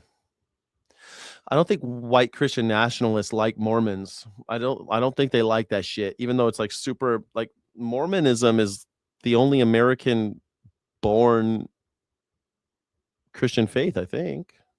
I could be wrong about that. There probably are, like maybe like these evangelicals, but evangelicalism that existed before America, right? I don't know. Southern Baptists, that's an American thing. I don't know. Mormons. Good morning. Great to be with you. Good morning. I always liked Mormons. I always get along with Mormons. I never have problems with Mormons. Although that thing with the Legos is fucking weird, right? Those Mormons messing with Reckless Ben and all the Mormons, the Mormon Lego scam. So Democrats, Leader Jeffries, including yourself, have argued for many years that women alleging instances of misconduct and abuse must be believed, or it enables abusers. You, for instance, wanted to pause Justice Kavanaugh's nomination over the allegation from Christine Blasey Ford that he attempted to sexually assault her in high school. Ooh, I mean, on the DL, I don't know if you've ever seen that Housewives. Have you seen the Mormon Housewives? I think it's called like The Secret Lives of Mormon Wives or something. You ever seen that show? All the husbands almost all of the husbands super gay, really fucking gay. I don't know why all these guys are so like Mormons. I feel like the more religious a dude gets, it's like it's compensating for something, right? Like a dude gets super religious, a man who's really into religion, there's something else going on. Like, didn't Jerry Falwell always seem a little gay? I think Jerry Falwell was secretly gay. But with Maine's Senate seat up for grabs, God rest his soul. I fucking hate Jerry Falwell. That guy, when he's one of the only people that when he died, I was like, good. Ha! Yes, thank God, finally. I don't think anyone in my life dying, I felt like that. Good job, he's dead. When Henry Kissinger died, I thought it was pretty cool. But Henry Kissinger and Jerry Falwell. But with Jerry Falwell, I felt great when Jerry Falwell finally died. I don't really feel that way about a lot of people. the standard does not seem to apply now. Listen to this.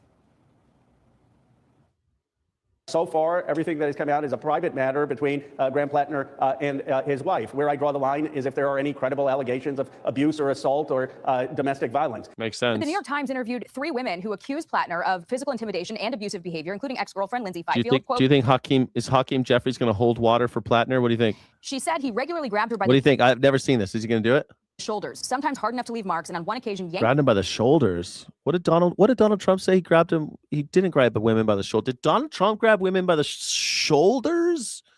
What did Donald Trump do? What did Donald Trump grab women by? her out of a cab by her wrist after an argument when she wanted to stay in the car. During one argument, she recalled he twisted her arm behind her back, shoved her into a bedroom, and held the door closed from the other side so she couldn't get out, telling her to remain there until she was calm. Eventually, Ms. Fifield said she fell asleep and left the next morning. That sounds like domestic abuse to me, textbook domestic abuse. What happened to Believe All Women? What happened to Believe All Women? What the fuck? I haven't followed these allegations closely, but what I have said is that violence against I women move my hands like a human. way, shape, or form is unacceptable. It's a red line, and nobody should cross that. And any accuser who comes forward has to be treated with dignity and respect. I haven't talked to Ro Khanna about this particular race, and in fact, I haven't gotten involved in this particular race because we're focused on taking back control of the House of Representatives so we can lower the high cost of living, fix our broken healthcare system, and clean up the corruption that is out of control in Washington, D.C. right now. Okay. Well, Plattner's baggage is about more than just these women, though. I want to ask you also about the direction of your party, because before the story came out, he was trying to downplay his Nazi tattoo, and he posted, Susan Collins' latest financial report just came out. A staggering 1/3 of her money raised this quarter came directly from AIPAC. Senator Collins is bought and paid for by Benjamin Netanyahu, and she votes accordingly.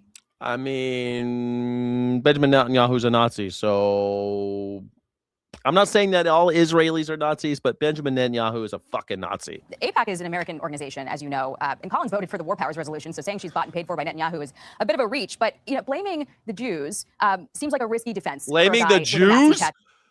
He did not blame the Jews. He said Benjamin Netanyahu. Benjamin Netanyahu is not a Jew. He's not the Jews. I doubt he's even Jewish. I don't even think he's actually Jewish. He just pretends he's about as Jewish as Donald Trump is Christian. These guys are not religious.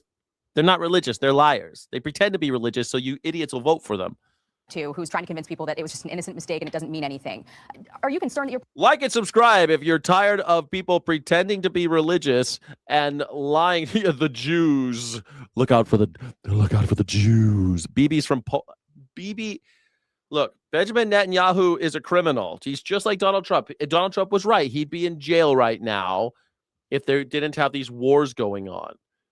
He'd be in jail right now. Donald Trump started these wars, these perpetual wars, so that Benjamin Netanyahu doesn't get out of office, so they don't put him in jail. He should be in jail. Party has an anti-Semitism problem. He's going to have to speak for himself, and that's what any candidate, particularly in a high-profile race, is going to be called upon to do. Listen, the effort to crush anti-Semitism in America shouldn't be a partisan issue. It can't be a red or blue issue. It's a red, white, and blue issue. It's an American issue, and we should all be committed to crushing anti-Semitism and all other forms of hatred into the ground, bury it, and make sure it can never rise again.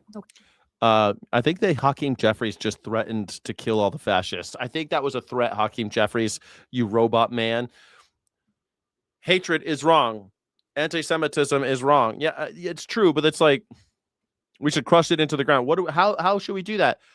Well, We got to kill all the Nazis. Sorry. We got to kill all the Nazis. Okay. On that point, you just congratulated Adam Hamawi. I think this lady thought she was going to outsmart Hakeem Jeffries, but like, look how bored this robot man. Hakeem Jeffries is a robot man. He ain't going to fall for your shit. For becoming the Democratic nominee in New Jersey, despite his past, volunteering as a defense witness for Omar Abdel Rahman, the blind sheikh who was convicted in connection with the 1993 World Trade Center bombing. And according to trial transcripts obtained by Fox, Hamawi admitted A lot of Zionists are atheists. It's true. A lot of people who live in Israel are atheists, like just like this country. I mean, shit. I think most people who are in church are atheists. They're just sitting there. They go for the club. They go because they want to be in a club. When you push them and you're like, wait, do you really believe that the body of Christ is what the priest is giving to you through a crazy magic trick, that the Eucharist really becomes the body of Christ and the blood of Christ? Is that what you really believe? Do you really believe that Noah put all the animals on an ark? Do you really believe that shit? You really believe that a dude with a staff parted the Red Sea? You think that that's what happened? That he parted the Red Sea? You think that happened? You really think that? And I'm supposed to take anything you say. If you believe that Noah's Ark is a real story and not just a playtime fucking children's story to teach kids about animals or whatever the fuck you're using it to teach people, it's a parable. It's like Aesop's fairy tales. If you believe that it's real and that you think Noah's Ark is out there somewhere to be discovered, that they found a piece of wood on top of a mountain and it was about from the same time, so we know that Noah's Ark is real.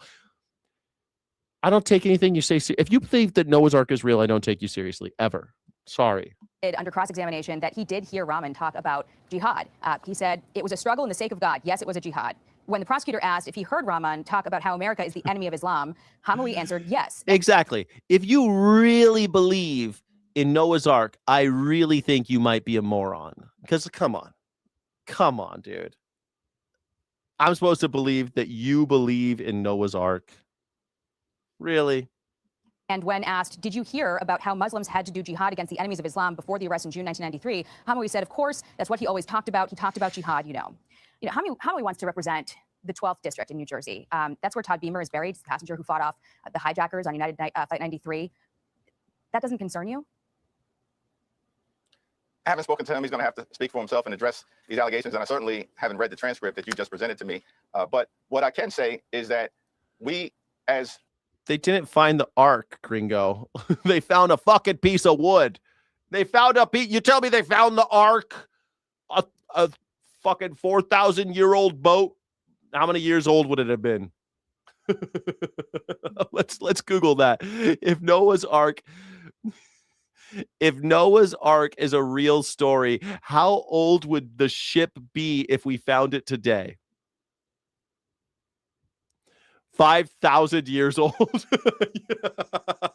They found a 5,000-year-old boat on the top of a mountain. They found some wood fragments, and they're saying that it's Noah's Ark. That's what these crazy religious people always do. They find some shit like the Shroud of Turin, and they're like, "Yeah, it's real. It's a Shroud of Turin. We don't believe in carbon dating, but we used carbon dating to establish the age of this thing. But we don't believe in carbon dating because dinosaur bones are fake. But carbon dating's not real, but we used carbon dating to determine that this piece of wood is very old, and it's probably the Ark. That's the only explanation."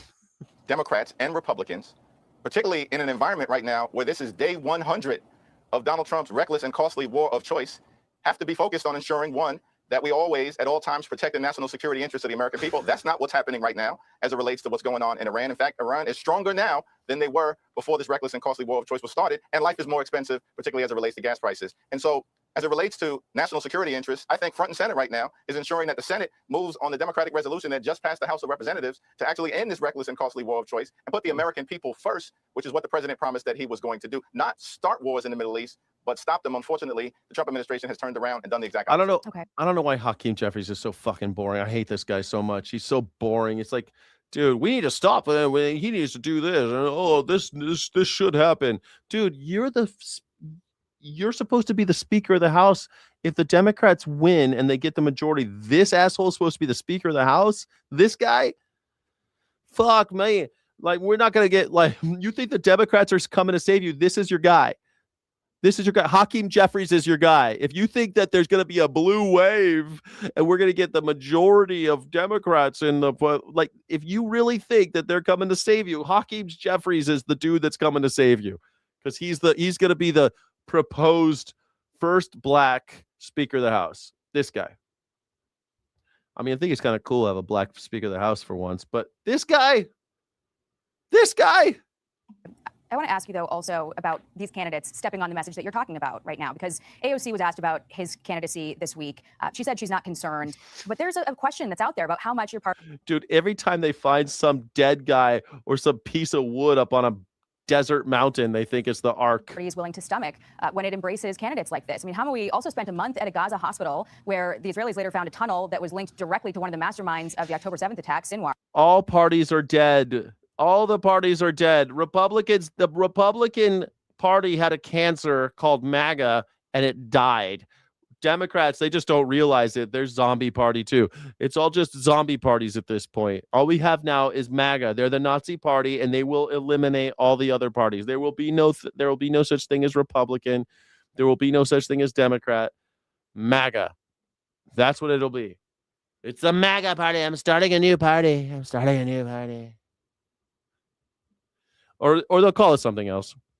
The America First Party, just like the last time we almost had fascism in America. They called it the American First Party. America First Party under Charles Lindbergh. Look it up. Before World War II, we had a fascist party right here in America. It was called the America First Party. They were Nazi sympathizers. Maybe that's what we'll call it again. After all, we're calling it America First already. They're already saying the America First Party. Let's go, Jeffrey. Oh, fucking Jeffrey. Get up and go, Jeffrey. But he told a magazine that he saw no weapons there, and it was a completely benign civilian hospital with no tunnels. He also volunteered in Bosnia for a nonprofit that was later determined to be a front for al-Qaeda. Photos of bin Laden were found during the raid. You know, how much are Democrats willing? League of Carnage, you're absolutely right. That is one of the many problems with the Speaker of the House. Speaker of the House is such an important role. Like, as much as I hate Pelosi, she was kind of a badass Speaker of the House, man. She got people fucking marching in the right direction, her direction. She got everyone, like, Democrats are always like, they're like fucking cats. They're all over the place. But fucking Pelosi, like, she said jump, and they're like, hop. They hop too. They came to for sure. Started goose-stepping in whatever direction she told him to. You think this guy is going to be like Pelosi? Like, I don't like Pelosi, but she was a badass. This guy ain't no badass. To stomach at the, when they're trying to unseat Republicans in Congress, are they willing to let their values go? It's very interesting that you've asked me about candidates, many of whom haven't even confronted a Democratic primary yet, but haven't asked me a single question about the hatred, the xenophobia, the Islamophobia, the outright racism that we see being peddled by actual members of Congress in the Republican conference sitting in the House of Representatives right now. And by the way, here we go, is that this Republican-controlled Congress has failed the people of this country. They promised to lower costs on day one. Costs haven't gone down. Costs have gone up. The cost of living in this country is out of control. There are far too many people of every race, of every region, all across this country who are working hard. They're playing by the rules, but they're unable to actually thrive. They can barely survive. People are struggling to live paycheck to paycheck. So as House Democrats, we're going to continue to focus on driving down the high cost of living and addressing the problems that the American people have asked us to confront. Okay. Wow. Hey, there you there. Hakeem, where were you, man? I guess Hakeem just don't suffer fools. Hakeem just needs to have a dumb person ask him a lot of dumb questions, and maybe he'll get frustrated and he'll start. I've never seen Hakeem Jeffries actually. We've got plenty of questions on that for our next guest, who is a Republican. I think it's appropriate to ask Republicans. Of course. You got lots of questions. You're gonna really hold the Republicans' feet to the fire, lady. Republicans and Democrats about Democrats. You're the minority. I don't even know who this lady is. is. Your conference. They're going out. But she's not wearing a cross, so I don't know. Is this Fox News? The blonde, pastel colors, no cross though. Where's your cross? And you're out of uniform. That's not your uniform.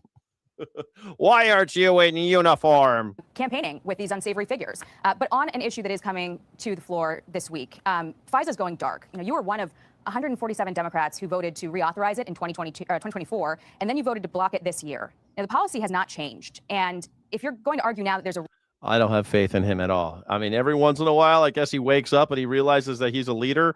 But if you think the Democrats are going to save you, you're fucking risk crazy. to American civil liberties, you know, I just ask you to point to a single instance of abuse of this statute since the reforms were enacted. Just one.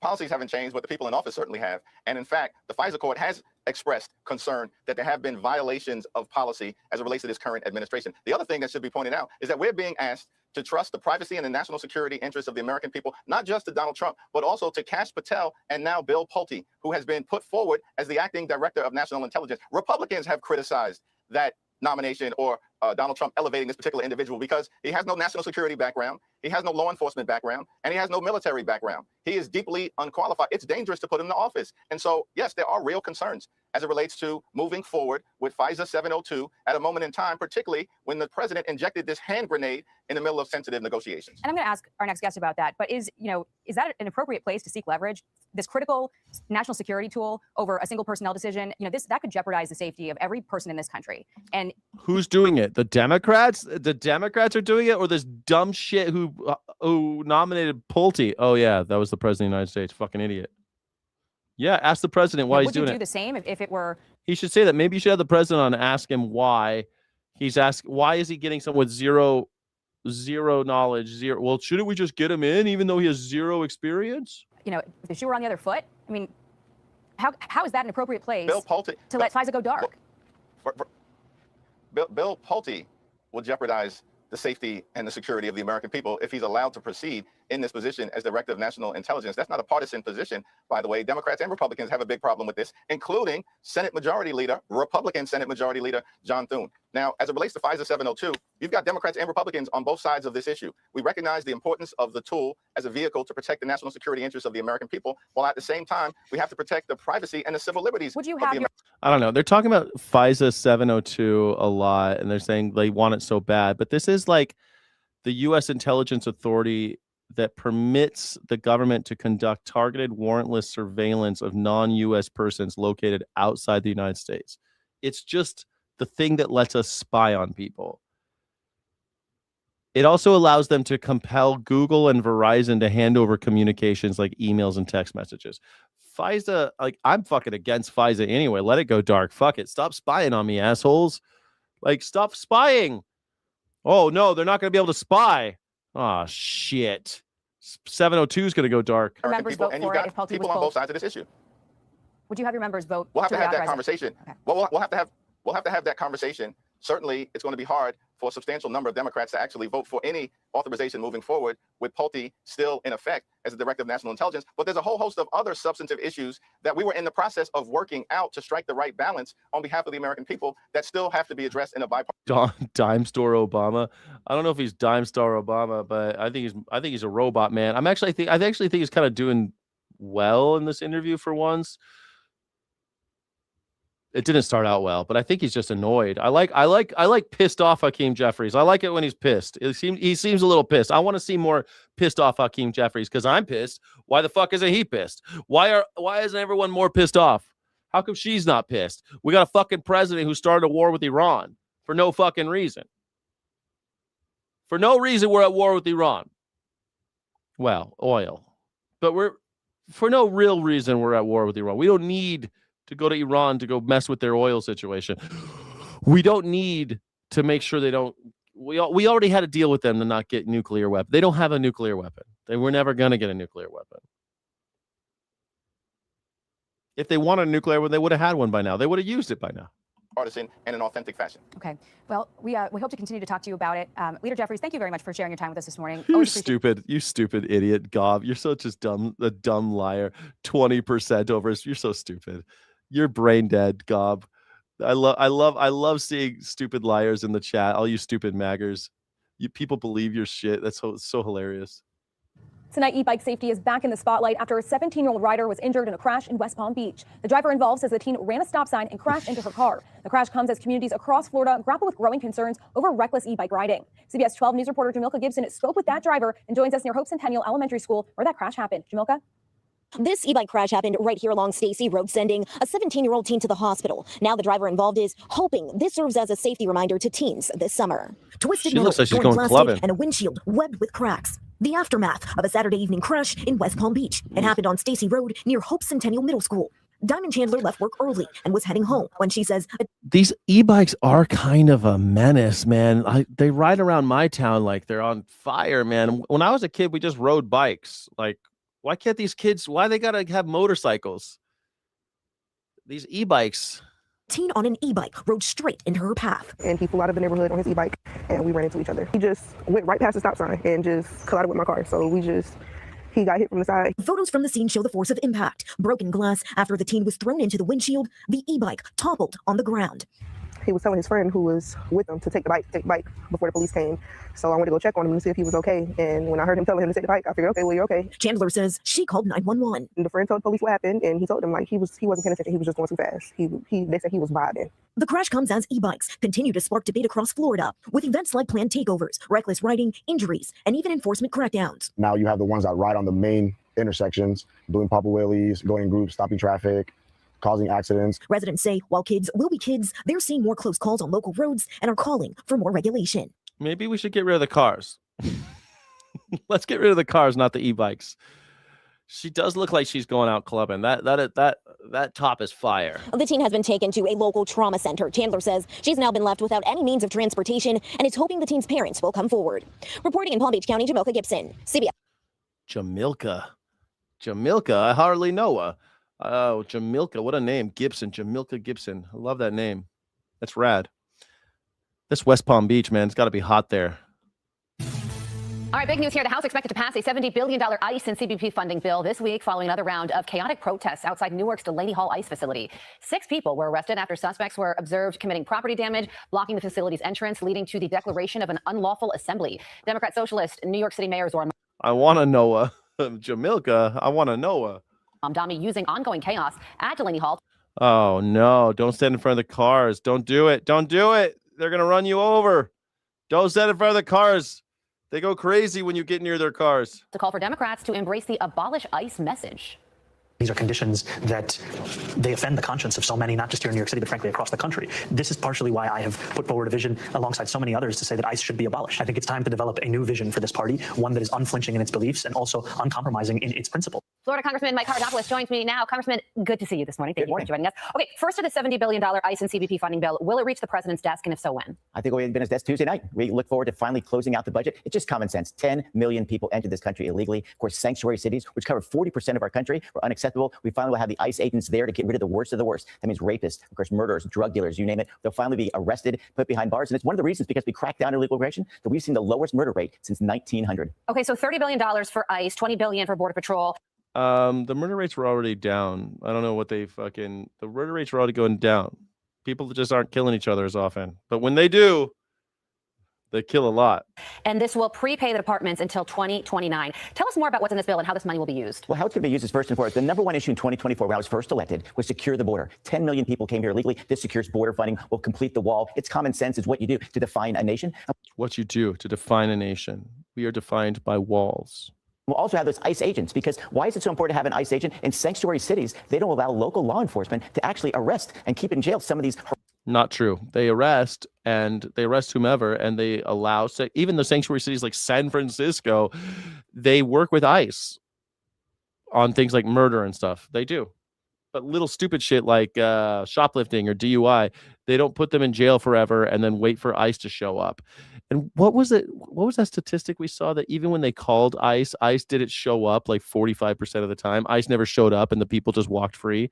So, I mean, like, the sanctuary city thing is such bullshit. Horrific offenders. This will finally allow us to arrest these people, in some cases deport them, some because they commit such horrific acts to stay in jail for a long time. Well, on that very note, over the weekend. Horrific acts. And there were protests in both New York and New Jersey, and in both events, several protesters were arrested. The New York City protest started when an illegal immigrant accused of assault and drug possession was arrested. He then resisted arrest by apparently punching ICE agents. You heard a little bit about what Mayor Zorn. This lady's lisp always kills me, man. She's like, God, man, it kills me. It's like, why? God, get some goddamn. If you have a lisp, I love you, but don't be on the news. Like, you shouldn't have a job, and you should not have a job where you are supposed to be talking. I can't concentrate on it. Every time she said there, he also said, I've said time and again, ICE raids are cruel and inhumane. They do nothing to serve the interest of public safety. He's calling to abolish ICE. What's your message to him? You're wrong. So the number one reason why we form a government is to protect life and property. These folks that are behind bars, they not only came here illegally, they broke the law once they're here. And not with minor offenses. These are physical offenses. This means rape, murder, drug dealing, just nasty stuff. And all we want to do is stop the nonsense so that Americans can get on with living their lives, and the police can do their everyday work so that we can have this amazing place called America. Sadami, just out of control. And how we can actually push to support people who do these horrific acts against men and women across the country is unacceptable in my mind. All right, let's switch gears to talk about the World Cup, because Miami's first 2026 World Cup game is only 1 week away. Miami's hosting 7 games in total. This could be big bucks for the state economy. You represent an area that's 3 hours up the road, Florida Space Coast, but this is very exciting. She said big butts. It could be big butts for the state economy. She said big butts. For the state of Florida. Oh, this is the best. I mean, you think about soccer, such an amazing sport. We have Messi full-time, and we'll have him part-time as well. But these are like 7 different Super Bowls in Miami at once. This is another reason why we need Homeland Security. Remember, these is a lot of folks coming in from around the world. There's going to be some mayhem. We want to make sure that people are safe, and that's what we're going to have in Miami. And I think the Homeland Security Secretary has done a great job of preparing us, despite the challenges from the Democrats who won't support Homeland Security. We need to have, first and foremost, security so that people enjoy the games. And as a former soccer player, I am psyched for the World Cup. More security. More security. We need more security. Don't you know we need more security? We need more security. Not healthcare, security. We need more security. Stop asking for, we don't need more money. We don't need lower gas prices. We need more security. Security. We need more security. Less freedom, more security. That's what we need. Player. Oh, yeah. Nice. Okay, so you'll be watching with Florida pride and soccer spirit for sure. Absolutely. And good point on security. Tying the first topic to the second, now our government is finally, at long last, it will be apparently fully. Good point. Good point on security. Security is so important. It's the most important thing that I could think of in the thing. I love the thing with about security. I'm so glad you said something, because if you didn't say anything about security, I would have to say something. And if I said something, people would say that I'm psycho. Back in 1988, almost no one had seen the film The Last Temptation of Christ. But even so, by the time Martin Scorsese's film hit theaters, it was already a national emergency, denounced from pulpits, picketed in the streets, condemned on radio waves across the country. The people leading the charge hadn't seen the movie either. They didn't need to. The outrage was the point. That's the story Isaac Butler tells in his new book, The Perfect Moment, God, Sex, Art, and the Birth of America's Culture Wars. It chronicles the origins of the culture wars and why we're still fighting them today. Interesting. The grievances, the moral panics, the persecution narratives, the outrage machine, those were built decades before Trump rode down the golden escalator. Trump is less a maverick. I remember hearing about what a big deal this was about Last Temptation of Christ, and I watched it ages ago. Scorsese directed it. It was like it wasn't that crazy. Than a craven opportunist who leached into a system that was already cracking. To understand how we got here, we need to go back to 1988, the final year of the Reagan presidency. The Cold War was winding down, and as it did, Butler argues, many of the institutions that once gave Americans a shared sense of identity and meaning, the church, the family, the workplace, were entering what he calls a period of profound overlapping crises. The religious right saw an opening to seize power inside the Republican Party and across the country. And the machinery to do it was already in place. Back in 1979, the televangelist Jerry Falwell founded the Moral Majority, the organization that turned conservative Christians into one. Did you think it was so, like, I don't know. I mean, I didn't see it until years after it came out, but I didn't think it was that crazy. Did you think it was crazy? Roger! Hey, can I get some W's and jubilation for Roger, a brand new member?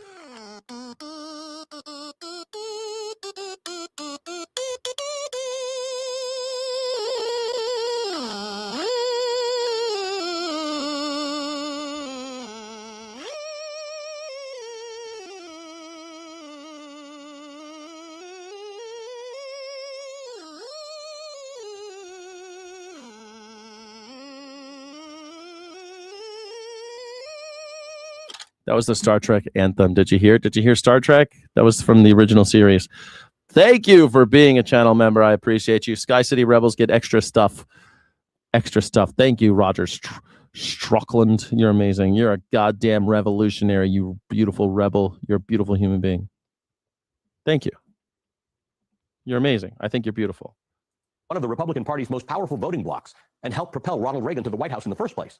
Its mission was simple, a nationwide return to what it called traditional family values.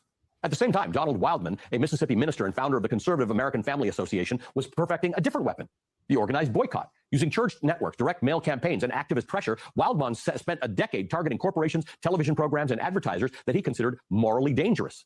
So by the time Scorsese's film arrived in 1988, the infrastructure was in place. Wildman mailed action packets to 2.5 million people. There were petitions. There were fundraising appeals. James Dobson, an influential evangelical broadcaster, devoted an entire episode of his radio program to denouncing the film. He called it, quote, the most blasphemous evil attack on the church and the cause of Christ in the history of entertainment, end quote. What was the controversy? I mean, seen the film. What he hadn't seen was a film that imagined a fully human Jesus, one who doubts, one who suffers, and in a dying hallucination pictures an ordinary life before rejecting it for the cross. To its critics, a Christ who could even be tempted was a blasphemous Christ. To the architects of the outrage, the entire point was to whip everyone up into hysterics. Opponents of the last temptation of Christ cast themselves as victims. Christians, they said, were under attack.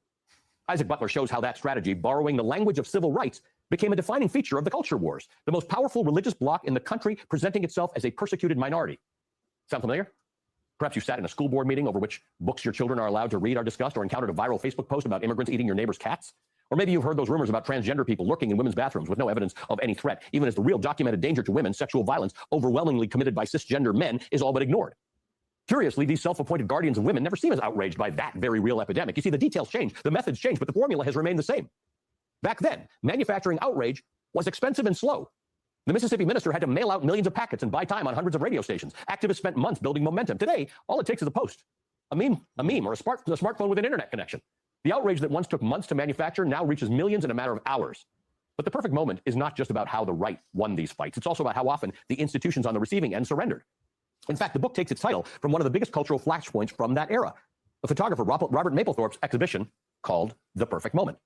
A handful of photographs were sexually explicit, but that was all the ammunition that the culture warriors needed. Conservative Senator Jesse Helms and Republican Senator Alphonse D'Amato of New York were already attacking the National Endowment for the Arts, the NEA, furious that taxpayer dollars had helped fund work that they considered obscene. They wanted the NEA defunded, and any art they deemed morally reprehensible removed from public life. So when Robert Mapplethorpe's exhibit was scheduled to arrive, that's Allen Ginsberg right there, in Washington, D.C. in 1989, the Corcoran Gallery caved.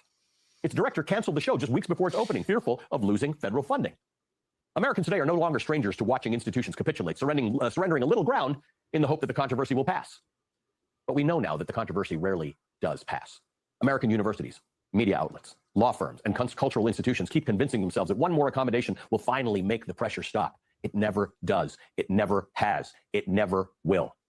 4 years after the backlash to Scorsese's film, the Christian conservative effort to police culture and dictate who belongs in this country finally got a name: America's Culture Wars. It was not just a political slogan. It was a culmination of a project that the right had been building for more than a decade. By 1991, the loudest voice belonged to Pat Buchanan, a Nixon speechwriter. Oh, my God, Pat Buchanan.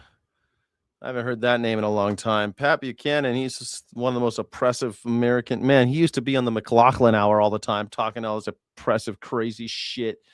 Pat Buchanan, look at him, just a young man. They used to do this. Until Nixon. Turned conservative firebrand who spent years warning that America was losing its cultural identity. Yeah. In 1992, he took a rare and aggressive step. He challenged a sitting president from his own party. And the weapon he reached for was the very fight we've been tracing. His campaign took Marlon Riggs' Tongues United, an award-winning documentary about being black and gay in America, funded in part by the National Endowment of the Arts, and turned it into a political attack ad designed to make the government look like it was subsidizing obscenity. It worked. Yeah. Buchanan took more than a third of the New Hampshire vote from a sitting Republican president. He rattled the George Herbert Walker Bush campaign White House so badly that the chairman of the NEA was gone within weeks. Now, Buchanan, you'll remember, ultimately lost the nomination, but Bush, desperate to hold his right flank together, handed Buchanan a primetime convention speech anyway, and Buchanan used that speech to declare what he called a culture war. We disagreed with President Bush, but we stand with him for the freedom to choose religious schools. And we Shit, I remember this shit, man. stand with him against the amoral idea that gay and lesbian couples should have the same standing in law as married men and women. We stand. This guy was such a piece of shit. He hated everybody, and he used Jesus as a reason for it. And with President Bush for right to life and for voluntary prayer in the public schools. And we stand against. I think he must be dead. Pat Buchanan must be dead by now. Is Pat Buchanan dead finally? He's not dead. He's 87. When will you die?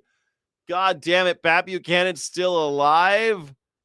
He has not passed away. He stepped back from public life following an extensive career in media and conservative politics. Oh, God. At least he's gone.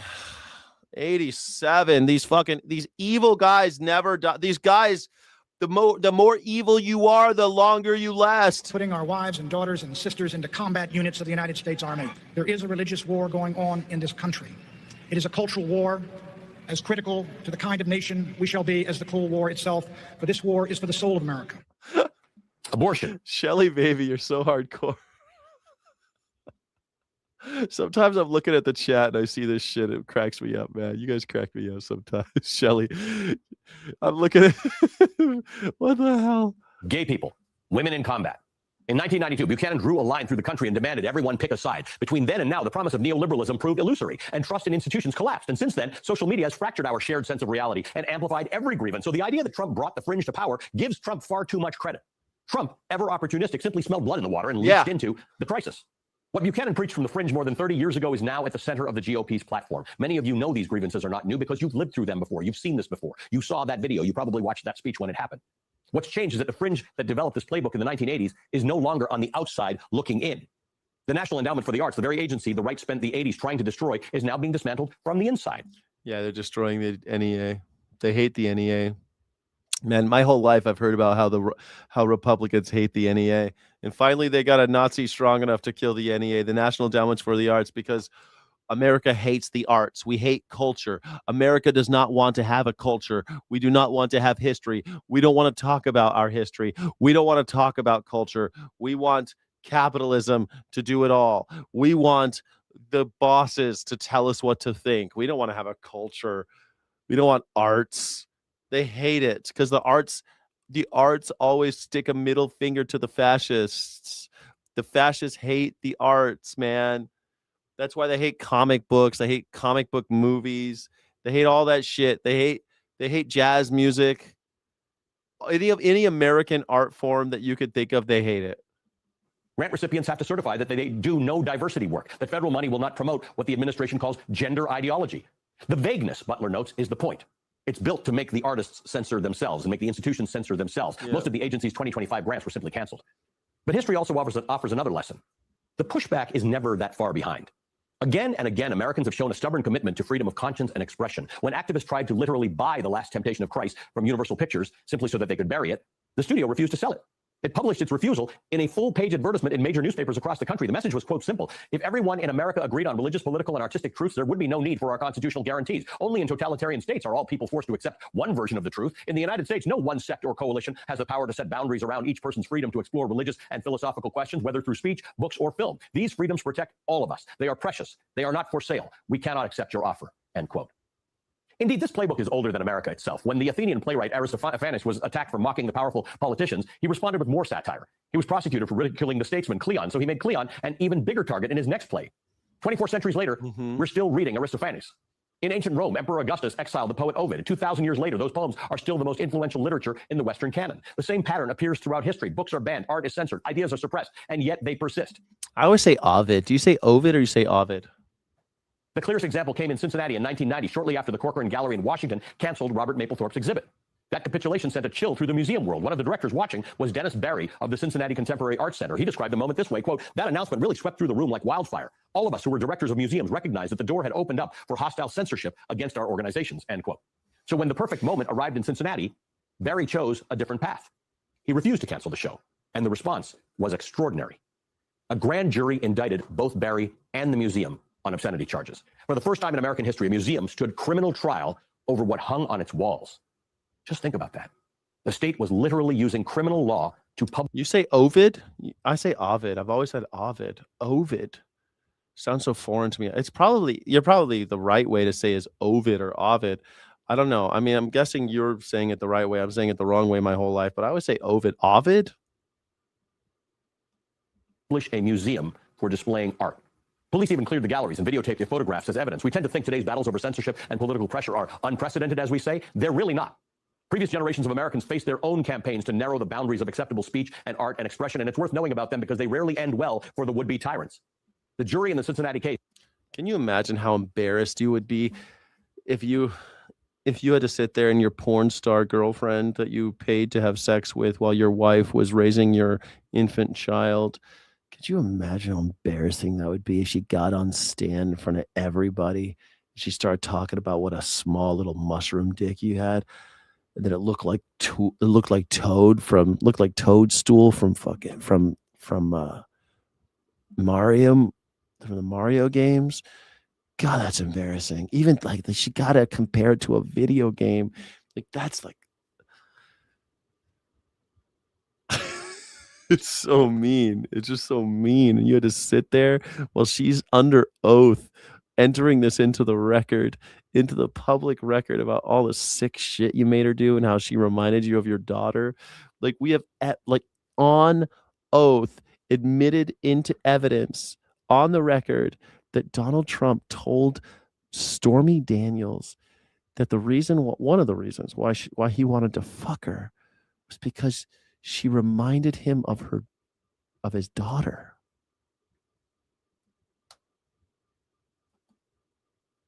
I mean, that's pedophilia, right? Isn't that disgusting? Can you imagine how embarrassing you would have to be? How embarrassed? You say Ovid or Ovid? Yeah, tomato. Yeah, I guess. I mean, Ovid's been dead for a long time, so I guess. The dollar strengthened by 20%. When did that happen?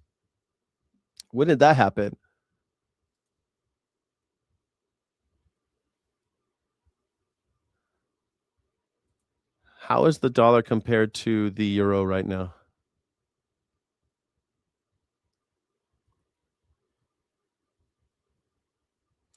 Oh, searching a lot of searching. US dollar is currently trading at 86 cents, dude. No, it isn't. 86 euro. It went up 1 penny. It went up 1 penny. The US dollar went up 1 penny. It was 116 last time. $1.16 to buy. What the hell are you talking about? The dollar went up by 20%. That's not true. Look at this. There it is right there. No, it ain't good. The US dollar's doing shitty right now. Ain't good. There it is, June 8th. This is just in one day, right? This is all just today. It went up to 86 cents. This is where it is right now. I mean, you want to look at it at the last. Let's look at the 5 years. Okay. Okay. Biden. The dollar's doing well. And then boom, right at the end, 2023, we're having problems. It went up. This is under Biden again, it's going up. Donald Trump gets elected, down. And it's been down ever since. So Donald Trump. Donald Trump. Biden. Trump.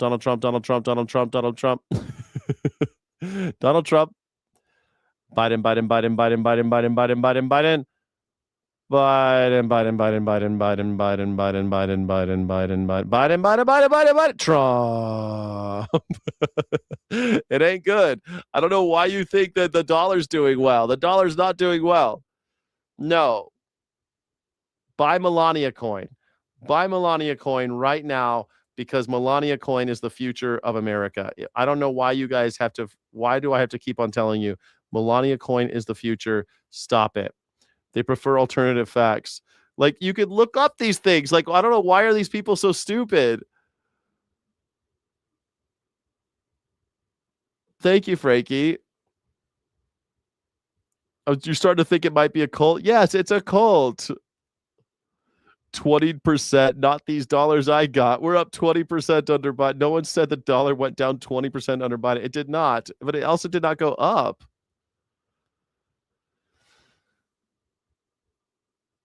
Like, this is COVID times. This is still COVID. COVID.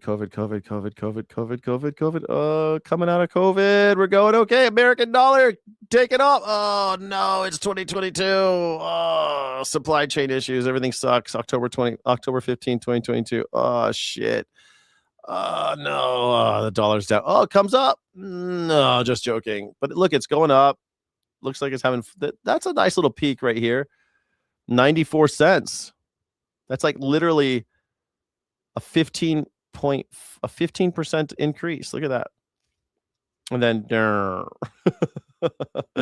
I mean, what the hell? It's gone down. Look, it's at 17%. Ugh, 4%. It's not going right. It's not going well for the US dollar. I don't know who told you that the US dollar is doing great. But thank you. Thank you all. Euro. I mean, what else should I could? Euro and the yen are kicking our fucking asses. Yes, it is. Thank you so much, Frankie. I appreciate that. Thank you for supporting the channel. Look, life wasn't great under Biden, but it was like this. Like Biden wasn't great. I hated Biden. I've always hated Biden. It still went up 20%. That's all I was saying. It didn't go down 20% during Biden. Look where it started. Yeah, I know. I see it. It started in the shitter. It didn't go down like, yeah, I totally agree. Biden, I agree. But like, I don't know. I maybe I read maybe I read some of the comments wrong.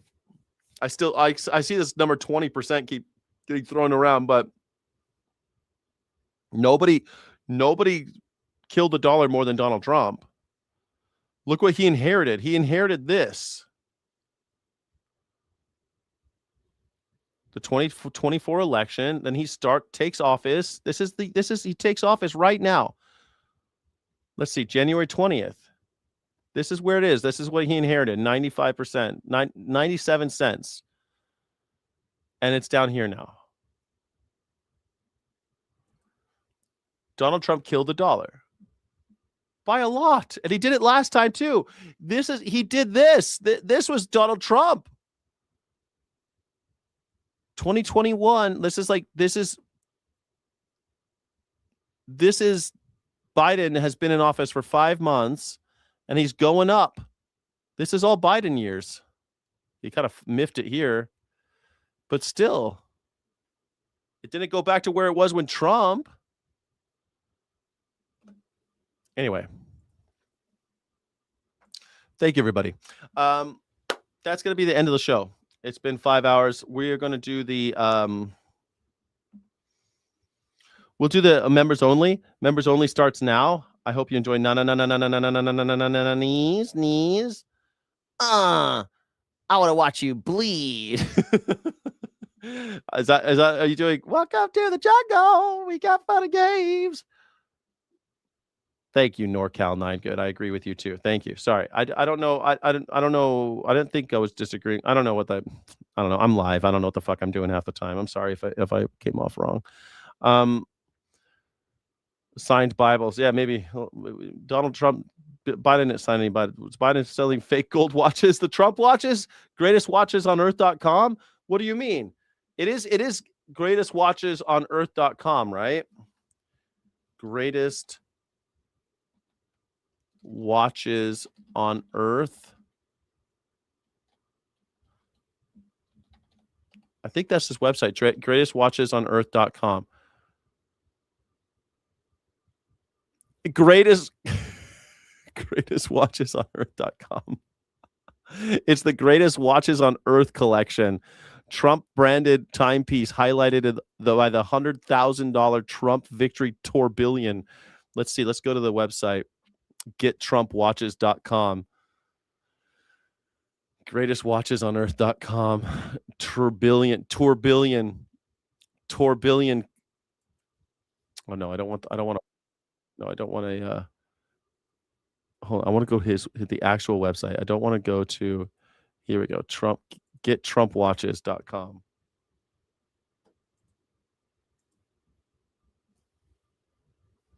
Here we go. Get Trump watches, reject all. Oh, look at these beautiful watches, man. America 250, man. They got the 250 celebration. I can pre-order them now. Oh, bro, I want this one. I want this one. It's got the American flag and the diamonds. Are you kidding me? The red, white, and blue? Come on. Trump's watches. Here he is, hawking the watches. They got women's watches too. Oh, look at how nice these are. You got a signature on there. Man, I get such a boner when I see his signature. I want to have it on my wrist at all times. Every time I check the time, I can get a boner all over again because I love Donald Trump so much. Oh yeah, this is good. This is real good. I love this. Man, the red beauty. Oh, this is so nice. Look at this one. This one's changing. Does it change color in real life? Does it change color? Does it change color? Black and gold. Man. I'm loving this. Dude, how much are they? America 250 with the jet? Are you kidding me? With the jet? With the Echo? Oh, how much are they? Shop the collection. I gotta click again. This is bad design. This is bad design, Trump. There he is right here. Why he's just sitting, he's just chilling down here. We gotta man, this gets me so hard. This gets me so oh yeah. Oh yeah. Okay, now I'm in. Liberty blue and gold. Let's just shop the collection, see how much these things cost. Oh damn. Dude, why do I have to click all these times just to... Oh, dude, the red, white, and blue. Independence, blue, and gold. Brosif. I like the blue one, though. Let's see how much this one is. $900. That's a steal. Come on. He's got his picture on the back. The back has his picture of it. Dude, look at this shit. That is the most amazing... It truly is the greatest watch ever made. This is the greatest watch ever created. It's got his picture on it. It's got his picture right there. Come on. You guys, if you donate $900 right now, I will, if I get a super chat for $900 or Cash App, don't fucking, no. YouTube keeps 30%. Just Cash App me $900 right now because I want one of these watches so bad. Dude, every day I can have him on my wrist. Dude, look at how handsome with the USA hat, like the one he wore during the when they dropped those dead soldiers off. He wore this hat. Remember, he wore the hat. It wouldn't take it off. This makes me forget that he's bald. I love that they put the hat on him. That's so beautiful. 45, 47. Oh my gosh. Look at the little snowflake. No, they're not snowflakes. They're fireworks, but I think they're snowflakes because Donald Trump's my favorite little snowflake. 18 karat gold plating. It's plated. For $900, all I get is plated. The fuck? Look at these snowflakes. I'm loving this. Pre-order. Dude, $900 right now. PayPal me. Somebody PayPal me $900 right now. I need this. Man. You think, no, man, all the semen pumped up my ass. Last time I pumped semen in his ass, that was Donald Trump. Donald Trump gets a lot of semen in his ass. I guess you're right. I guess like if someone gets a lot of semen pumped in their ass from Donald Trump, then they might buy these watches. I guess you're right. But man, I love him. I just love him. And I want this watch so badly. $900 for a $3 watch. Yeah, that's right. I'm loving it. This is so great. I'm a big fan. Thank you all for joining. I'm going to save up all my money. I'm going to buy a Trump watch because I can't wait to see his face on my watch. It's so great. All right. Thank you all for joining. I'm going to this is the end of the stream, and I will be doing the members only right now. The Afterglow starts right now. Okay, so please, if you're a member, switch on over to the next stream. It'll be members only. We'll just hang out for a little while. I gotta show my house. I have a meeting here pretty soon. I gotta show my house, so we're not gonna do guitar today, unfortunately. And I set it all up too. God damn it! But I set up all my guitar stuff and everything, but we can't do guitar right now. Thank you all for joining. I appreciate you. I appreciate you so much. Thank you. You know it's coming from Temu. Yeah, of course, the Temu. It's coming from the Temu warehouse. I mean, give me a break. Swiss gold, 18 karat gold plated. I mean, come on. For $900, 18 karat gold plated.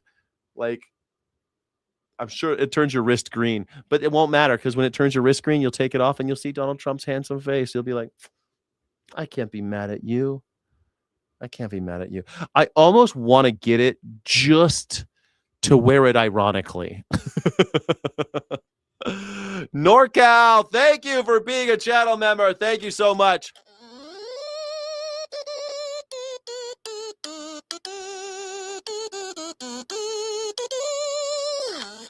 Thank you, NorCal. Thank you, NorCal. You're amazing. Thank you for being a channel member. I love you. Oh, great. Oh, the great Trump watch. Yeah, I'm buying Trump watches because NorCal's a member now. It just put me over. It just put me over. Now I can finally get a Trump watch. Trump said war is bad. He also says mercy is good. That's why he every time someone in the religion says, of any religion, says mercy, you know, like Jesus was all about mercy, Donald Trump starts fucking crying. He just starts crying. Ding, ding, ding, ding, ding, ding, ding, ding, ding, ding. He shared a blasphemous image of himself dressed as Jesus. He has no respect for such. No, he hates Christians, dude. He hates Christ. I just gotta sell some coke. Do it, you 725 pores. All right. This is it. Thank you so much. Illegitimate non-carborundum. Don't let the bastards grind you down. Don't forget to question authority. Take care of each other, God's sake. You know, meet your neighbors. Say hi to your neighbors. You know, go work with your neighbor. Go meet somebody today. You know, like, take care of yourselves. Take care of each other. Godspeed, rebels. I'm rooting for you. I'm rooting for you out there. I am. Please try to make America great again by meeting your neighbors and building mutual aid and mutual defense. And take care of each other. Don't forget to hit the like and all that. Thank you, Virtual Reality Me. I'll see you on the other side. Cheers, buddies. Godspeed, rebel. Thank you so much for watching. Don't forget to like and subscribe. Thank you so friggin' much.